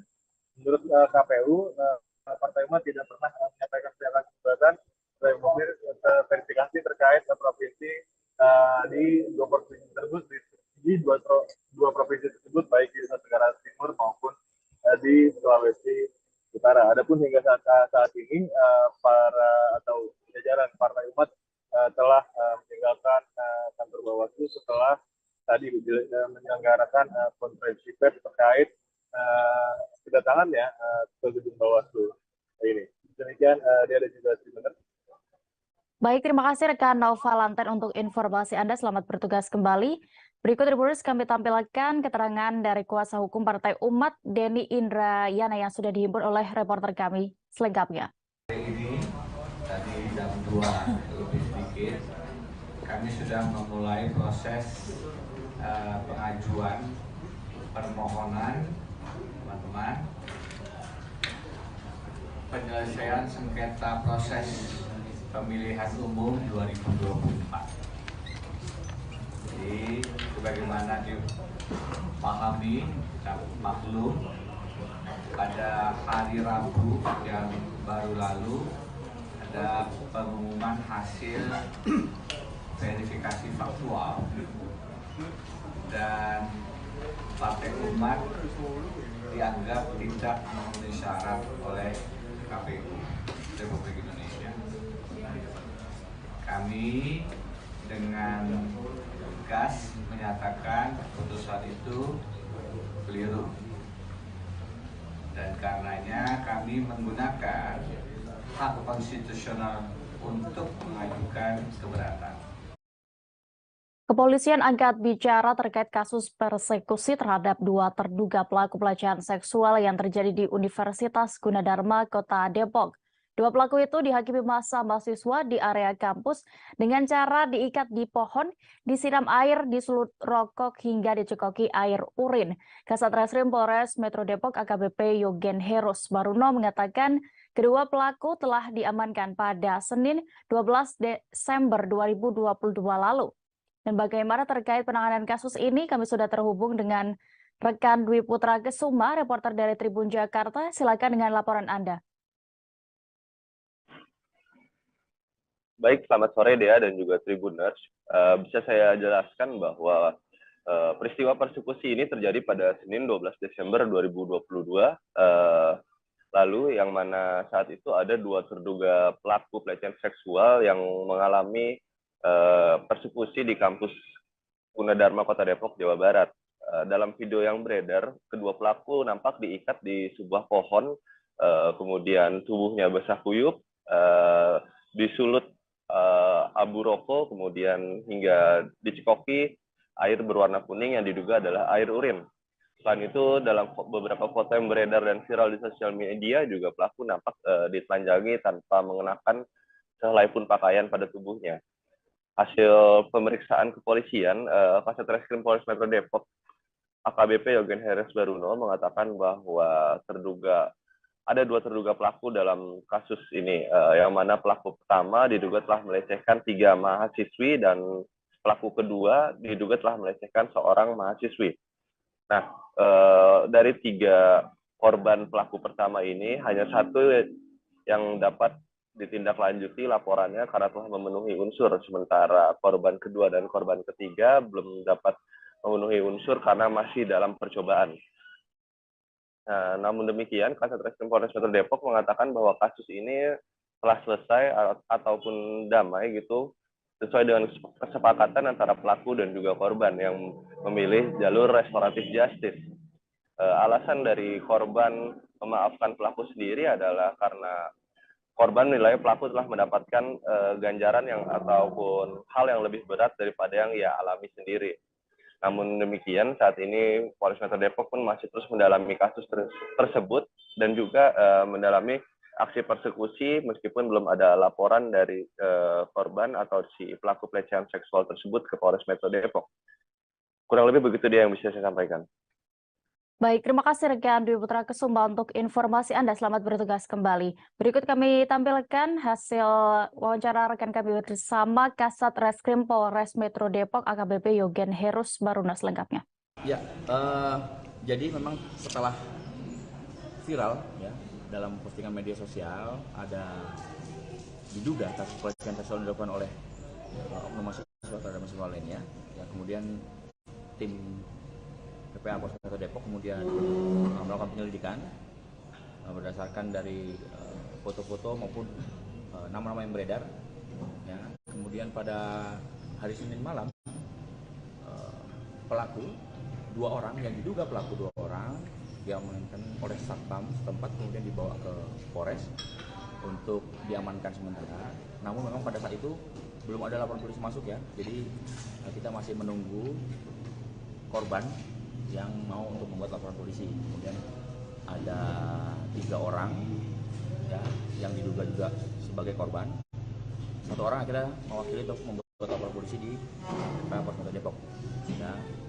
Kemudian pada hari Selasanya siang dari pihak korban kemudian menyatakan untuk mencabut laporan ya karena memaafkan pelaku.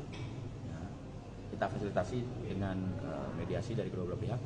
Nah, kemudian setelah ada kesepakatan damai, pencabutan laporan, akhirnya kita selesaikan dengan cara restoratif justice di Polres Metro Depok pada hari Selasa. Pria diduga oknum TNI yang menganiaya pemilik usaha seblak di Masaran, Sragen beberapa waktu lalu ternyata orang dalam gangguan jiwa. Dan Dim 0725 Sragen Letkol Infanteri Yoga Yastinanda memberikan klarifikasi terkait kasus ini. Pihaknya memastikan bahwa pelaku bukanlah anggotanya. Dan untuk informasi lebih detailnya, kami sudah terhubung dengan reporter Tribun Solo, ada rekan Septiana Ayu Lestari. Silakan dengan laporan Anda.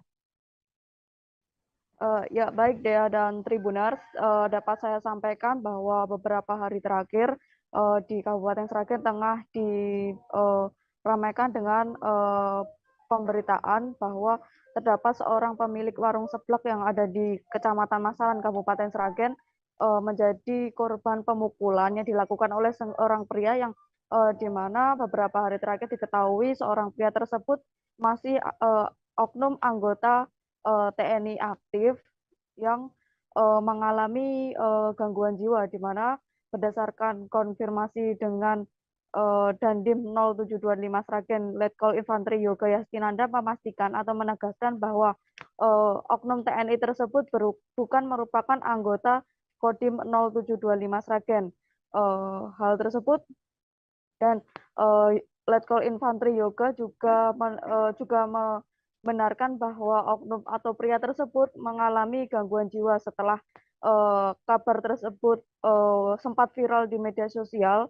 Langsung dilakukan tindakan, yakni pria tersebut langsung dirawat atau dirujuk ke Rumah Sakit Jiwa Daerah Surakarta, dan sebelumnya diberitakan bahwa pria tersebut memukuli pemilik warung seblak yang ada di Kecamatan Masalan, Kabupaten Sragen saat diminta untuk membayar jus yang dipesannya sebesar Rp13.000.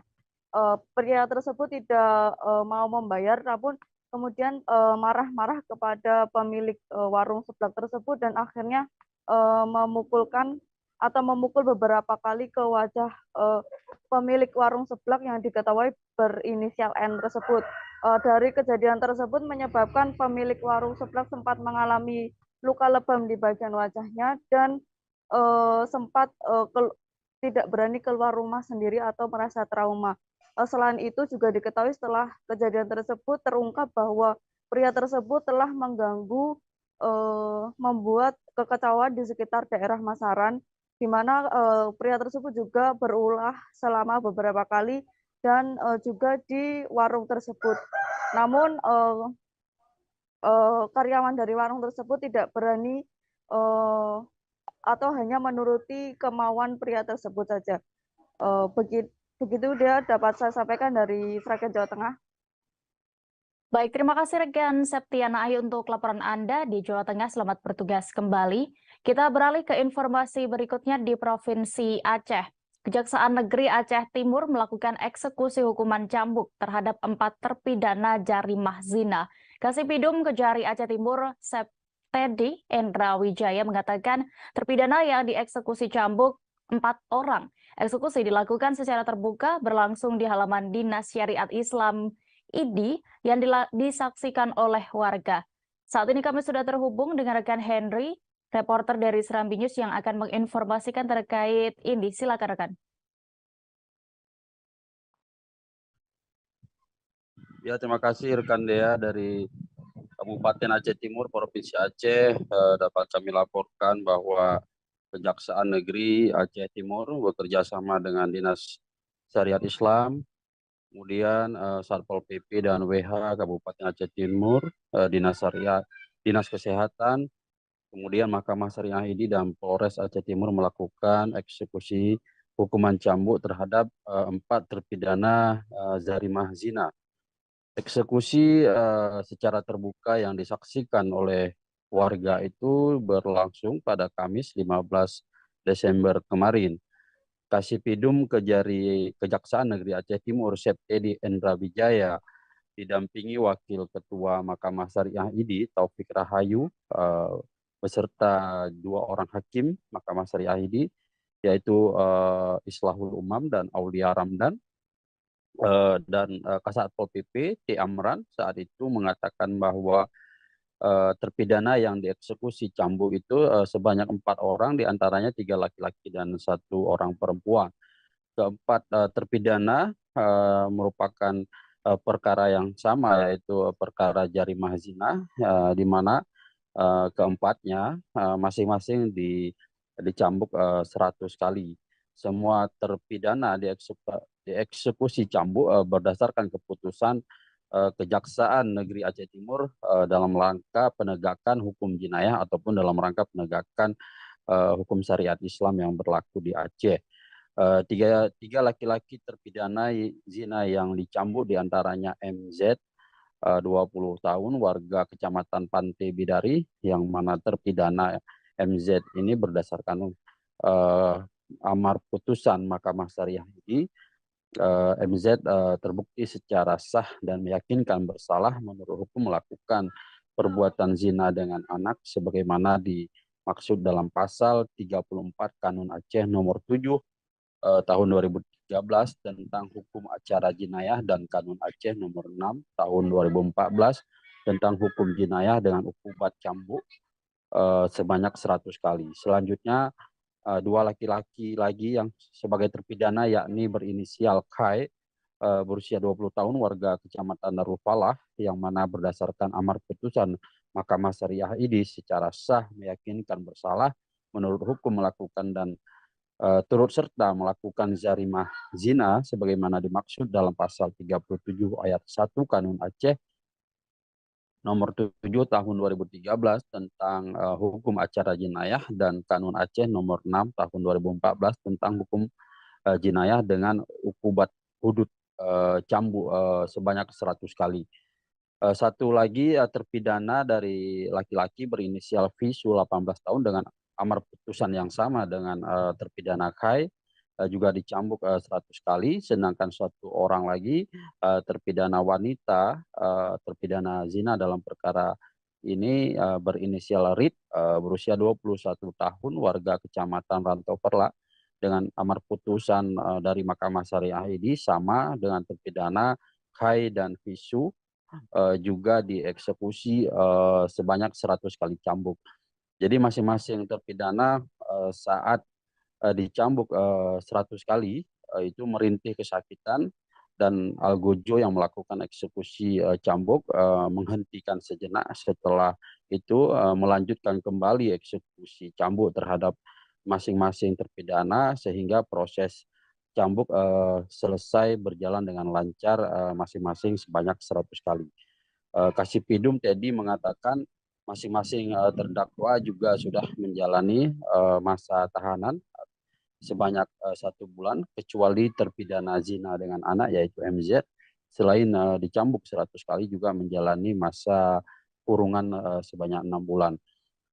Jadi setelah keempat terpidana ini menjalani hukuman cambuk, artinya mereka sudah selesai menjalani hukuman pidana dan selanjutnya mereka akan dibebaskan. Menurut Kejaksaan, dengan adanya eksekusi cambuk ini, Kejaksaan Negeri Aceh Timur berharap memberikan efek jera terhadap terpidana dan warga lainnya di Aceh Timur agar tidak melakukan perbuatan zina maupun perbuatan-perbuatan yang dapat melanggar peraturan ataupun syariat Islam yang berlaku di Aceh, khususnya di Aceh Timur. Demikian rekan Dea dari Aceh Timur. Baik, terima kasih rekan Henry untuk laporan Anda. Berikut kami tampilkan keterangan dari Kasipidum Kejari Aceh Timur, Septedi Endra Wijaya selengkapnya. Hari ini berdasarkan keputusan Kejaksaan Negeri Aceh Timur, kami dari pihak Kejaksaan melaksanakan eksekusi cambuk yang mana terdakwanya ada 4 terpidana, 3 laki-laki, 1 wanita perkara zina, yang mana putusannya sebanyak 100 bulan cambuk. Berarti dari keempat terpidana masing-masing berapa kali cambuk itu Pak? 100. Semua 100? Siap. Oke, mungkin ada himbauannya kepada masyarakat Aceh Timur Pak, terkait dengan banyak adanya pelanggaran-pelanggaran syariat Islam ini, seperti apa himbauannya? Himbauannya bahwa dengan adanya ini biar masyarakat tidak melakukan hal-hal zina di sini, biar ada efek jera kan? Efek jera ya. Satuan Reserse Narkoba Polres Garut menangkap 15 orang pelaku penyalahgunaan narkoba dan obat-obatan terlarang. 2 orang diantaranya mengaku sebagai wartawan yang bertugas di Kabupaten Garut dan 1 orang diantaranya merupakan atlet sepeda BMX. Penangkapan 15 orang tersangka ini merupakan hasil dari operasi Antik Lodaya 2022 yang dilaksanakan pada akhir bulan November. Untuk laporan lebih lengkapnya akan disampaikan reporter Tribun Jabar. Kami sudah terhubung dengan rekan Sidki Al-Ghifari. Silakan rekan. Baik, selamat sore Dea, selamat sore pemirsa Tribuners dimanapun Anda berada. Satuan Reserse Narkoba Polres Garut telah menangkap 15 orang tersangka yang memperjualbelikan narkoba begitu. 2 diantaranya merupakan orang yang mengaku sebagai wartawan dan 1 diantaranya merupakan atlet aktif BMX di Kabupaten Garut. Ini pengungkapan penyalahgunaan narkoba ini hasil dari operasi Lodaya Antik pada 10 hari di bulan November kemarin yang berhasil ditangkap 15 orang begitu. Salah satunya yang tadi saya sebutkan yaitu orang yang mengaku sebagai wartawan dan atlet sepeda BMX ini. Ini dari hasil penyelidikan memang orang yang mengaku wartawan ini merupakan wartawan lokal di Kabupaten Garut dan sudah menjalankan bisnis ini selama beberapa bulan terakhir begitu. Dan polisi juga menyita lebih dari 10 bungkus paket sabu-sabu dan orang yang mengaku wartawan ini juga mengkonsumsi begitu. Selain memperjualbelikan, keduanya juga mengkonsumsi barang haram tersebut dan menyebarkannya ke anak-anak remaja yang ada di Kabupaten Garut. Kemudian untuk pelaku yang merupakan atlet aktif di sepeda BMX di Kabupaten Garut ini, demikian menyebarkan membawa beberapa gram paket ganja begitu dan menyebarkan paket tersebut ke sesama atlet. Ini memang Kapolres Garut AKBP Wirdanto Hadi Caksono saat ini tengah mengembangkan kemungkinan ada tersangka lain begitu dari 2 orang tersangka yang mengaku wartawan dan 1 orang tersangka yang seorang atlet itu. Kemudian tersangka lainnya yang 12 orang tersangka lainnya yaitu sama memperjualbelikan obat-obatan terlarang, kemudian memperjualbelikan miras dan mereka saat ini tengah menjalani proses pemeriksaan lebih lanjut. Yang memang sangat disayangkan pemirsa. Kemudian saat ini memang Polres Garut tengah terus memerangi begitu peredaran narkoba di Kabupaten Garut. Beberapa bulan terakhir juga sudah berhasil belasan orang ditangkap dalam kasus narkoba ini. Baik, Dea. Baik, terima kasih rekan Sidki untuk informasi Anda. Dan berikut kami tampilkan keterangan dari Kapolres Garut AKBP Wirdanto Hadi Caksono. Liputan lengkapnya kami tampilkan. Jadi adapun kegiatan 10 hari operasi anti itu kami berhasil melakukan penangkapan terhadap 15 orang tersangka. 15 orang tersangka yang berada di 10 TKP di wilayah hukum Polres Garut. Adapun beberapa tersangka yang menjadi TO, yaitu yang pertama adalah TO operasi antik itu ada 2 tersangka yang merupakan oknum wartawan yang memperdagangkan narkotika jenis sabu-sabu dan juga merupakan pemakai aktif dari narkotika jenis sabu-sabu. Adapun barang bukti yang disita dari kedua orang tersangka dengan inisial ARR dan saudara F ini adalah 17 paket sabu-sabu. Dan kemudian TO selanjutnya kami melakukan penangkapan terhadap seorang atlet sepeda balap Kabupaten Garut yang masih aktif, yaitu saudara MAA yang mengkonsumsi dan mengedarkan daun ganja kering sebanyak 26 gram. Dan tentunya beserta 12 tersangka lainnya. Seorang pria asal Kabupaten Empat Lawang, Sumatera Selatan diamankan Satres Narkoba Polres Kapahyang.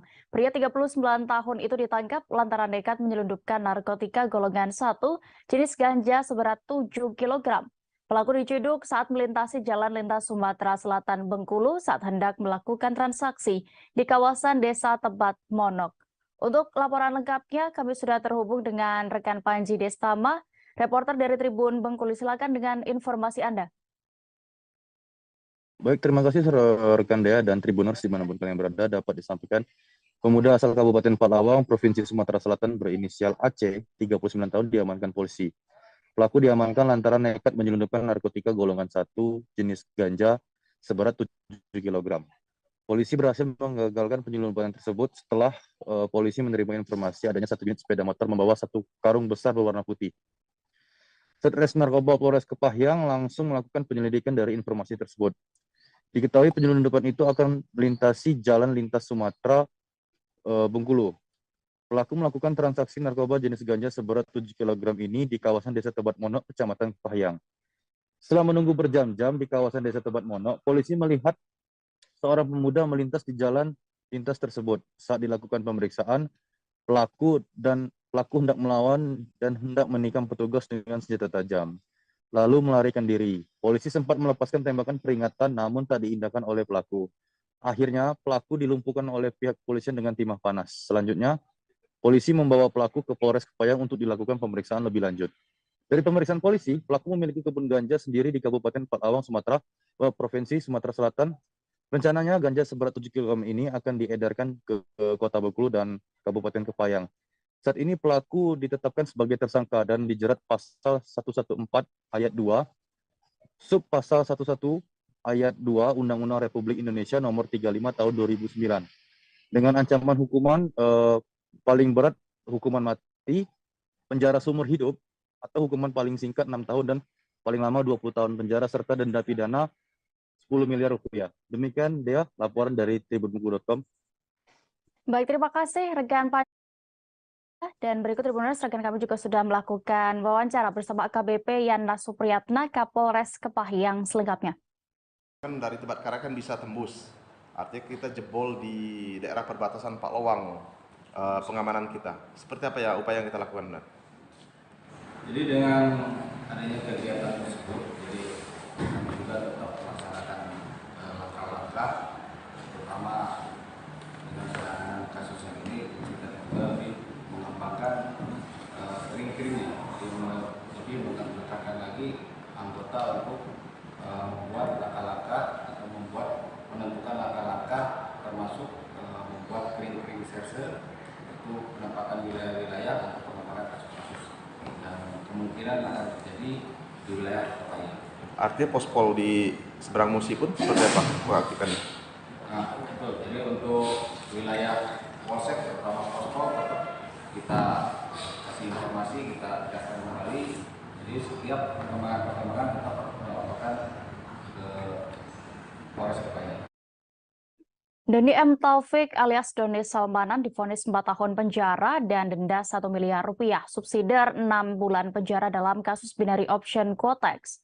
Menurut Ketua Majelis Hakim Ahmad Satibi, ia terbukti melakukan tindak pidana menyebarkan berita bohong. Sementara itu, barang bukti aset-aset milik Doni Salmanan yang sebelumnya sempat disita akan ada yang dikembalikan dan juga disita negara. Untuk informasi lebih lengkap terkait vonis ini, Tribuners, akan disampaikan rekan Lutfi Ahmad, reporter dari Tribun Jabar yang sudah bergabung bersama kami. Silakan rekan. Ya baik Dea dan Tribuners dimanapun Anda berada, terkait vonis ataupun kasus binary option Quotex yang menjerat terdakwa Doni Salmanan, majelis hakim yang dipimpin oleh Ahmad Satibi memvonis menjatuhkan vonis terhadap Doni Salmanan 4 tahun penjara beserta denda 1 miliar dan subsidiar 6 bulan penjara. Nah, setelahnya hakim memvonis terdakwa, para korban yang berada ataupun yang mengikuti sidang langsung berteriak dan terdapat beberapa korban yang sampai marah-marah, ngamuk-ngamuk di ruangan persidangan karena tidak menerima vonis hakim yang menjatuhkan vonis hakim terhadap terdakwa. Menurutnya vonis tersebut terlalu ringan bagi terdakwa dan apalagi harta ataupun barang-barang aset milik Doni Salmanan dikembalikan kepada terdakwa. Sedangkan yang diharapkan oleh para korban ini ganti rugi dari semua aset ataupun dari semua kerugian yang mereka derita. di dalam persidangan tersebut hakim juga memutuskan memang Doni Salmanan tidak harus memberikan ganti rugi tidak perlu memberikan ganti rugi kepada para korban, dan dari hasil sidang tersebut baik dari korban ataupun dari kuasa hukum Doni Salmanan beserta dari jaksa penuntut umum juga akan melakukan banding ataupun sidang banding. Dan Dea dan Tribuners dimanapun Anda berada, di dalam sidang kemarin setelahnya hakim memvonis dan sidang belum ditutup karena kondisi ataupun suasana di dalam ruang sidang tidak kondusif, maka setelah adanya para korban yang berteriak dan meluapkan emosinya, hakim belum sempat menutup persidangan, namun sudah meninggalkan ruang sidang beserta juga para kuasa hukum dan jaksa penuntut umum. Hal tersebut dilakukan karena melihat kondisi yang mana di dalam persidangan tersebut kurang kondusif. Dalam persidangan tersebut terdapat orang yang berteriak-teriak bahwasannya mereka ataupun dia mengklaim bahwa persidangan ada permainan dari kuasa hukum dan hakim, sehingga ia tak terima dengan vonis yang dijatuhkan kepada Doni Salmanan tersebut. Ya, begitu dia dari laporan dari saya, kembali ke studio. Baik, terima kasih rekan Lutfi Ahmad di Jawa Barat. Selamat bertugas kembali. Kita beralih ke informasi selanjutnya di Provinsi Riau. Perguruan Tinggi Pelita Indonesia Pekanbaru kembali menghadirkan inovasi baru dalam pendidikan. Jika biasanya mahasiswa menghubungi dosen untuk bimbingan skripsi dan lainnya, kini dilakukan sebaliknya. Hal ini tidak lain sebagai upaya membantu mahasiswa untuk lebih cepat menyelesaikan pendidikan berbagai program studi baik untuk S1 maupun S2. Saat ini kami sudah terhubung dengan reporter Tribun Pekanbaru, ada rekan Alexander di sana. Silakan dengan informasi Anda. Baik, terima kasih Dea. Selamat sore Tribuners semua dimanapun Anda berada. Bersama saya Alexander Nama dari Pekanbaru. Bisa kita laporkan Tribuners pada Rabu lalu dilakukan wisuda oleh pihak kampus Pelita Indonesia, dan di sana pihak rektor menyampaikan cukup tinggi angka kelulusan dengan waktu yang cukup singkat baik untuk itu mahasiswa S1 maupun S2. Nah, hal ini tidak terlepas dari program yang dilakukan oleh pihak kampus, di mana kampus terus berupaya untuk menggesa bagaimana para mahasiswa cepat lulus, baik itu untuk mahasiswa di jenjang pendidikan S1 maupun S2. Bahkan nilai yang dihasilkan oleh para mahasiswa itu cukup tinggi, walaupun tingkat kelulusannya cepat, namun hasilnya bahkan IPK mereka mencapai 3,99 dan itu sangat membanggakan pihak kampus. Dan para mahasiswa itu sangat gembira sekali ya, bisa lulus dengan cepat, dan mereka yang serius bisa dipastikan cepat lulus. Bahkan para dosen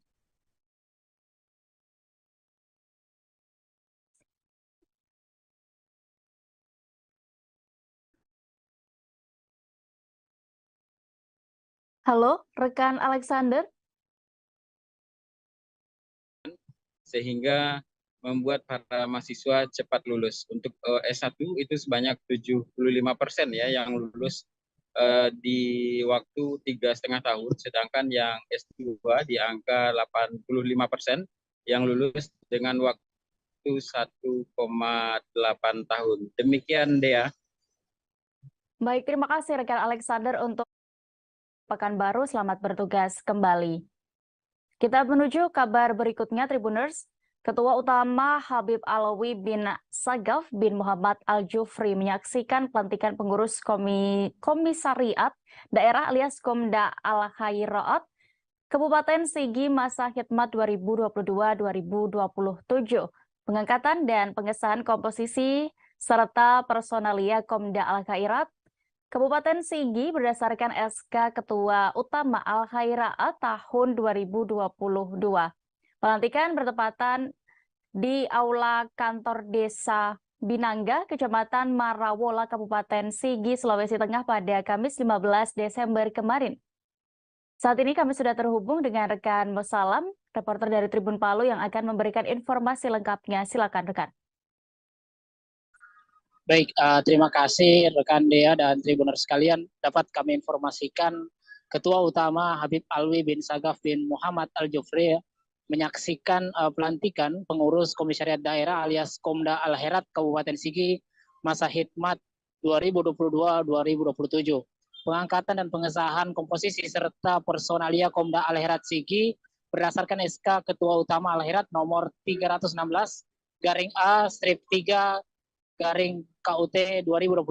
Pelantikan itu bertempat di aula kantor desa Binangga, Kecamatan Marawola, Kabupaten Sigi, Sulawesi Tengah, Kamis sore kemarin. Kemudian tema pelantikan itu adalah mengaktualisasikan napaktilas pendiri Al-Herat Habib Said Idrus bin Salim Al-Jufri. Komda Al-Herat saat ini dipimpin oleh Yahya Y.A. Landua. Ketua Utama Al-Herat Habib Alwi bin Sagaf bin Muhammad Al-Jufri mengatakan agar pengurus Komda Al-Herat Sigi senantiasa bersinergi dengan pemerintah daerah. Habib Alwi berpesan kepada pengurus Komda Al-Herat Kabupaten Sigi untuk memiliki sifat kearifan dan loyalitas. Pengurus Komda Al-Herat harus memiliki sifat kearifan sebab dengan itu dapat menemukan akar suatu masalah dan menyelesaikan permasalahan itu sendiri. Serta sifat loyalitas ini terlihat pada saat pengurus Komda Al-Herat terpilih, maka otomatis harus bisa menghadirkan sifat loyalitas itu sendiri. Kemudian Bupati Sigi Muhammad Irwan Lapata menuturkan pengurus Komda Al-Herat Kabupaten Sigi untuk mampu membangun suasana dialogis dan demokratis dengan tetap menjunjung tinggi semangat kebersamaan, persatuan, dan kesatuan. Sehingga keputusan mengenai perkara apapun merupakan pencerminan aspirasi dan keinginan umat. Dengan demikian potensi konflik intern dalam organisasi dapat diminimalisir dan tentunya sebagai organisasi Islam. Al-Herat dalam perjalanannya akan tetap mengikuti jejak para pendahulu yang memiliki idealisme tinggi, dedikasi, dan perjuangan terhadap bangsa dan negara, serta senantiasa berinovasi dengan kondisi sosial, psikologis masyarakat, namun tetap berpegang teguh pada kemudian ajaran Islam. Hadir dalam pelantikan Komda Al-Herat Sigi, seperti Bupati Sigi Muhammad Irwan Lapata, Ketua DPRD Sigi Muhammad Rizal Ingenai, Ketua Utama Al-Herat Habib Alwi bin Sagaf bin Muhammad Al-Jufri, Kapolsek Marawola Ibtu Aditya. Dan untuk susunan personalia pengurus Komda Al-Herat Sigi itu dipimpin oleh Komisaris Yahya Y.A. Landua, kemudian Asisten 1 Administrasi Masrun Maksuna, untuk Asisten 2 Organisasi Muhammad Akib Ponulele, Asisten 3 Bidang Pendidikan yaitu Ahlan, sementara Asisten 4 bagian dakwah itu Sofyan. Kemudian dengan Sekretaris Muhammad Fauzi dan Bendahara Ratna. Rekan Dea. Baik, terima kasih rekan Musalam untuk informasi Anda. Selamat bertugas kembali. Berikut kami tampilkan keterangan dari Ketua Utama Al-Hayraat Habib Alwi bin Sagaf bin Muhammad Al-Jufri selengkapnya. Hal-hal penting.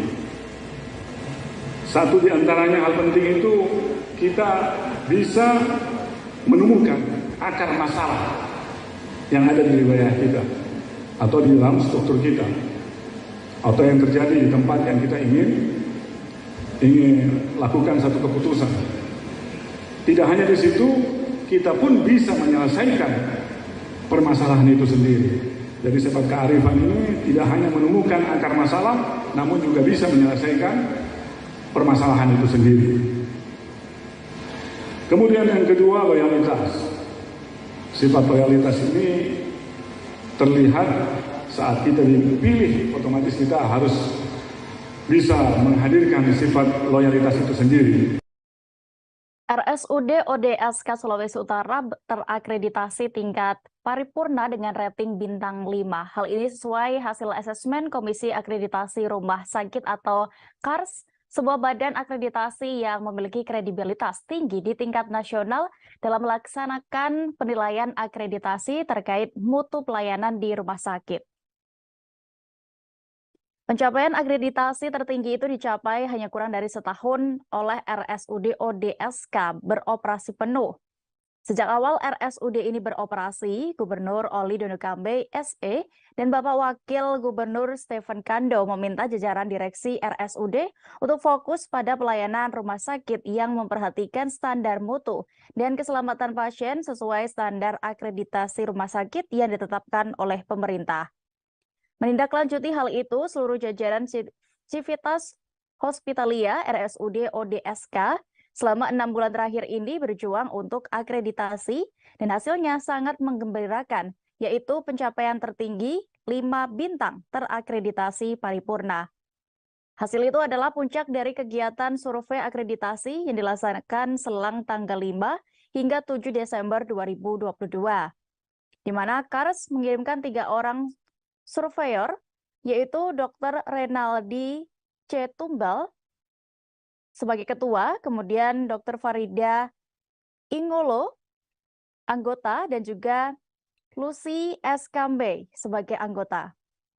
Ketiga surveyor tersebut bertugas memotret dan menilai pelayanan di RSUD ODSK berdasarkan standar akreditasi terbaru yang ditetapkan Kementerian Kesehatan Republik Indonesia.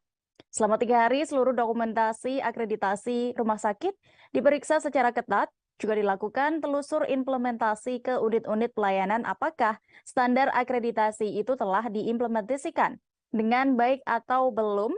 Juga dilakukan simulasi-simulasi, yaitu simulasi code red dan simulasi code blue.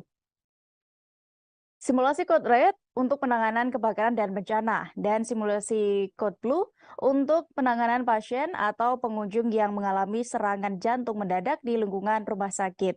Selama 3 hari, RSUD diuji oleh surveyor dan dinilai berdasarkan standar dan elemen penilaian yang telah ditetapkan.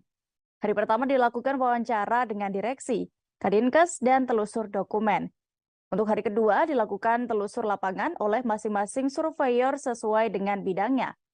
Dan hari ketiga dilaksanakan pertemuan Santiaji dan melanjutkan telusur lapangan, pertemuan penyampaian rekomendasi, dan juga penutupan.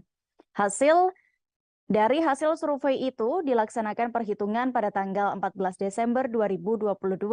Kars pun menetapkan secara resmi RSUD ODSK terakreditasi paripurna dengan rating 5 bintang.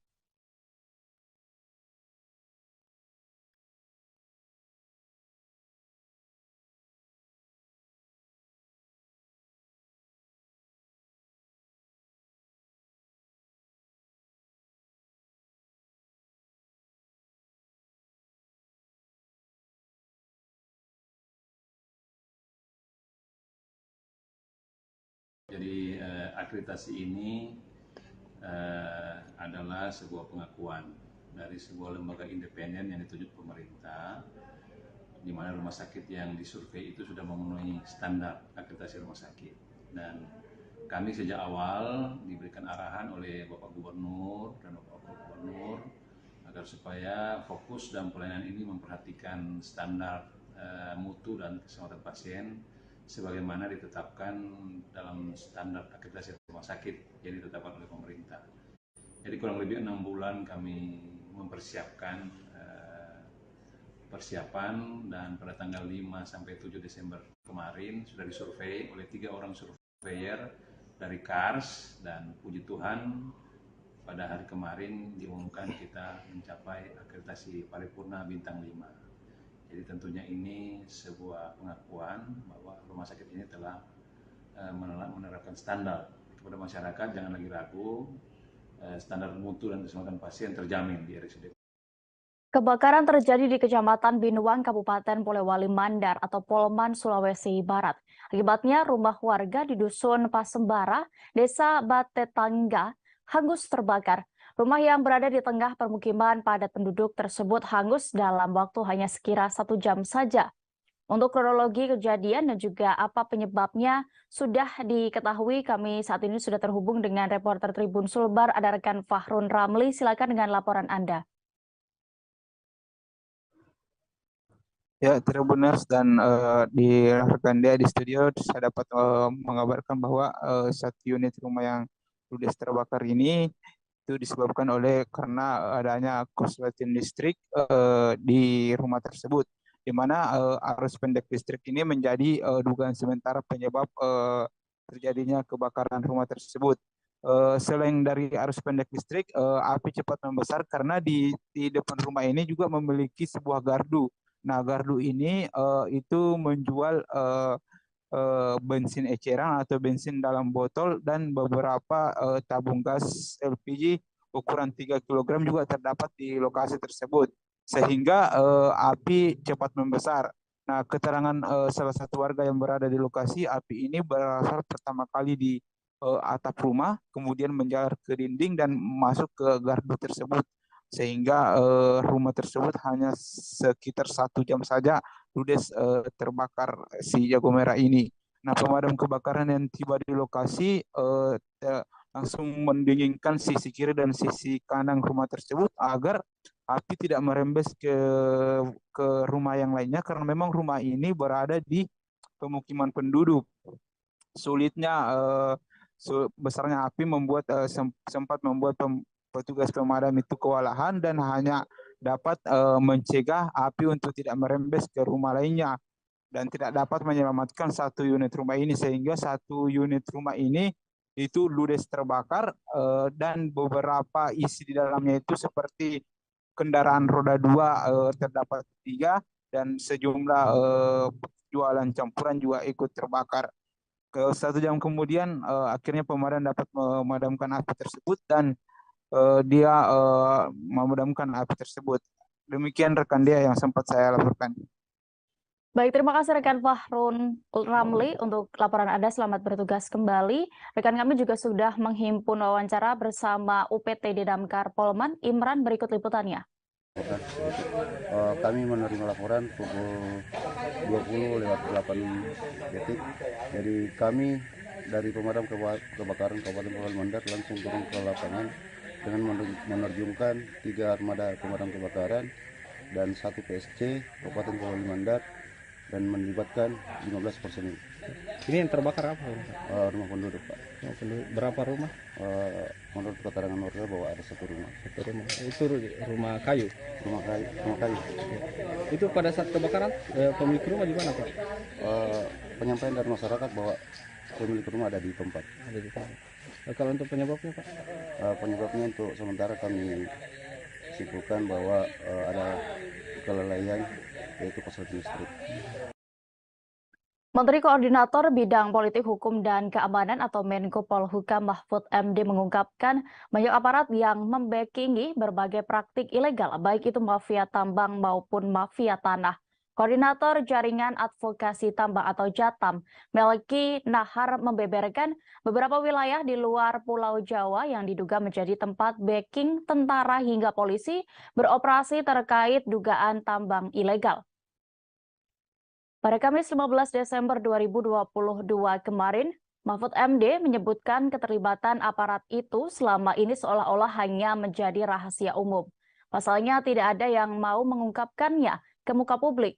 Ia bahkan menceritakan sebelum menjadi menteri pernah didatangi seorang warga yang mengadukan kasus perampasan lahan oleh sebuah perusahaan.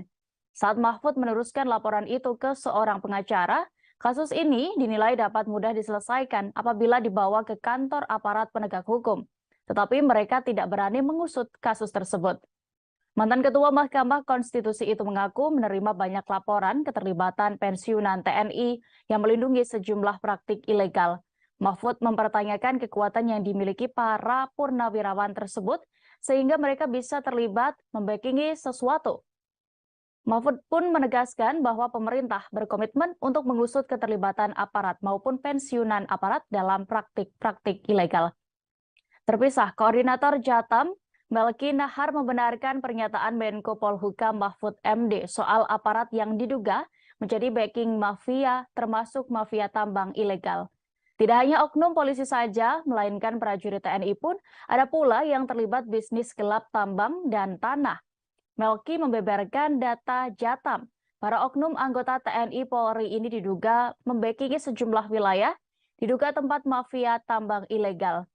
Daftar wilayah tambang ilegal bersumber dari data JATAM berada di Jambi sampai Pulau Buru, di antaranya Kalimantan Timur, Kalimantan Utara, Jambi, Bengkulu, Sulawesi Selatan, Pulau Bangka, Pulau Buru, dan masih banyak lagi. Melgi menyebut soal operator di level wilayah itu biasanya dilakukan oleh aparat dengan tingkatan lebih rendah. Namun oknum-oknum itu tentu saja tidak sendirian. Ada kepentingan besar di baliknya, yakni atasan. Koordinator Jatam ini memberikan contoh kasus nyanyian Ismail Bolong soal dugaan tambang ilegal di Kalimantan Timur yang sempat heboh beberapa waktu lalu terkait dengan dugaan oknum aparat negara.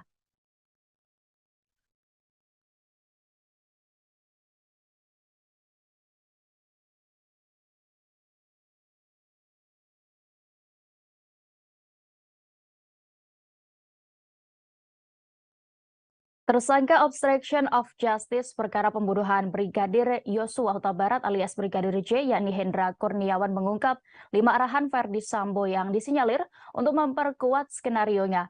Arahan itu disampaikan Verdi Sambo setelah bertemu Kapolri Jenderal Polisi Listio Sigit Prabowo. Fakta ini diungkap Hendra Kurniawan dalam sidang di Pengadilan Negeri Jakarta Selatan pada hari ini Jumat 16 Desember 2022. Ia mengatakan 5 arahan itu disampaikan Sambo kepada dirinya dan mantan Karo Provos Divisi Propam Polri Brigjen Beni Ali. Berawal saat Hendra bersama Beni Ali dipanggil untuk menghadap Kapolri sehari setelah Brigadir J terbunuh. Saat itu, Kapolri memerintahkan kepada keduanya untuk menyelidiki kasus sesuai prosedur. Setelah pertemuan itu, Verdi Sambo datang dan bertemu dengan Kapolri. Hendra Kurniawan dan Beni Ali lantas menunggu di luar ruangan ketika Kapolri berbincang dengan Verdi Sambo. Setelah itu, Hendra Kurniawan dan Beni Ali diperintahkan Verdi Sambo kembali ke Biro Provos. Di sanalah Verdi Sambo memberikan 5 arahannya kepada mereka berdua. Hendra mengungkapkan, Sambo meminta kasusnya ditangani sesuai TKP pembunuhan, yakni di Kompleks Polri Duren 3, Jakarta Selatan. Verdi Sambo juga meminta tolong kepada keduanya agar masalah di Magelang tidak diusut atau tidak ditindaklanjuti karena memang penanganan awalnya di Jakarta Selatan. Ketika di Tarunan Nusantara, dia mengantarkan makanan ditelepon oleh Ibu PC dengan nada supaya cepat kembali. Ketika sampai kembali, akhirnya ketemu dengan di situ di rumah. Belum cerita lebih banyak lagi, saya didatangi oleh Pak Beni Ali, kita dipanggil oleh pimpinan Polri. Setelah saya dampingi Pak Beni ke menghadap pimpinan Polri, bertemulah dengan Pak FS di lantai bawah, menanyakan mau kemana. Saya dilaporkan bahwa kita dibutuhkan oleh pimpinan Polri. Dilaporkan oleh Pak Beni kalau Pak FS mau menghadap juga kepada pimpinan. Ketika diperintahkan untuk memanggil Pak FS, ternyata sudah menunggu di ruangannya seperti pimpinan. Akhirnya ketika masuk, pimpinan memerintahkan, udah kalian berdua keluar dulu biar saya ngomong bicara dengan Pak FS. Kita keluar. Karena kita takut dibutuhkan, kita masih nunggu di ruangannya Spree. Ketika di situ tidak lama, Pak FS keluar, akhirnya nanti kita sama-sama ke Biro Propos lagi. Ketika itu saya berdua langsung ke Biro Propos menunggu Pak FS. Setelah datang, Pak FS langsung mengumpulkan dulu 3 saksi tersebut di bilik pemeriksaan terhadap semua saksi Baradae, Ricky Rizal, terus juga Kuat Ma'ruf. Di situ bicara, kemudian barulah beliau keluar memberikan arahan. Setahu saya arahannya ada 5 arahan itu. Yang pertama, beliau itu menjelaskan bahwa ini saya percuma punya pangkat dan jabatan, tapi kalau harkat, martabat, dan kehormatan saya ini hancur. Ratusan petugas gabungan lintas instansi mengikuti apel siaga persiapan penyelenggaraan Angkutan Laut Natal dan Tahun Baru. Kegiatan ini berlangsung di halaman Pelabuhan Feri Internasional Sekupang pada Kamis 15 Desember kemarin.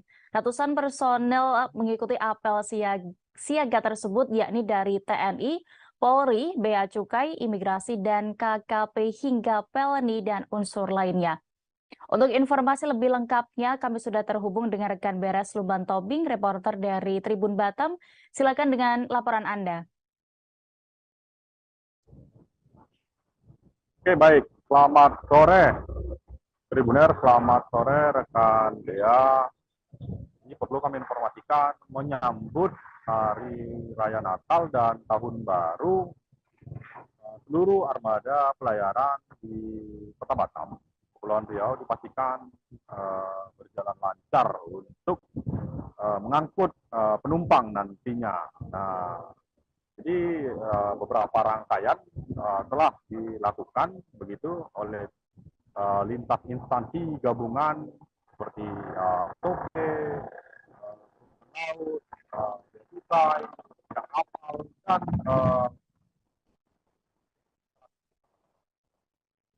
lainnya begitu. Nah, jadi kemarin apel siaga berlangsung ataupun dilangsungkan di pelabuhan.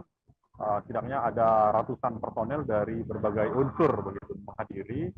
Nah, dan Kepala KCOP menyampaikan bahwa untuk pelaksanaan arus mudik angkutan laut Natal dan Tahun Baru ini dipastikan seluruh armada pelayaran begitu akan berlayar dengan lancar tanpa hambatan. Nah, ada sebanyak 91 armada kapal feri, termasuk kapal Pelni, bahkan dilakukan penambahan 2 trip kapal Pelni seperti kapal KM Kelut dan kapal KM Dorowonda begitu.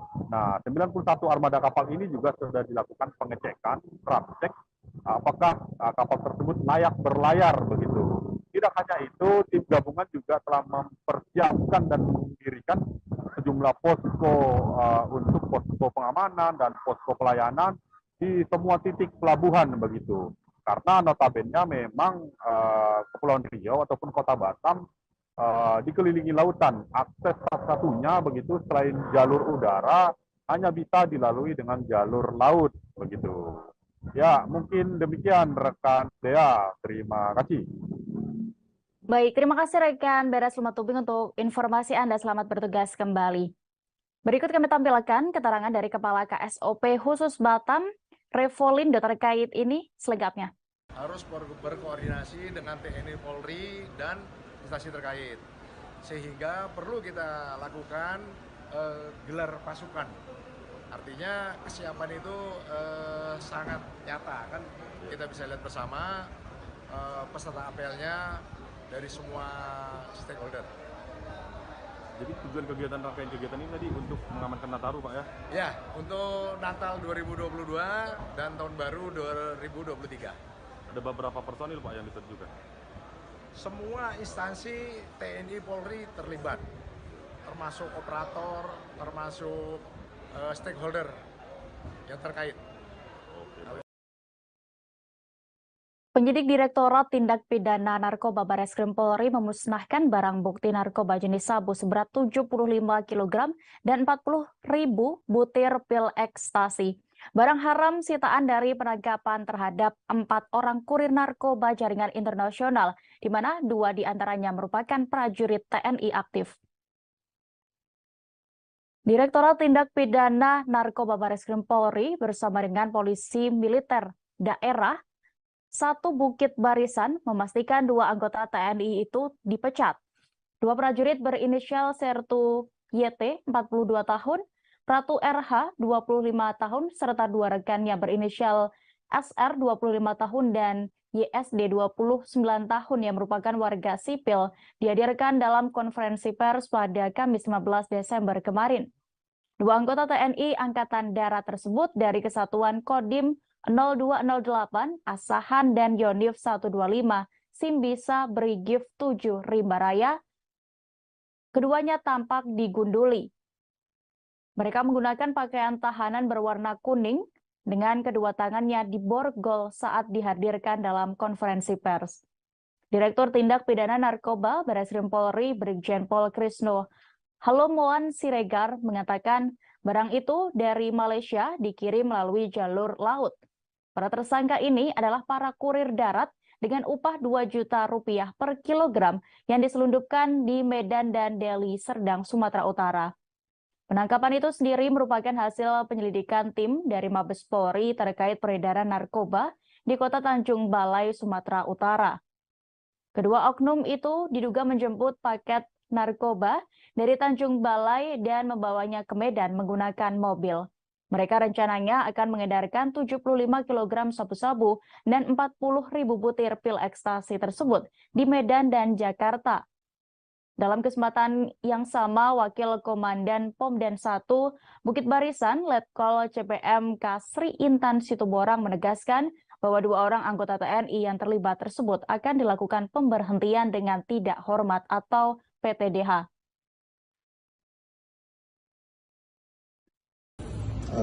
Yang sudah sejak lama jaringan ini bekerja, ya. Dan sekitar 1,5 bulan yang lalu kita memonitor suatu informasi bahwa mereka akan memasukkan narkotika dalam jumlah yang besar. Kita nggak tahu besarnya seberapa, tapi faktanya apa yang kita dapat. Nah, singkat cerita, tanggal 5 Desember, sekitar pukul 10.20, tim gabungan dari Direktorat Tindak Pidana Narkoba Barreskrim Polri bersama-sama dengan backup dari Direktorat Reserse Narkoba Polda Sumatera Utara, kita melakukan penghadangan penghentian suatu kendaraan jenis Toyota Fortuner nomor Pol 1549 SR, di mana kami yakinin ini adalah nomor palsu, ya, bukan untuk peruntukannya. Dan di dalam kendaraan tersebut kami menemukan ada tas traveling bag dan 2 orang laki-laki, dan kemudian kami periksa, tim memeriksa, dan ditemukan ada narkotika. Waktu itu kita tidak tahu jumlahnya sampai dengan dihitung terakhir di Polda, tapi tim melapor kepada saya, Pak, ini ada sabu dan Inex, ekstasi. Lalu kita melaksanakan suatu teknik khusus untuk pengungkapan narkotika, disebut dengan pengantaran yang dikendalikan, untuk membongkar jaringannya. Presiden Joko Widodo akan mendapatkan rumah dari negara setelah jabatannya sebagai Presiden Republik Indonesia berakhir. Namun ternyata Jokowi tidak memilih kampung halamannya, yakni Kota Solo, sebagai lokasi rumah pemberian negara tersebut. Bocoran lokasi rumah dari negara Jokowi ini nanti dibocorkan oleh Bupati Karanganyar Juliat Mono. Dia mengatakan Jokowi memilih lokasi rumah itu di kawasan Kabupaten Karanganyar, tepatnya di Colomadu. Lahan yang rencananya untuk pembangunan rumah sesuai dengan prosedur bahwa pengadaan tanah dilakukan oleh Menteri Sekretaris Presiden. Juliat Mono juga mengatakan tanah tersebut sudah dibayar termasuk bea perolehan hak atas tanah dan bangunan atau BPHTB ke kas daerah pemerintah Kabupaten Karanganyar. Wilayah Colomadu sendiri berbatasan langsung dengan Kota Solo. Meski begitu, Juliat Mono tidak membeberkan lokasi persisnya rumah dari negara untuk Jokowi selepas menjalani tugas sebagai presiden.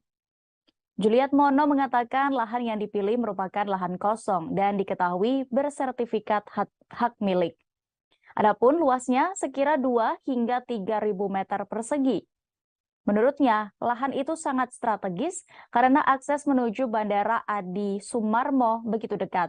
Begitu juga dengan akses menuju jalan tol lebih mudah. Untuk diketahui, pemberian hadiah rumah dari negara ini sesuai dengan Peraturan Presiden Nomor 52 Tahun 2014. Adapun masa jabatan Jokowi sebagai Presiden RI akan berakhir kurang lebih 20 Oktober 2024 mendatang.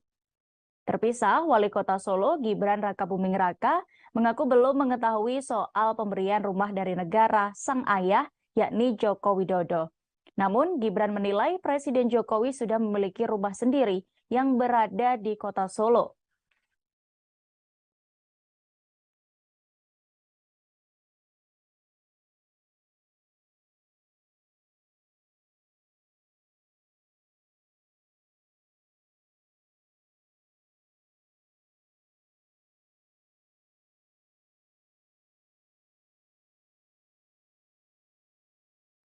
Kita menuju informasi selanjutnya, Tribuners. Sebuah video larangan keluar malam pada malam hari per 21 Desember mendatang karena adanya fenomena solstice membuat publik heboh. Belakangan diketahui kekhawatiran pada fenomena solstice juga terjadi pada tahun-tahun sebelumnya. Akibat adanya video-video viral seperti itu, makin banyak yang resah akan terjadinya fenomena solstice ini. Karena ini, peneliti di Pusat Riset Antariksa Badan Riset dan Inovasi Nasional atau BRIN, Andi Pangerang meminta masyarakat untuk tidak perlu khawatir akan datangnya fenomena solstice. Yang menjelaskan, solstice adalah fenomena astronomi biasa. Saat solstice, menurut Andi tidak ada larangan bagi masyarakat untuk keluar rumah. Sebab solstice tidak berkaitan dengan aktivitas berbahaya apapun.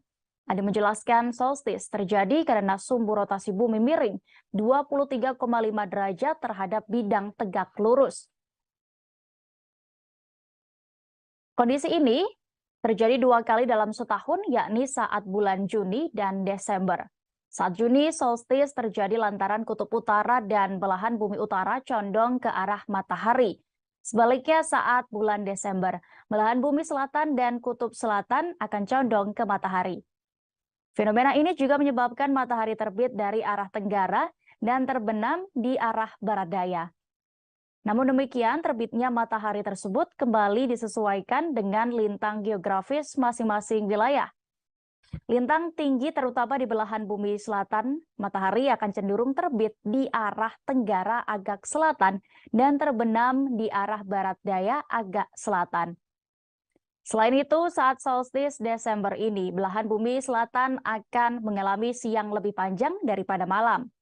Andi sekaligus meluruskan bahwa fenomena solstice tahun ini akan terjadi pada tanggal 22 Desember 2022, bukan tanggal 21 Desember 2022.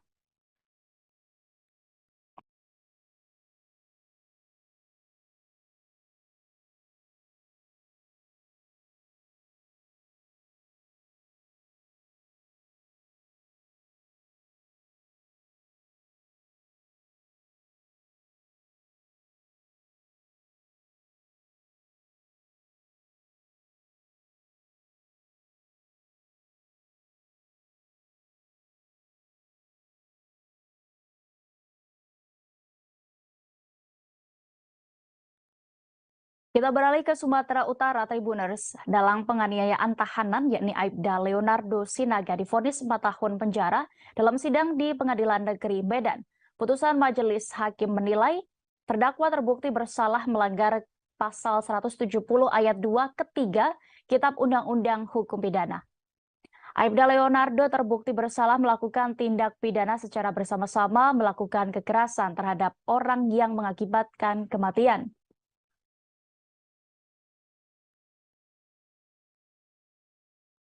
Selain itu, Leonardo juga dikenakan membayar biaya perkara sebesar Rp5.000. Majelis Hakim yang diketuai Zufida Hanum mengatakan bahwa hal yang memberatkan terdakwa adalah mengakibatkan korban meninggal dunia. Zufida melanjutkan, pihaknya menyatakan terdakwa terbukti bersalah melakukan tindak pidana secara bersama-sama, melakukan kekerasan terhadap orang yang mengakibatkan kematian.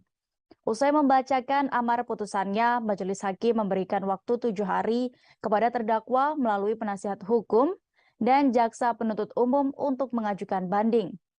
Vonis yang dibacakan Majelis Hakim diketahui lebih rendah dari tuntutan JPU sebelumnya. Dalam sidang sebelumnya, JPU dalam nota tuntutannya menuntut terdakwa dengan pidana penjara selama 8 tahun.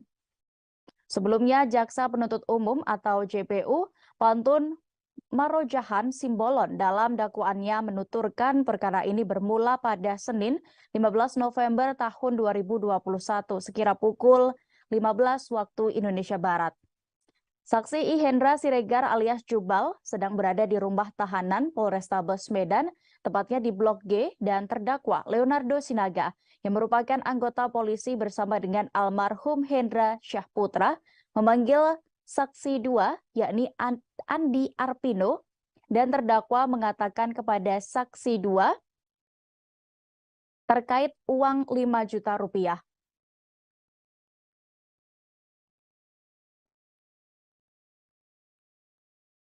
Pada saat itu, saksi korban masuk ke dalam ruang tahanan, kemudian saksi 1 menampar pipi sebelah kiri korban menggunakan tangan sebelah kiri dikarenakan Hendra tidak mencuci kakinya.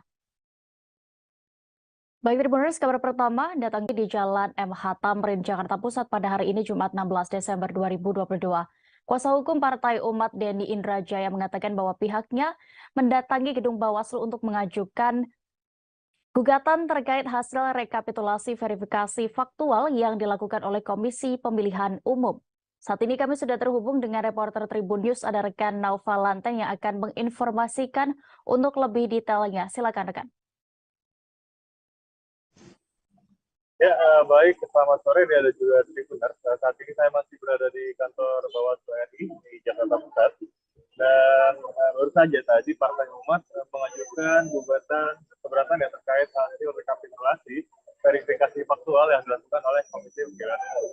Seperti diketahui, hasil verifikasi faktual Partai Umat dinyatakan tidak memenuhi syarat oleh KPU sehingga tidak lolos menjadi peserta pemilu 2024 mendatang.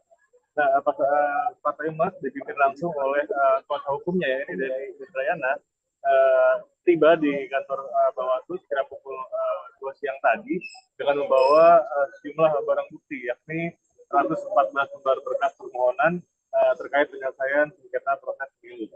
Nah, dalam permohonan tersebut, Denny merinci alasan mengapa Partai Umat seharusnya lolos menjadi peserta pemilu 2024. Nah, kemudian selain ratusan lembar berkas tersebut, partai yang diawaki atau ditusut oleh Amin Rais ini juga membawa dokumen penting lainnya, yakni berupa barang bukti keanggotaan Partai Umat, termasuk kartu tanda penduduk atau KTP, KTA atau kartu anggota, hingga video yang membuat partai tersebut yakini dapat atau layak menjadi peserta pemilu 2024. Dalam konferensi pers tadi, Denny meyakini atau mengatakan bahwa pihaknya akan mengikuti rangkaian proses yang merupakan tahapan dari pengajuan atau keberatan ini terkait hasil verifikasi faktual yang diterbitkan KPU. Ia pun berharap agar keberatan hasil verifikasi faktual Partai Umat ini dapat dikabulkan sehingga menjadi peserta pemilu 2024. Dan itu mengaku atau menegaskan akan mengikuti rangkaian prosesnya, mulai dari menunggu hasil berkas hasil kelengkapan berkas yang dinyatakan oleh Bawaslu, mediasi hingga putusan terkait sengketa pemilu 2024 ini. Nah, dari juga Tribuners awalnya duduk perkara ini bermula dari hasil verifikasi faktual Partai Umat yang dinyatakan tidak memenuhi syarat oleh Komisi Pemilihan Umum. Verifikasi ini merupakan salah satu tahapan yang dilakukan oleh KPU untuk menetapkan lolos atau tidaknya partai politik sebagai peserta pemilu mendatang.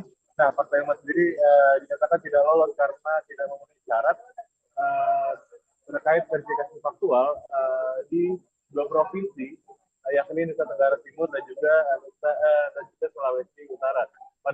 Di Nusa Tenggara Timur sendiri, Partai Umat hanya memenuhi keanggotaan di 12 kota atau kabupaten dari syarat minimal keanggotaan di 17 kota dan kabupaten.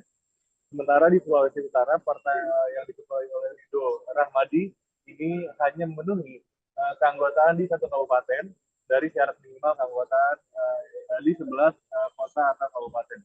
Menurut KPU, Partai Umat tidak pernah menyampaikan pernyataan keberatan verifikasi terkait provinsi di 2 provinsi tersebut, di dua provinsi tersebut, baik di Nusa Tenggara Timur maupun di Sulawesi Utara. Adapun hingga saat ini jajaran Partai Umat telah meninggalkan kantor Bawaslu setelah tadi menyelenggarakan konferensi pers terkait kedatangannya ke gedung Bawaslu.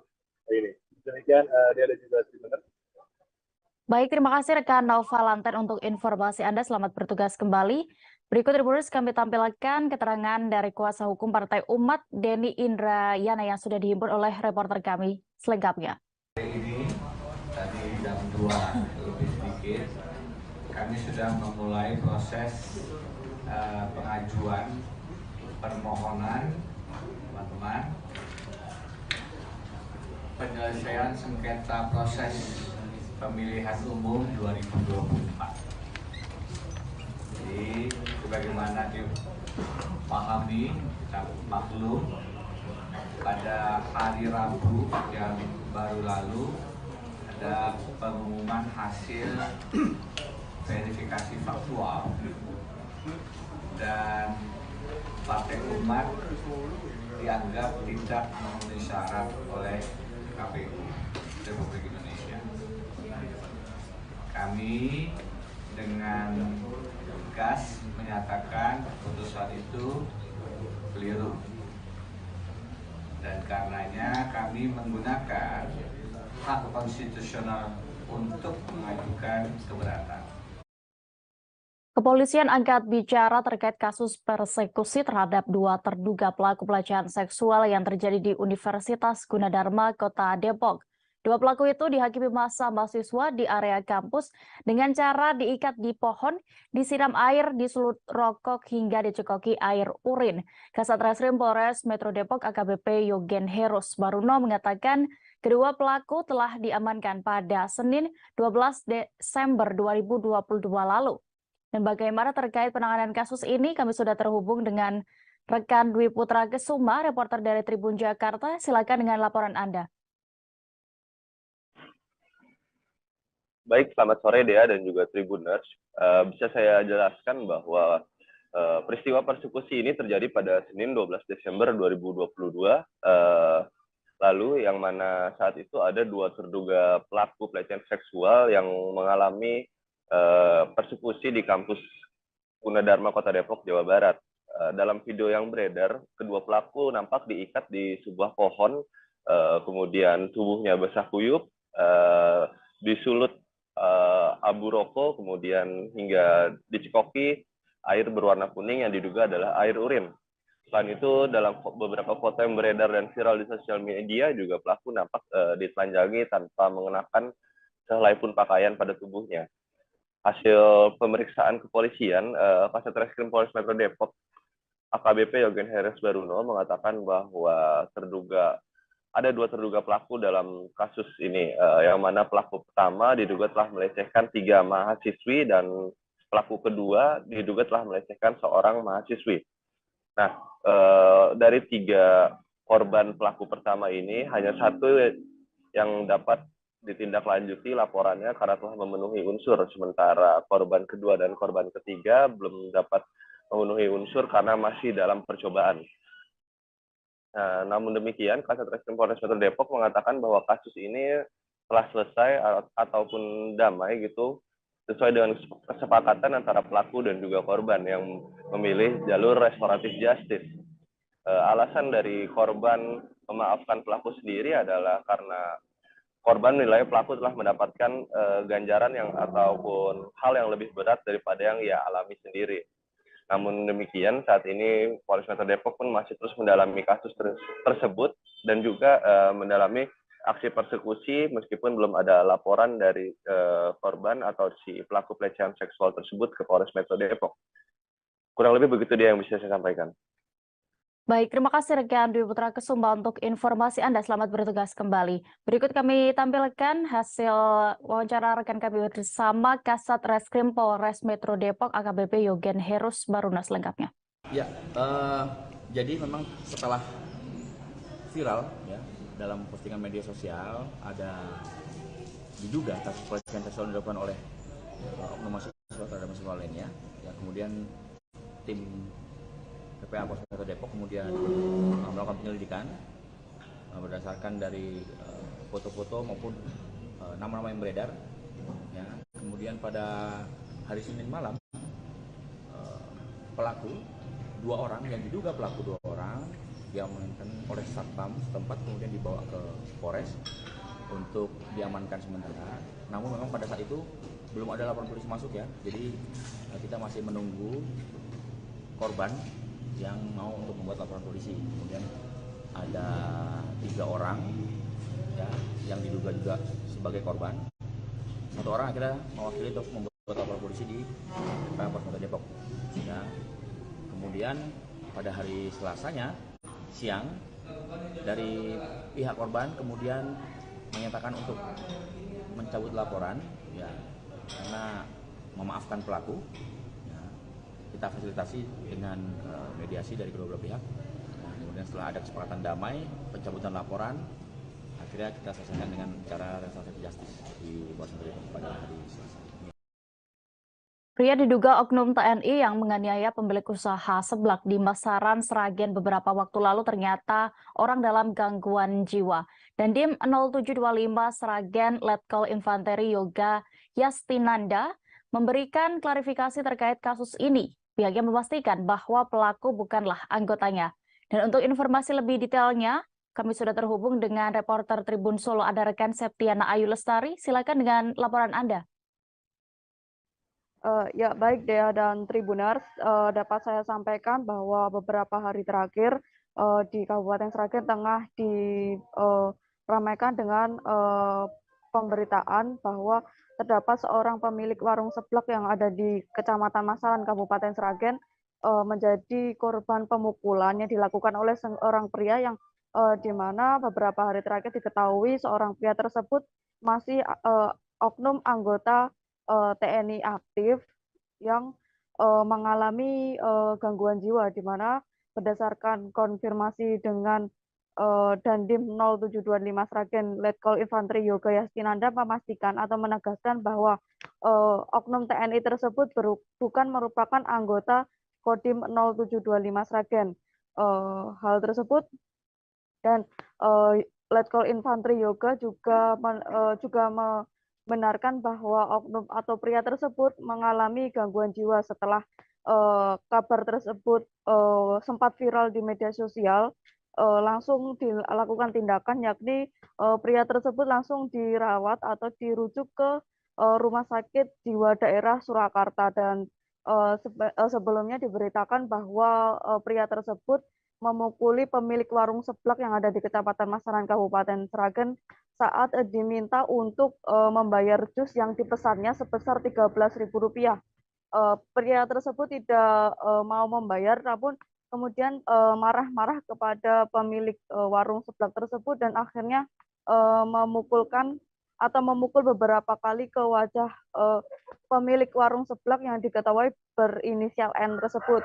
Dari kejadian tersebut menyebabkan pemilik warung seblak sempat mengalami luka lebam di bagian wajahnya dan sempat tidak berani keluar rumah sendiri atau merasa trauma. Selain itu juga diketahui setelah kejadian tersebut terungkap bahwa pria tersebut telah mengganggu, membuat kekacauan di sekitar daerah Masaran, di mana pria tersebut juga berulah selama beberapa kali dan juga di warung tersebut. Namun karyawan dari warung tersebut tidak berani atau hanya menuruti kemauan pria tersebut saja. Begitu dia dapat saya sampaikan dari Sragen, Jawa Tengah. Baik, terima kasih rekan Septiana Ayu untuk laporan Anda di Jawa Tengah. Selamat bertugas kembali. Kita beralih ke informasi berikutnya di Provinsi Aceh. Kejaksaan Negeri Aceh Timur melakukan eksekusi hukuman cambuk terhadap 4 terpidana jarimah zina. Kasipidum Kejari Aceh Timur, Septedi Endra Wijaya mengatakan terpidana yang dieksekusi cambuk 4 orang. Eksekusi dilakukan secara terbuka berlangsung di halaman Dinas Syariat Islam ID yang disaksikan oleh warga. Saat ini kami sudah terhubung dengan rekan Henry, reporter dari Serambi News yang akan menginformasikan terkait ini. Silakan rekan. Ya, terima kasih rekan Dea dari Kabupaten Aceh Timur, Provinsi Aceh.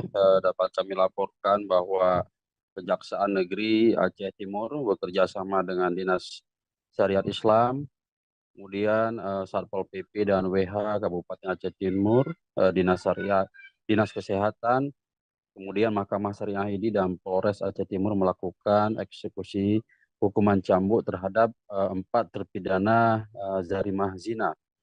Eksekusi secara terbuka yang disaksikan oleh warga itu berlangsung pada Kamis 15 Desember kemarin. Kasipidum Kejaksaan Negeri Aceh Timur Septedi Endra Wijaya didampingi Wakil Ketua Mahkamah Syariah ID Taufik Rahayu beserta 2 orang hakim Mahkamah Syariah ID yaitu Islahul Umam dan Aulia Ramdan dan Kasat Pol PP T. Amran saat itu mengatakan bahwa terpidana yang dieksekusi cambuk itu sebanyak 4 orang, diantaranya 3 laki-laki dan 1 orang perempuan.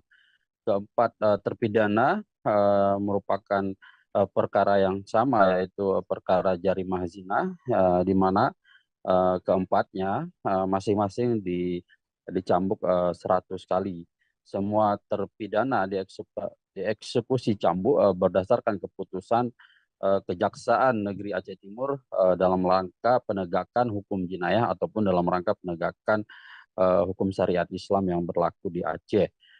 Tiga laki-laki terpidana zina yang dicambuk diantaranya MZ 20 tahun warga Kecamatan Pantai Bidari, yang mana terpidana MZ ini berdasarkan amar putusan Mahkamah Syariah ini MZ terbukti secara sah dan meyakinkan bersalah menurut hukum melakukan perbuatan zina dengan anak sebagaimana dimaksud dalam pasal 34 Kanun Aceh nomor 7 tahun 2013 tentang hukum acara jinayah dan Kanun Aceh nomor 6 tahun 2014 tentang hukum jinayah dengan ukubat cambuk sebanyak 100 kali. Selanjutnya 2 laki-laki lagi yang sebagai terpidana yakni berinisial Kai berusia 20 tahun warga Kecamatan Darul Falah, yang mana berdasarkan amar putusan Mahkamah Syariah ID secara sah meyakinkan bersalah menurut hukum melakukan dan turut serta melakukan zarimah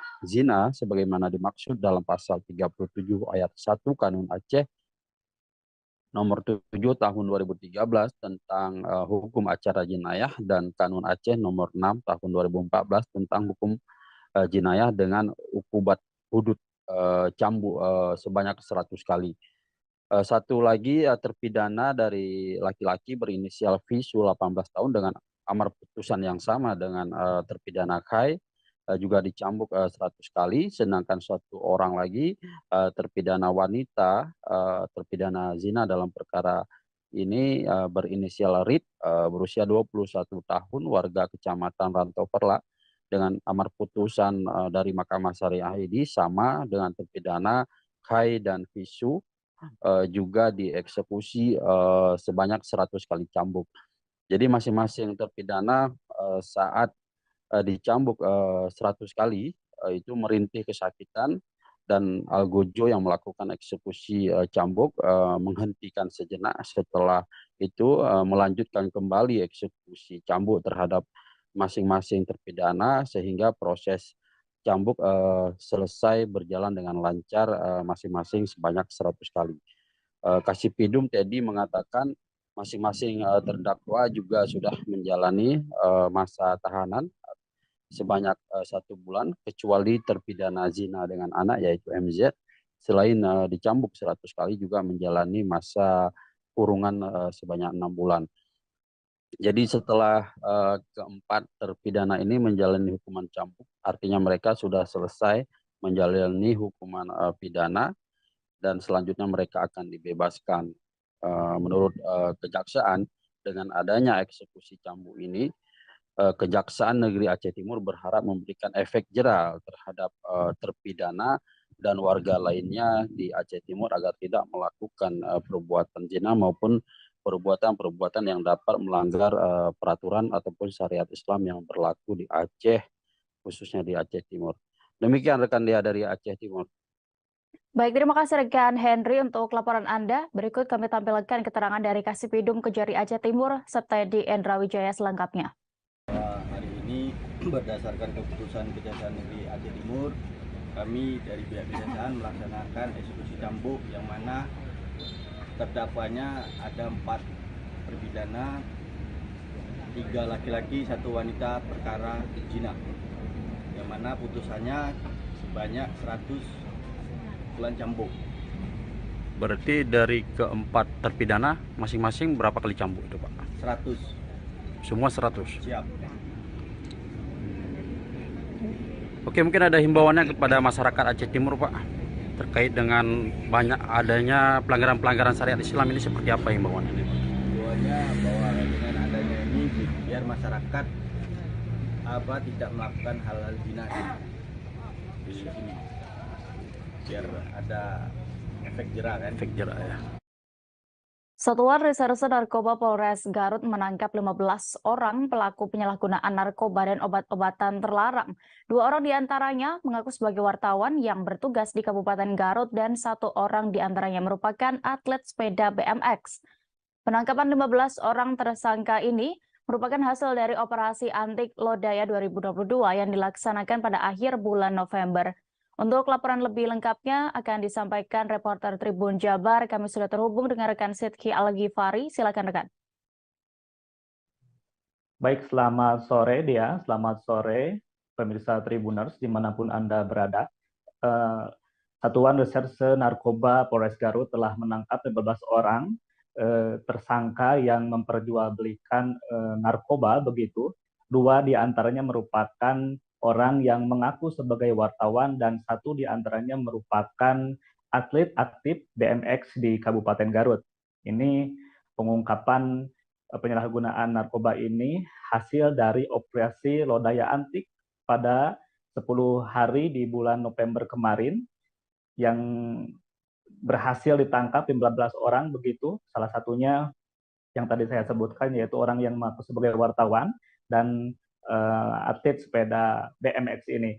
Ini dari hasil penyelidikan memang orang yang mengaku wartawan ini merupakan wartawan lokal di Kabupaten Garut dan sudah menjalankan bisnis ini selama beberapa bulan terakhir begitu. Dan polisi juga menyita lebih dari 10 bungkus paket sabu-sabu dan orang yang mengaku wartawan ini juga mengkonsumsi begitu. Selain memperjualbelikan, keduanya juga mengkonsumsi barang haram tersebut dan menyebarkannya ke anak-anak remaja yang ada di Kabupaten Garut.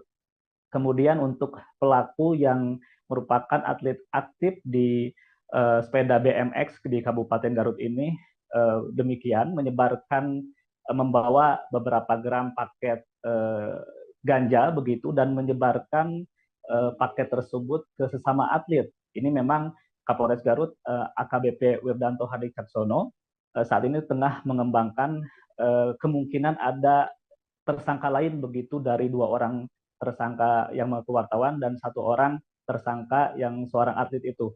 Kemudian tersangka lainnya yang 12 orang tersangka lainnya yaitu sama memperjualbelikan obat-obatan terlarang, kemudian memperjualbelikan miras dan mereka saat ini tengah menjalani proses pemeriksaan lebih lanjut. Yang memang sangat disayangkan pemirsa.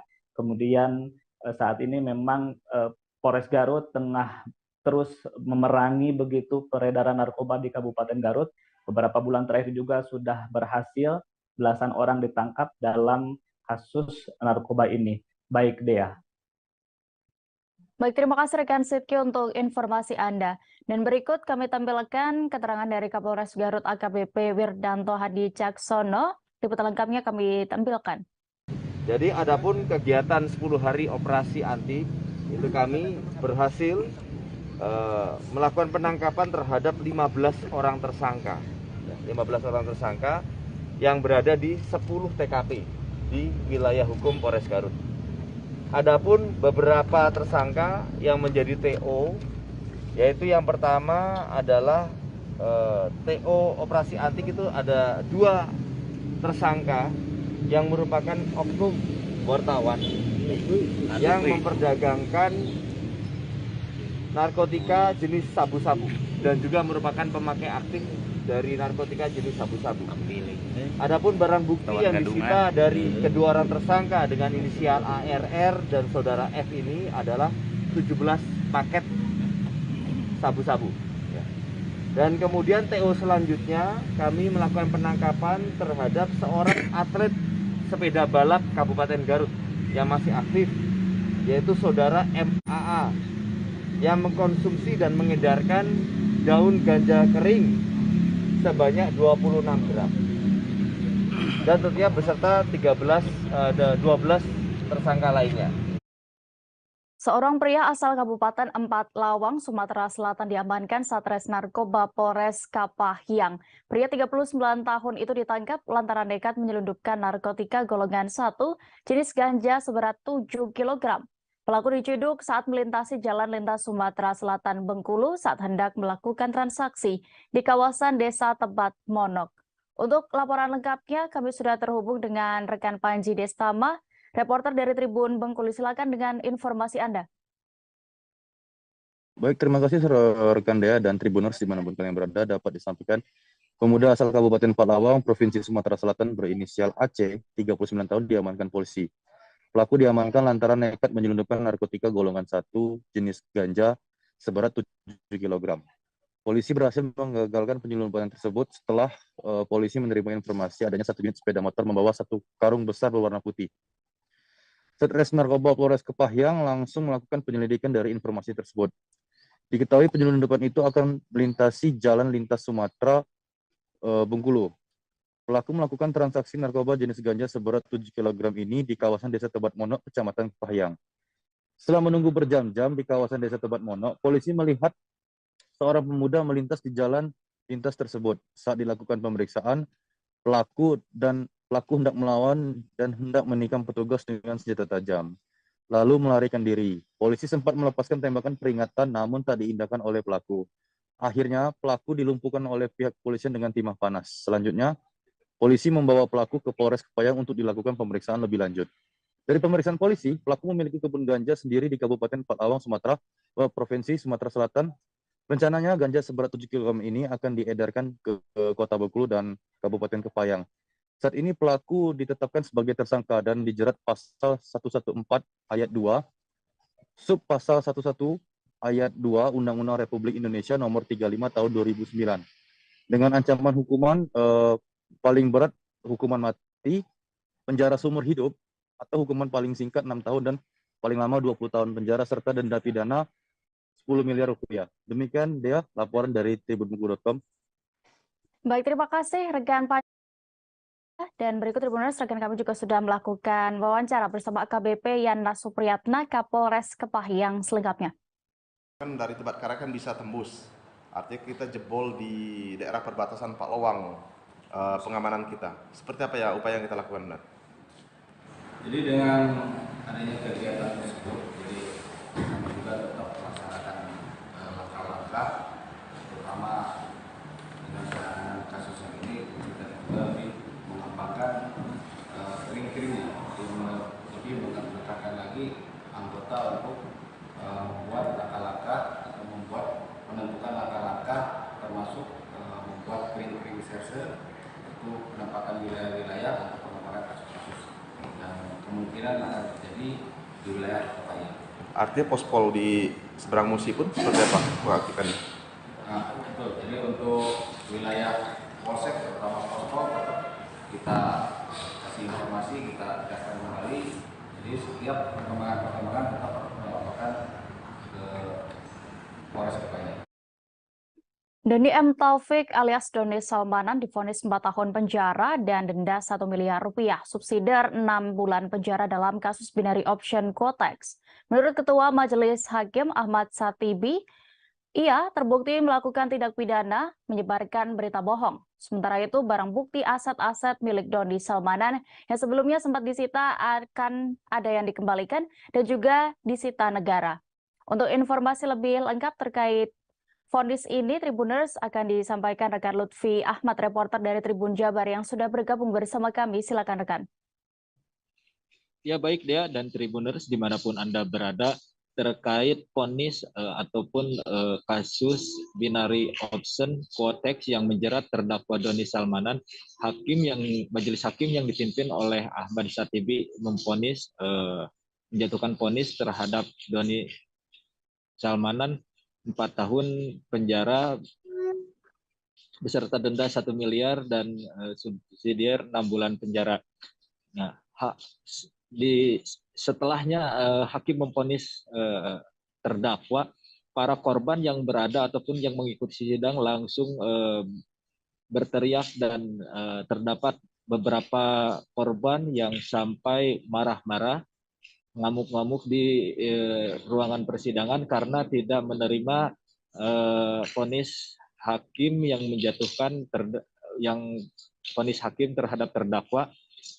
Menurutnya vonis tersebut terlalu ringan bagi terdakwa dan apalagi harta ataupun barang-barang aset milik Doni Salmanan dikembalikan kepada terdakwa, sedangkan yang diharapkan oleh para korban ini ganti rugi dari semua aset ataupun dari semua kerugian yang mereka derita. Di dalam persidangan tersebut, hakim juga memutuskan memang Doni Salmanan tidak perlu memberikan ganti rugi kepada para korban, dan dari hasil sidang tersebut, baik dari korban ataupun dari kuasa hukum Doni Salmanan beserta dari jaksa penuntut umum juga akan melakukan banding ataupun sidang banding. Dan Dea dan Tribuners dimanapun Anda berada, di dalam sidang kemarin setelahnya hakim memvonis dan sidang belum ditutup karena kondisi ataupun suasana di dalam ruang sidang tidak kondusif, maka setelah adanya para korban yang berteriak dan meluapkan emosinya, hakim belum sempat menutup persidangan, namun sudah meninggalkan ruang sidang beserta juga para kuasa hukum dan jaksa penuntut umum. Hal tersebut dilakukan karena melihat kondisi yang mana di dalam persidangan tersebut kurang kondusif. Dalam persidangan tersebut terdapat orang yang berteriak-teriak bahwasannya mereka ataupun dia mengklaim bahwa persidangan ada permainan dari kuasa hukum dan hakim, sehingga ia tak terima dengan vonis yang dijatuhkan kepada Doni Salmanan tersebut. Ya, begitu dia dari laporan dari saya, kembali ke studio. Baik, terima kasih rekan Lutfi Ahmad di Jawa Barat. Selamat bertugas kembali. Kita beralih ke informasi selanjutnya di Provinsi Riau. Perguruan Tinggi Pelita Indonesia Pekanbaru kembali menghadirkan inovasi baru dalam pendidikan. Jika biasanya mahasiswa menghubungi dosen untuk bimbingan skripsi dan lainnya, kini dilakukan sebaliknya. Hal ini tidak lain sebagai upaya membantu mahasiswa untuk lebih cepat menyelesaikan pendidikan berbagai program studi baik untuk S1 maupun S2. Saat ini kami sudah terhubung dengan reporter Tribun Pekanbaru, ada rekan Alexander di sana. Silakan dengan informasi Anda. Baik, terima kasih Dea. Selamat sore Tribuners semua dimanapun Anda berada. Bersama saya Alexander Nama dari Pekanbaru. Bisa kita laporkan Tribuners pada Rabu lalu dilakukan wisuda oleh pihak kampus Pelita Indonesia, dan di sana pihak rektor menyampaikan cukup tinggi angka kelulusan dengan waktu yang cukup singkat baik untuk itu mahasiswa S1 maupun S2. Nah, hal ini tidak terlepas dari program yang dilakukan oleh pihak kampus, di mana kampus terus berupaya untuk menggesa bagaimana para mahasiswa cepat lulus, baik itu untuk mahasiswa di jenjang pendidikan S1 maupun S2. Bahkan nilai yang dihasilkan oleh para mahasiswa itu cukup tinggi, walaupun tingkat kelulusannya cepat, namun hasilnya bahkan IPK mereka mencapai 3,99 dan itu sangat membanggakan pihak kampus. Dan para mahasiswa itu sangat gembira sekali ya, bisa lulus dengan cepat, dan mereka yang serius bisa dipastikan cepat lulus. Bahkan para dosen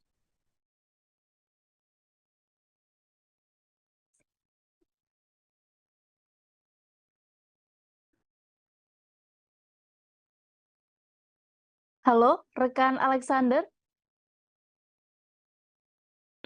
Sehingga membuat para mahasiswa cepat lulus. Untuk S1 itu sebanyak 75% ya yang lulus di waktu 3,5 tahun, sedangkan yang S2 di angka 85% yang lulus dengan waktu 1,8 tahun. Demikian Dea.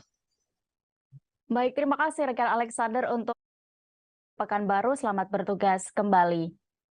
Kita menuju kabar berikutnya, Tribuners. Ketua Utama Habib Alwi bin Sagaf bin Muhammad Al-Jufri menyaksikan pelantikan pengurus Komisariat Daerah alias Komda Al-Khairat Kabupaten Sigi masa khidmat 2022-2027, pengangkatan dan pengesahan komposisi serta personalia Komda Al-Khairat Kabupaten Sigi berdasarkan SK Ketua Utama Al-Khairat tahun 2022. Pelantikan bertepatan di Aula Kantor Desa Binangga, Kecamatan Marawola, Kabupaten Sigi, Sulawesi Tengah pada Kamis 15 Desember kemarin. Saat ini kami sudah terhubung dengan rekan Musalam, reporter dari Tribun Palu yang akan memberikan informasi lengkapnya. Silakan rekan. Baik, terima kasih rekan Dea dan Tribuners sekalian. Dapat kami informasikan Ketua Utama Habib Alwi bin Sagaf bin Muhammad Al-Jufri menyaksikan pelantikan pengurus Komisariat Daerah alias Komda Al-Khairat Kabupaten Sigi masa khidmat 2022-2027.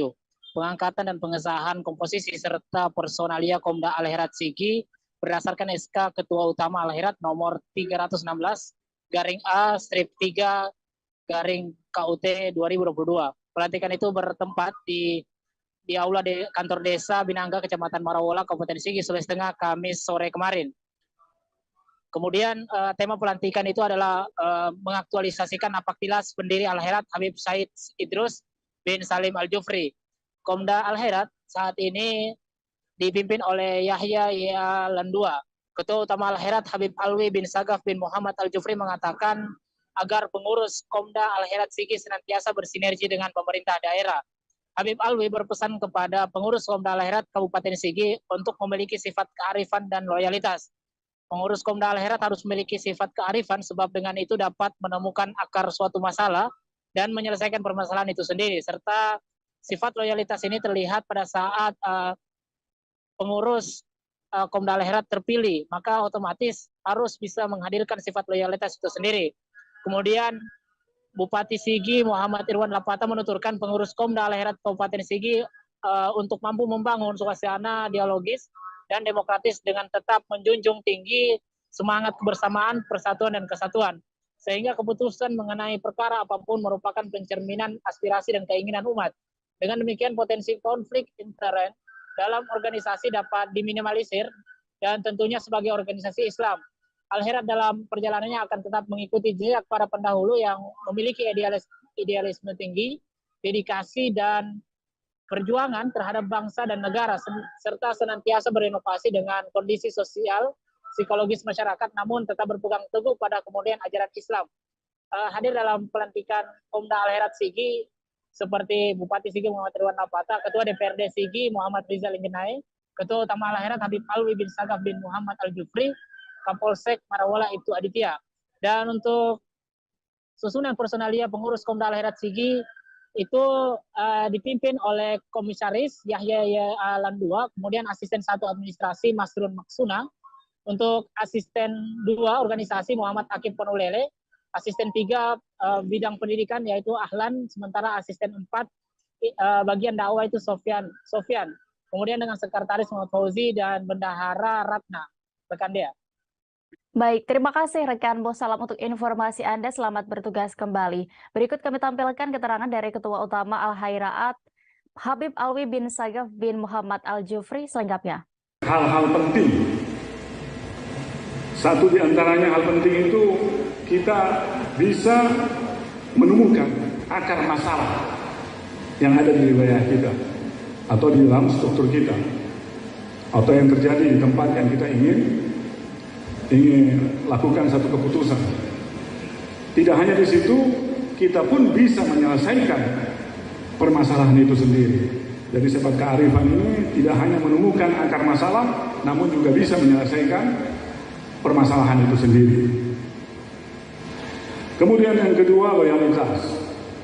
Sifat loyalitas ini terlihat saat kita dipilih, otomatis kita harus bisa menghadirkan sifat loyalitas itu sendiri. RSUD ODSK Sulawesi Utara terakreditasi tingkat paripurna dengan rating bintang 5. Hal ini sesuai hasil asesmen Komisi Akreditasi Rumah Sakit atau KARS, sebuah badan akreditasi yang memiliki kredibilitas tinggi di tingkat nasional dalam melaksanakan penilaian akreditasi terkait mutu pelayanan di rumah sakit. Pencapaian akreditasi tertinggi itu dicapai hanya kurang dari setahun oleh RSUD ODSK beroperasi penuh. Sejak awal RSUD ini beroperasi, Gubernur Oli Dono Kambe, SE, dan Bapak Wakil Gubernur Stephen Kando meminta jajaran direksi RSUD untuk fokus pada pelayanan rumah sakit yang memperhatikan standar mutu dan keselamatan pasien sesuai standar akreditasi rumah sakit yang ditetapkan oleh pemerintah. Menindaklanjuti hal itu, seluruh jajaran Civitas Hospitalia RSUD ODSK selama 6 bulan terakhir ini berjuang untuk akreditasi dan hasilnya sangat menggembirakan, yaitu pencapaian tertinggi 5 bintang terakreditasi paripurna. Hasil itu adalah puncak dari kegiatan survei akreditasi yang dilaksanakan selang tanggal 5 hingga 7 Desember 2022, di mana KARS mengirimkan 3 orang surveyor, yaitu Dr. Renaldi C. Tumbal sebagai ketua, kemudian Dr. Farida Ingolo, anggota, dan juga Lucy S. Kambe sebagai anggota. Ketiga surveyor tersebut bertugas memotret dan menilai pelayanan di RSUD ODSK berdasarkan standar akreditasi terbaru yang ditetapkan Kementerian Kesehatan Republik Indonesia. Selama 3 hari, seluruh dokumentasi akreditasi rumah sakit diperiksa secara ketat, juga dilakukan telusur implementasi ke unit-unit pelayanan apakah standar akreditasi itu telah diimplementasikan dengan baik atau belum, juga dilakukan simulasi-simulasi, yaitu simulasi code red dan simulasi code blue. Simulasi code red untuk penanganan kebakaran dan bencana, dan simulasi code blue untuk penanganan pasien atau pengunjung yang mengalami serangan jantung mendadak di lingkungan rumah sakit. Selama 3 hari, RSUD diuji oleh surveyor dan dinilai berdasarkan standar dan elemen penilaian yang telah ditetapkan. Hari pertama dilakukan wawancara dengan direksi, Kadinkes, dan telusur dokumen. Untuk hari kedua dilakukan telusur lapangan oleh masing-masing surveyor sesuai dengan bidangnya. Dan hari ketiga dilaksanakan pertemuan Santiaji dan melanjutkan telusur lapangan, pertemuan penyampaian rekomendasi, dan juga penutupan. Dari hasil survei itu dilaksanakan perhitungan pada tanggal 14 Desember 2022. KARS pun menetapkan secara resmi RSUD ODSK terakreditasi paripurna dengan rating 5 bintang.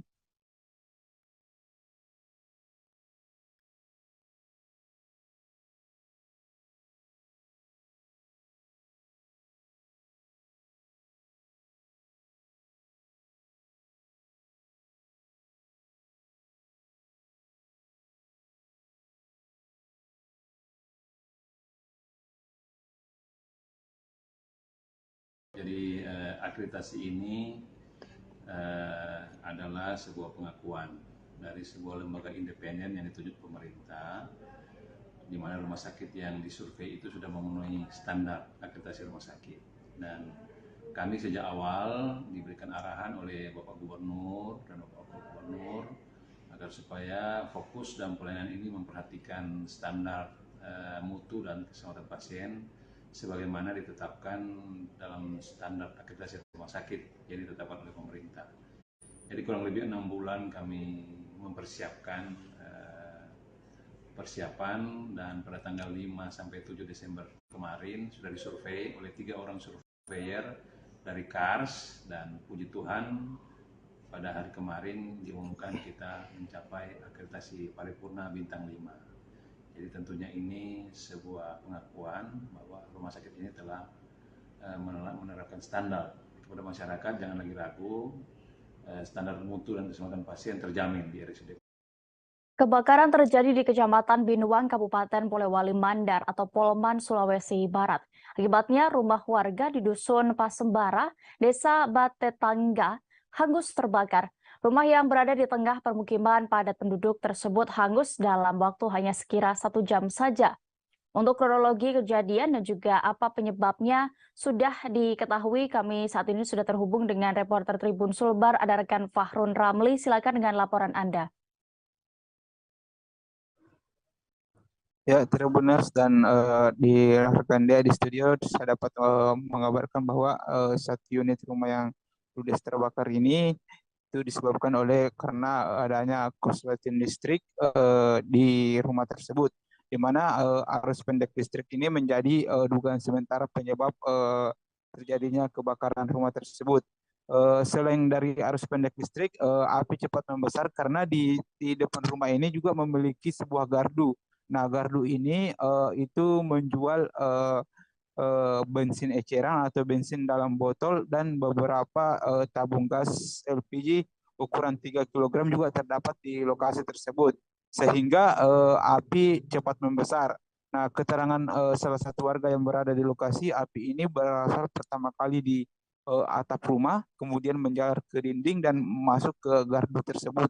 Sehingga rumah tersebut hanya sekitar 1 jam saja ludes terbakar si jago merah ini.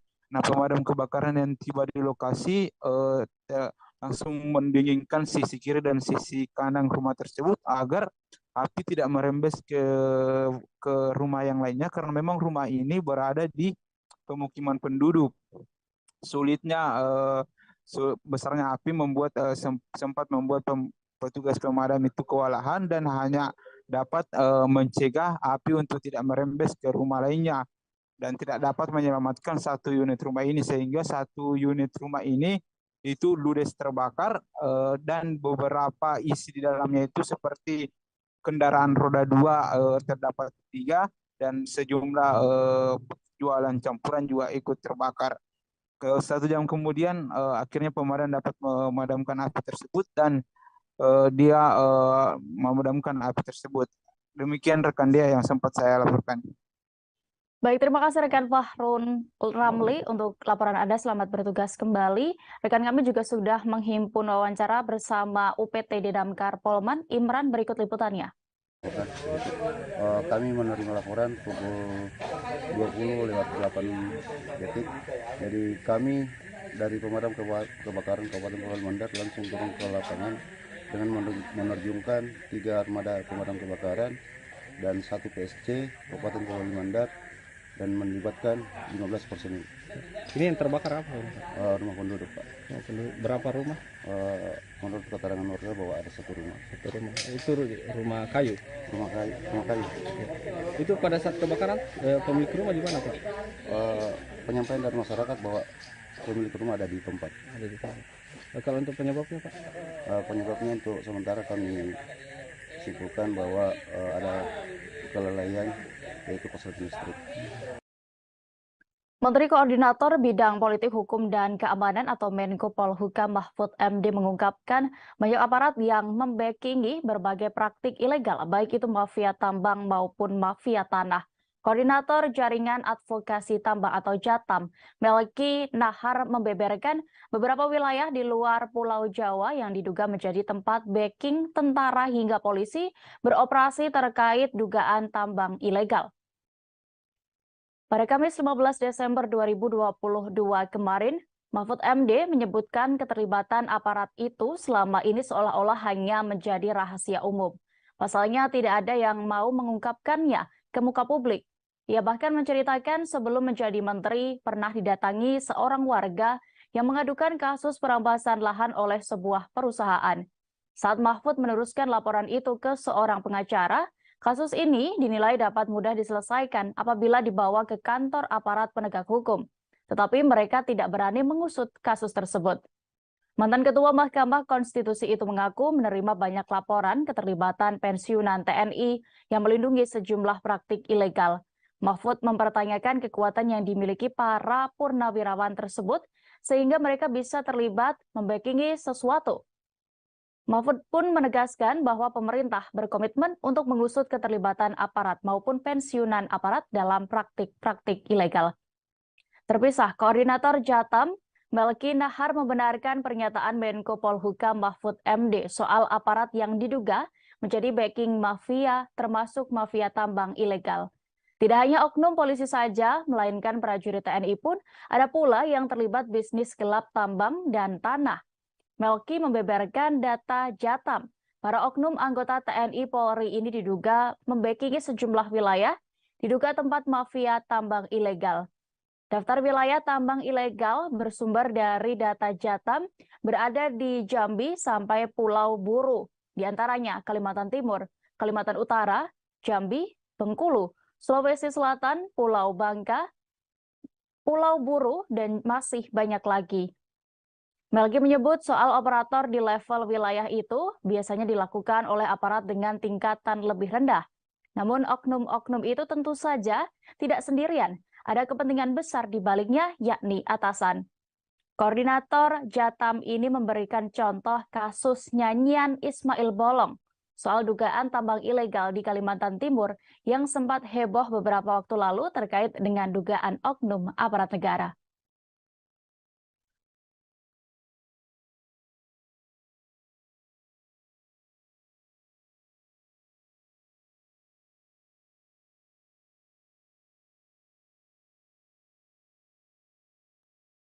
Tersangka obstruction of justice perkara pembunuhan Brigadir Yosua Huta Barat alias Brigadir J, yakni Hendra Kurniawan mengungkap 5 arahan Verdi Sambo yang disinyalir untuk memperkuat skenarionya.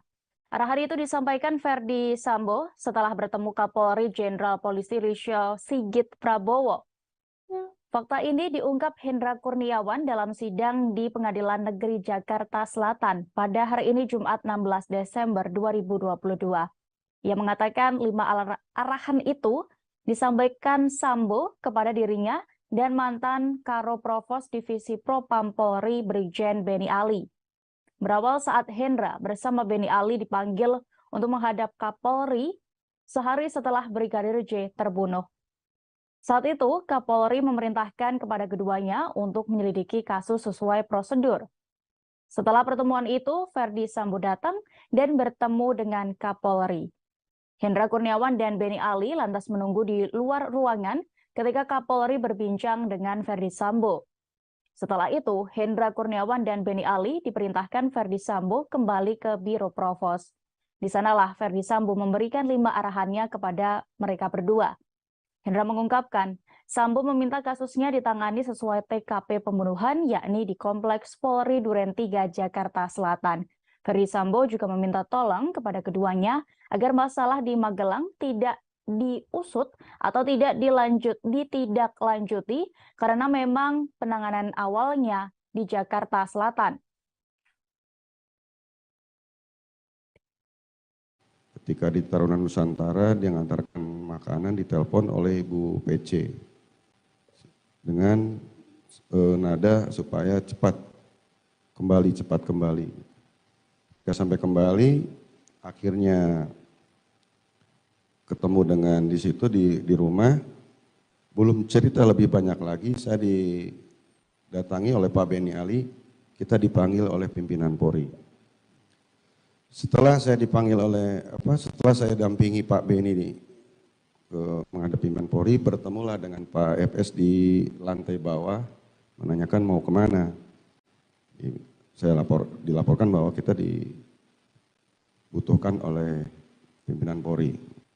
Dilaporkan oleh Pak Beni kalau Pak FS mau menghadap juga kepada pimpinan.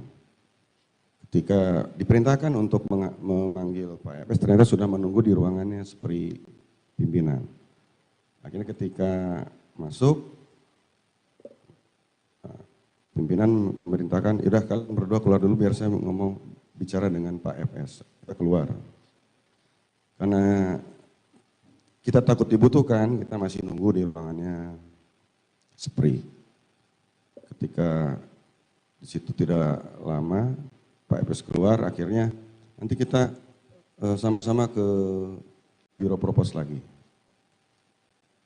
Ketika itu saya berdua langsung ke Biro Propos menunggu Pak FS Setelah datang, Pak FS langsung mengumpulkan dulu 3 saksi tersebut di bilik pemeriksaan terhadap semua saksi Baradae, Ricky Rizal, terus juga Kuat Ma'ruf.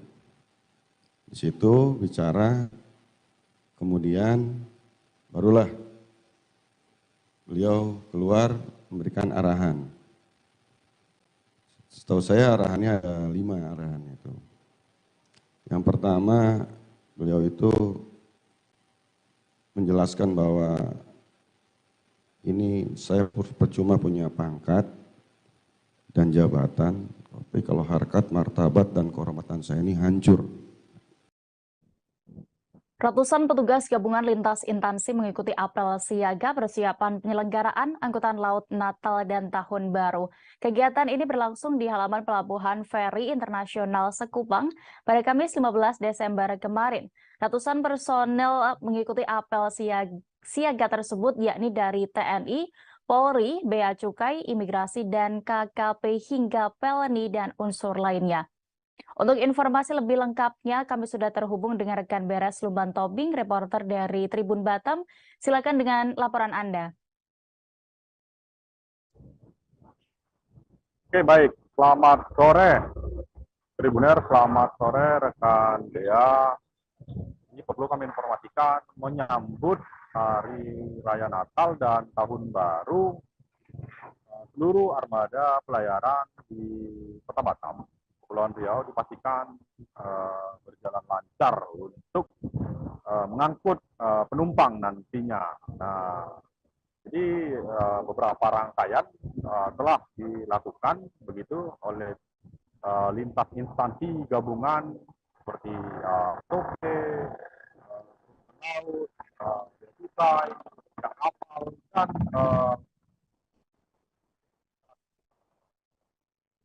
lainnya begitu. Nah, jadi kemarin apel siaga berlangsung ataupun dilangsungkan di pelabuhan. Setidaknya ada ratusan personel dari berbagai unsur begitu menghadiri. Nah, dan Kepala KCOP menyampaikan bahwa untuk pelaksanaan arus mudik angkutan laut Natal dan Tahun Baru ini dipastikan seluruh armada pelayaran begitu akan berlayar dengan lancar tanpa hambatan. Nah, ada sebanyak 91 armada kapal feri, termasuk kapal Pelni, bahkan dilakukan penambahan 2 trip kapal Pelni seperti kapal KM Kelut dan kapal KM Dorolonda begitu. Nah, 91 armada kapal ini juga sudah dilakukan pengecekan, cek apakah kapal tersebut layak berlayar begitu. Tidak hanya itu, tim gabungan juga telah mempersiapkan dan mendirikan sejumlah posko untuk posko pengamanan dan posko pelayanan di semua titik pelabuhan begitu. Karena notabene memang Kepulauan Riau ataupun Kota Batam dikelilingi lautan. Akses satu-satunya begitu selain jalur udara hanya bisa dilalui dengan jalur laut begitu. Ya, mungkin demikian rekan Dea. Terima kasih. Baik, terima kasih rekan Beres Luban Tobing untuk informasi Anda. Selamat bertugas kembali. Berikut kami tampilkan keterangan dari Kepala KSOP khusus Batam, Revolindo terkait ini selengkapnya. Harus berkoordinasi dengan TNI, Polri, dan instansi terkait. Sehingga perlu kita lakukan gelar pasukan. Artinya kesiapan itu sangat nyata, kan kita bisa lihat bersama peserta apelnya dari semua stakeholder. Jadi tujuan kegiatan rangkaian kegiatan ini tadi untuk mengamankan Nataru, Pak ya? Ya, untuk Natal 2022 dan Tahun Baru 2023. Ada beberapa personil, Pak, yang diterjunkan? Semua instansi TNI Polri terlibat, termasuk operator, termasuk stakeholder yang terkait. Penyidik Direktorat Tindak Pidana Narkoba Bareskrim Polri memusnahkan barang bukti narkoba jenis sabu seberat 75 kg dan 40.000 butir pil ekstasi. Barang haram sitaan dari penangkapan terhadap 4 orang kurir narkoba jaringan internasional, di mana 2 diantaranya merupakan prajurit TNI aktif. Direktorat Tindak Pidana Narkoba Bareskrim Polri bersama dengan Polisi Militer Daerah 1 Bukit Barisan memastikan 2 anggota TNI itu dipecat. 2 prajurit berinisial Sertu YT 42 tahun, Pratu RH 25 tahun, serta 2 rekannya berinisial SR 25 tahun dan YSD 29 tahun yang merupakan warga sipil dihadirkan dalam konferensi pers pada Kamis 15 Desember kemarin. 2 anggota TNI Angkatan Darat tersebut dari Kesatuan Kodim 0208 Asahan dan Yonif 125 Simbisa Brigif 7 Rimba Raya. Keduanya tampak digunduli. Mereka menggunakan pakaian tahanan berwarna kuning dengan kedua tangannya diborgol saat dihadirkan dalam konferensi pers. Direktur Tindak Pidana Narkoba Bareskrim Polri Brigjen Pol Krisno Halomoan Siregar mengatakan barang itu dari Malaysia dikirim melalui jalur laut. Para tersangka ini adalah para kurir darat dengan upah 2 juta rupiah per kilogram yang diselundupkan di Medan dan Deli Serdang, Sumatera Utara. Penangkapan itu sendiri merupakan hasil penyelidikan tim dari Mabes Polri terkait peredaran narkoba di Kota Tanjung Balai, Sumatera Utara. Kedua oknum itu diduga menjemput paket narkoba dari Tanjung Balai dan membawanya ke Medan menggunakan mobil. Mereka rencananya akan mengedarkan 75 kg sabu-sabu dan 40.000 butir pil ekstasi tersebut di Medan dan Jakarta. Dalam kesempatan yang sama, Wakil Komandan Pomdan 1 Bukit Barisan Letkol CPM Kasri Intan Situborang menegaskan bahwa 2 orang anggota TNI yang terlibat tersebut akan dilakukan pemberhentian dengan tidak hormat atau PTDH.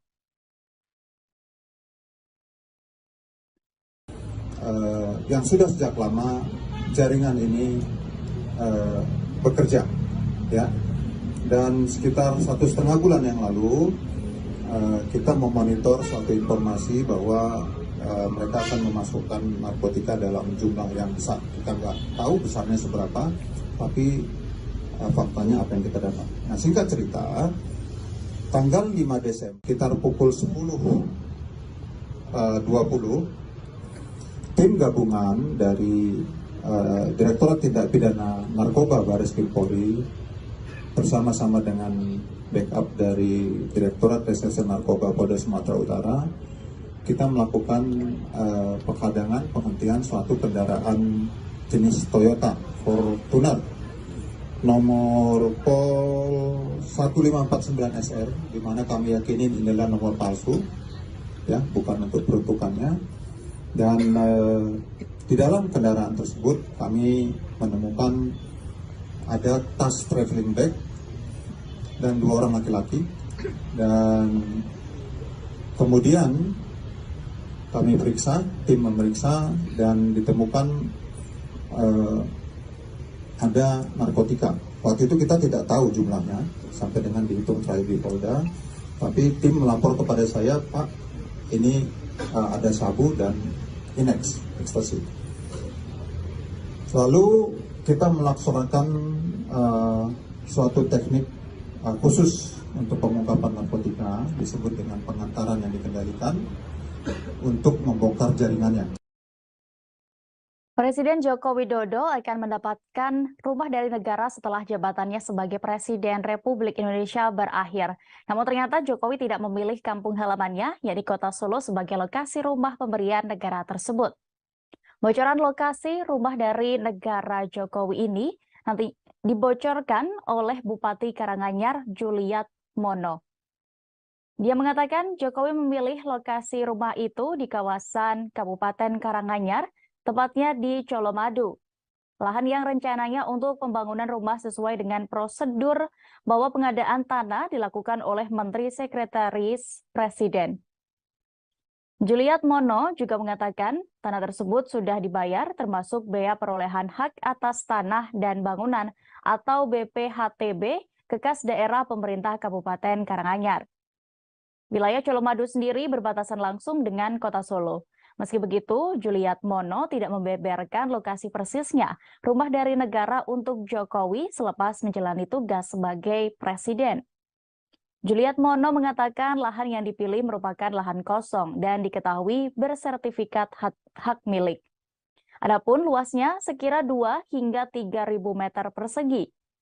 Menurutnya, lahan itu sangat strategis karena akses menuju Bandara Adi Sumarmo begitu dekat. Begitu juga dengan akses menuju jalan tol lebih mudah. Untuk diketahui, pemberian hadiah rumah dari negara ini sesuai dengan Peraturan Presiden Nomor 52 Tahun 2014.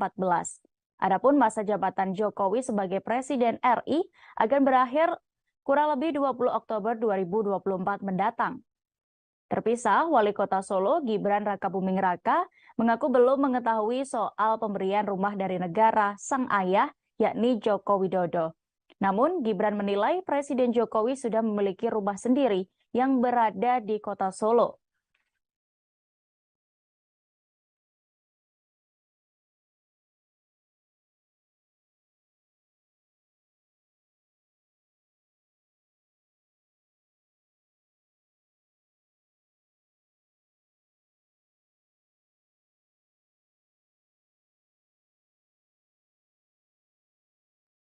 Kita menuju informasi selanjutnya, Tribuners. Sebuah video larangan keluar malam pada malam hari per 21 Desember mendatang karena adanya fenomena solstice membuat publik heboh. Belakangan diketahui kekhawatiran pada fenomena solstice juga terjadi pada tahun-tahun sebelumnya. Akibat adanya video-video viral seperti itu, makin banyak yang resah akan terjadinya fenomena solstice ini. Karena ini, peneliti di Pusat Riset Antariksa Badan Riset dan Inovasi Nasional atau BRIN, Andi Pangerang meminta masyarakat untuk tidak perlu khawatir akan datangnya fenomena solstice. Yang menjelaskan, solstice adalah fenomena astronomi biasa. Saat solstice, menurut Andi tidak ada larangan bagi masyarakat untuk keluar rumah. Sebab solstice tidak berkaitan dengan aktivitas berbahaya apapun. Andi menjelaskan solstice terjadi karena sumbu rotasi bumi miring 23,5 derajat terhadap bidang tegak lurus. Kondisi ini terjadi 2 kali dalam setahun, yakni saat bulan Juni dan Desember. Saat Juni, solstice terjadi lantaran kutub utara dan belahan bumi utara condong ke arah matahari. Sebaliknya saat bulan Desember, belahan bumi selatan dan kutub selatan akan condong ke matahari. Fenomena ini juga menyebabkan matahari terbit dari arah tenggara dan terbenam di arah barat daya.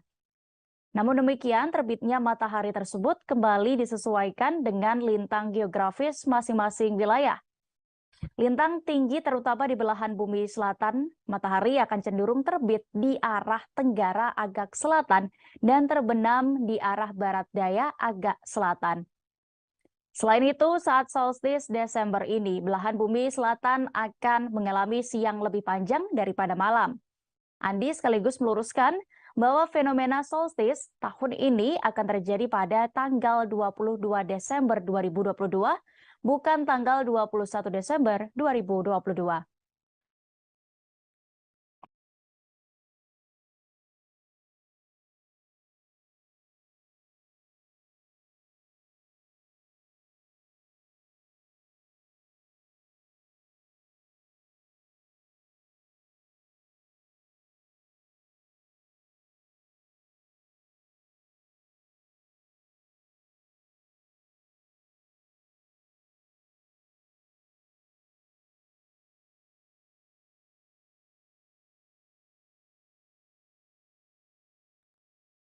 Kita beralih ke Sumatera Utara, Tribuners. Dalam penganiayaan tahanan, yakni Aibda Leonardo Sinaga divonis 4 tahun penjara dalam sidang di Pengadilan Negeri Medan. Putusan majelis hakim menilai terdakwa terbukti bersalah melanggar pasal 170 ayat 2 ketiga Kitab Undang-Undang Hukum Pidana. Aibda Leonardo terbukti bersalah melakukan tindak pidana secara bersama-sama melakukan kekerasan terhadap orang yang mengakibatkan kematian.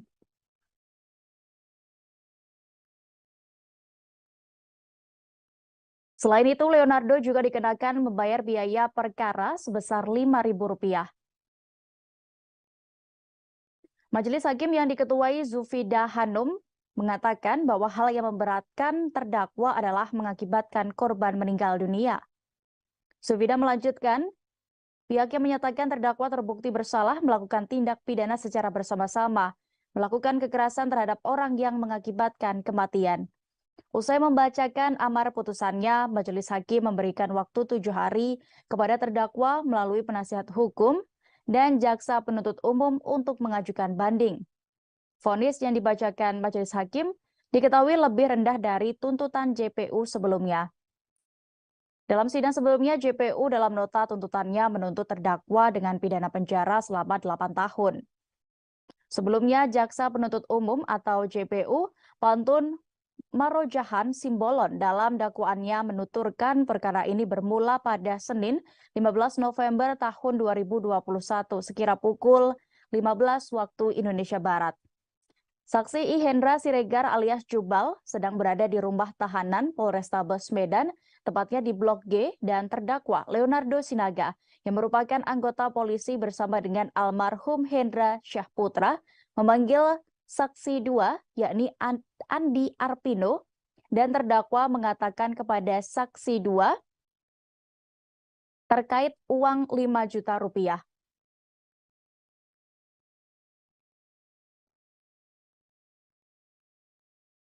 Pada saat itu, saksi korban masuk ke dalam ruang tahanan, kemudian saksi 1 menampar pipi sebelah kiri korban menggunakan tangan sebelah kiri dikarenakan Hendra tidak mencuci kakinya.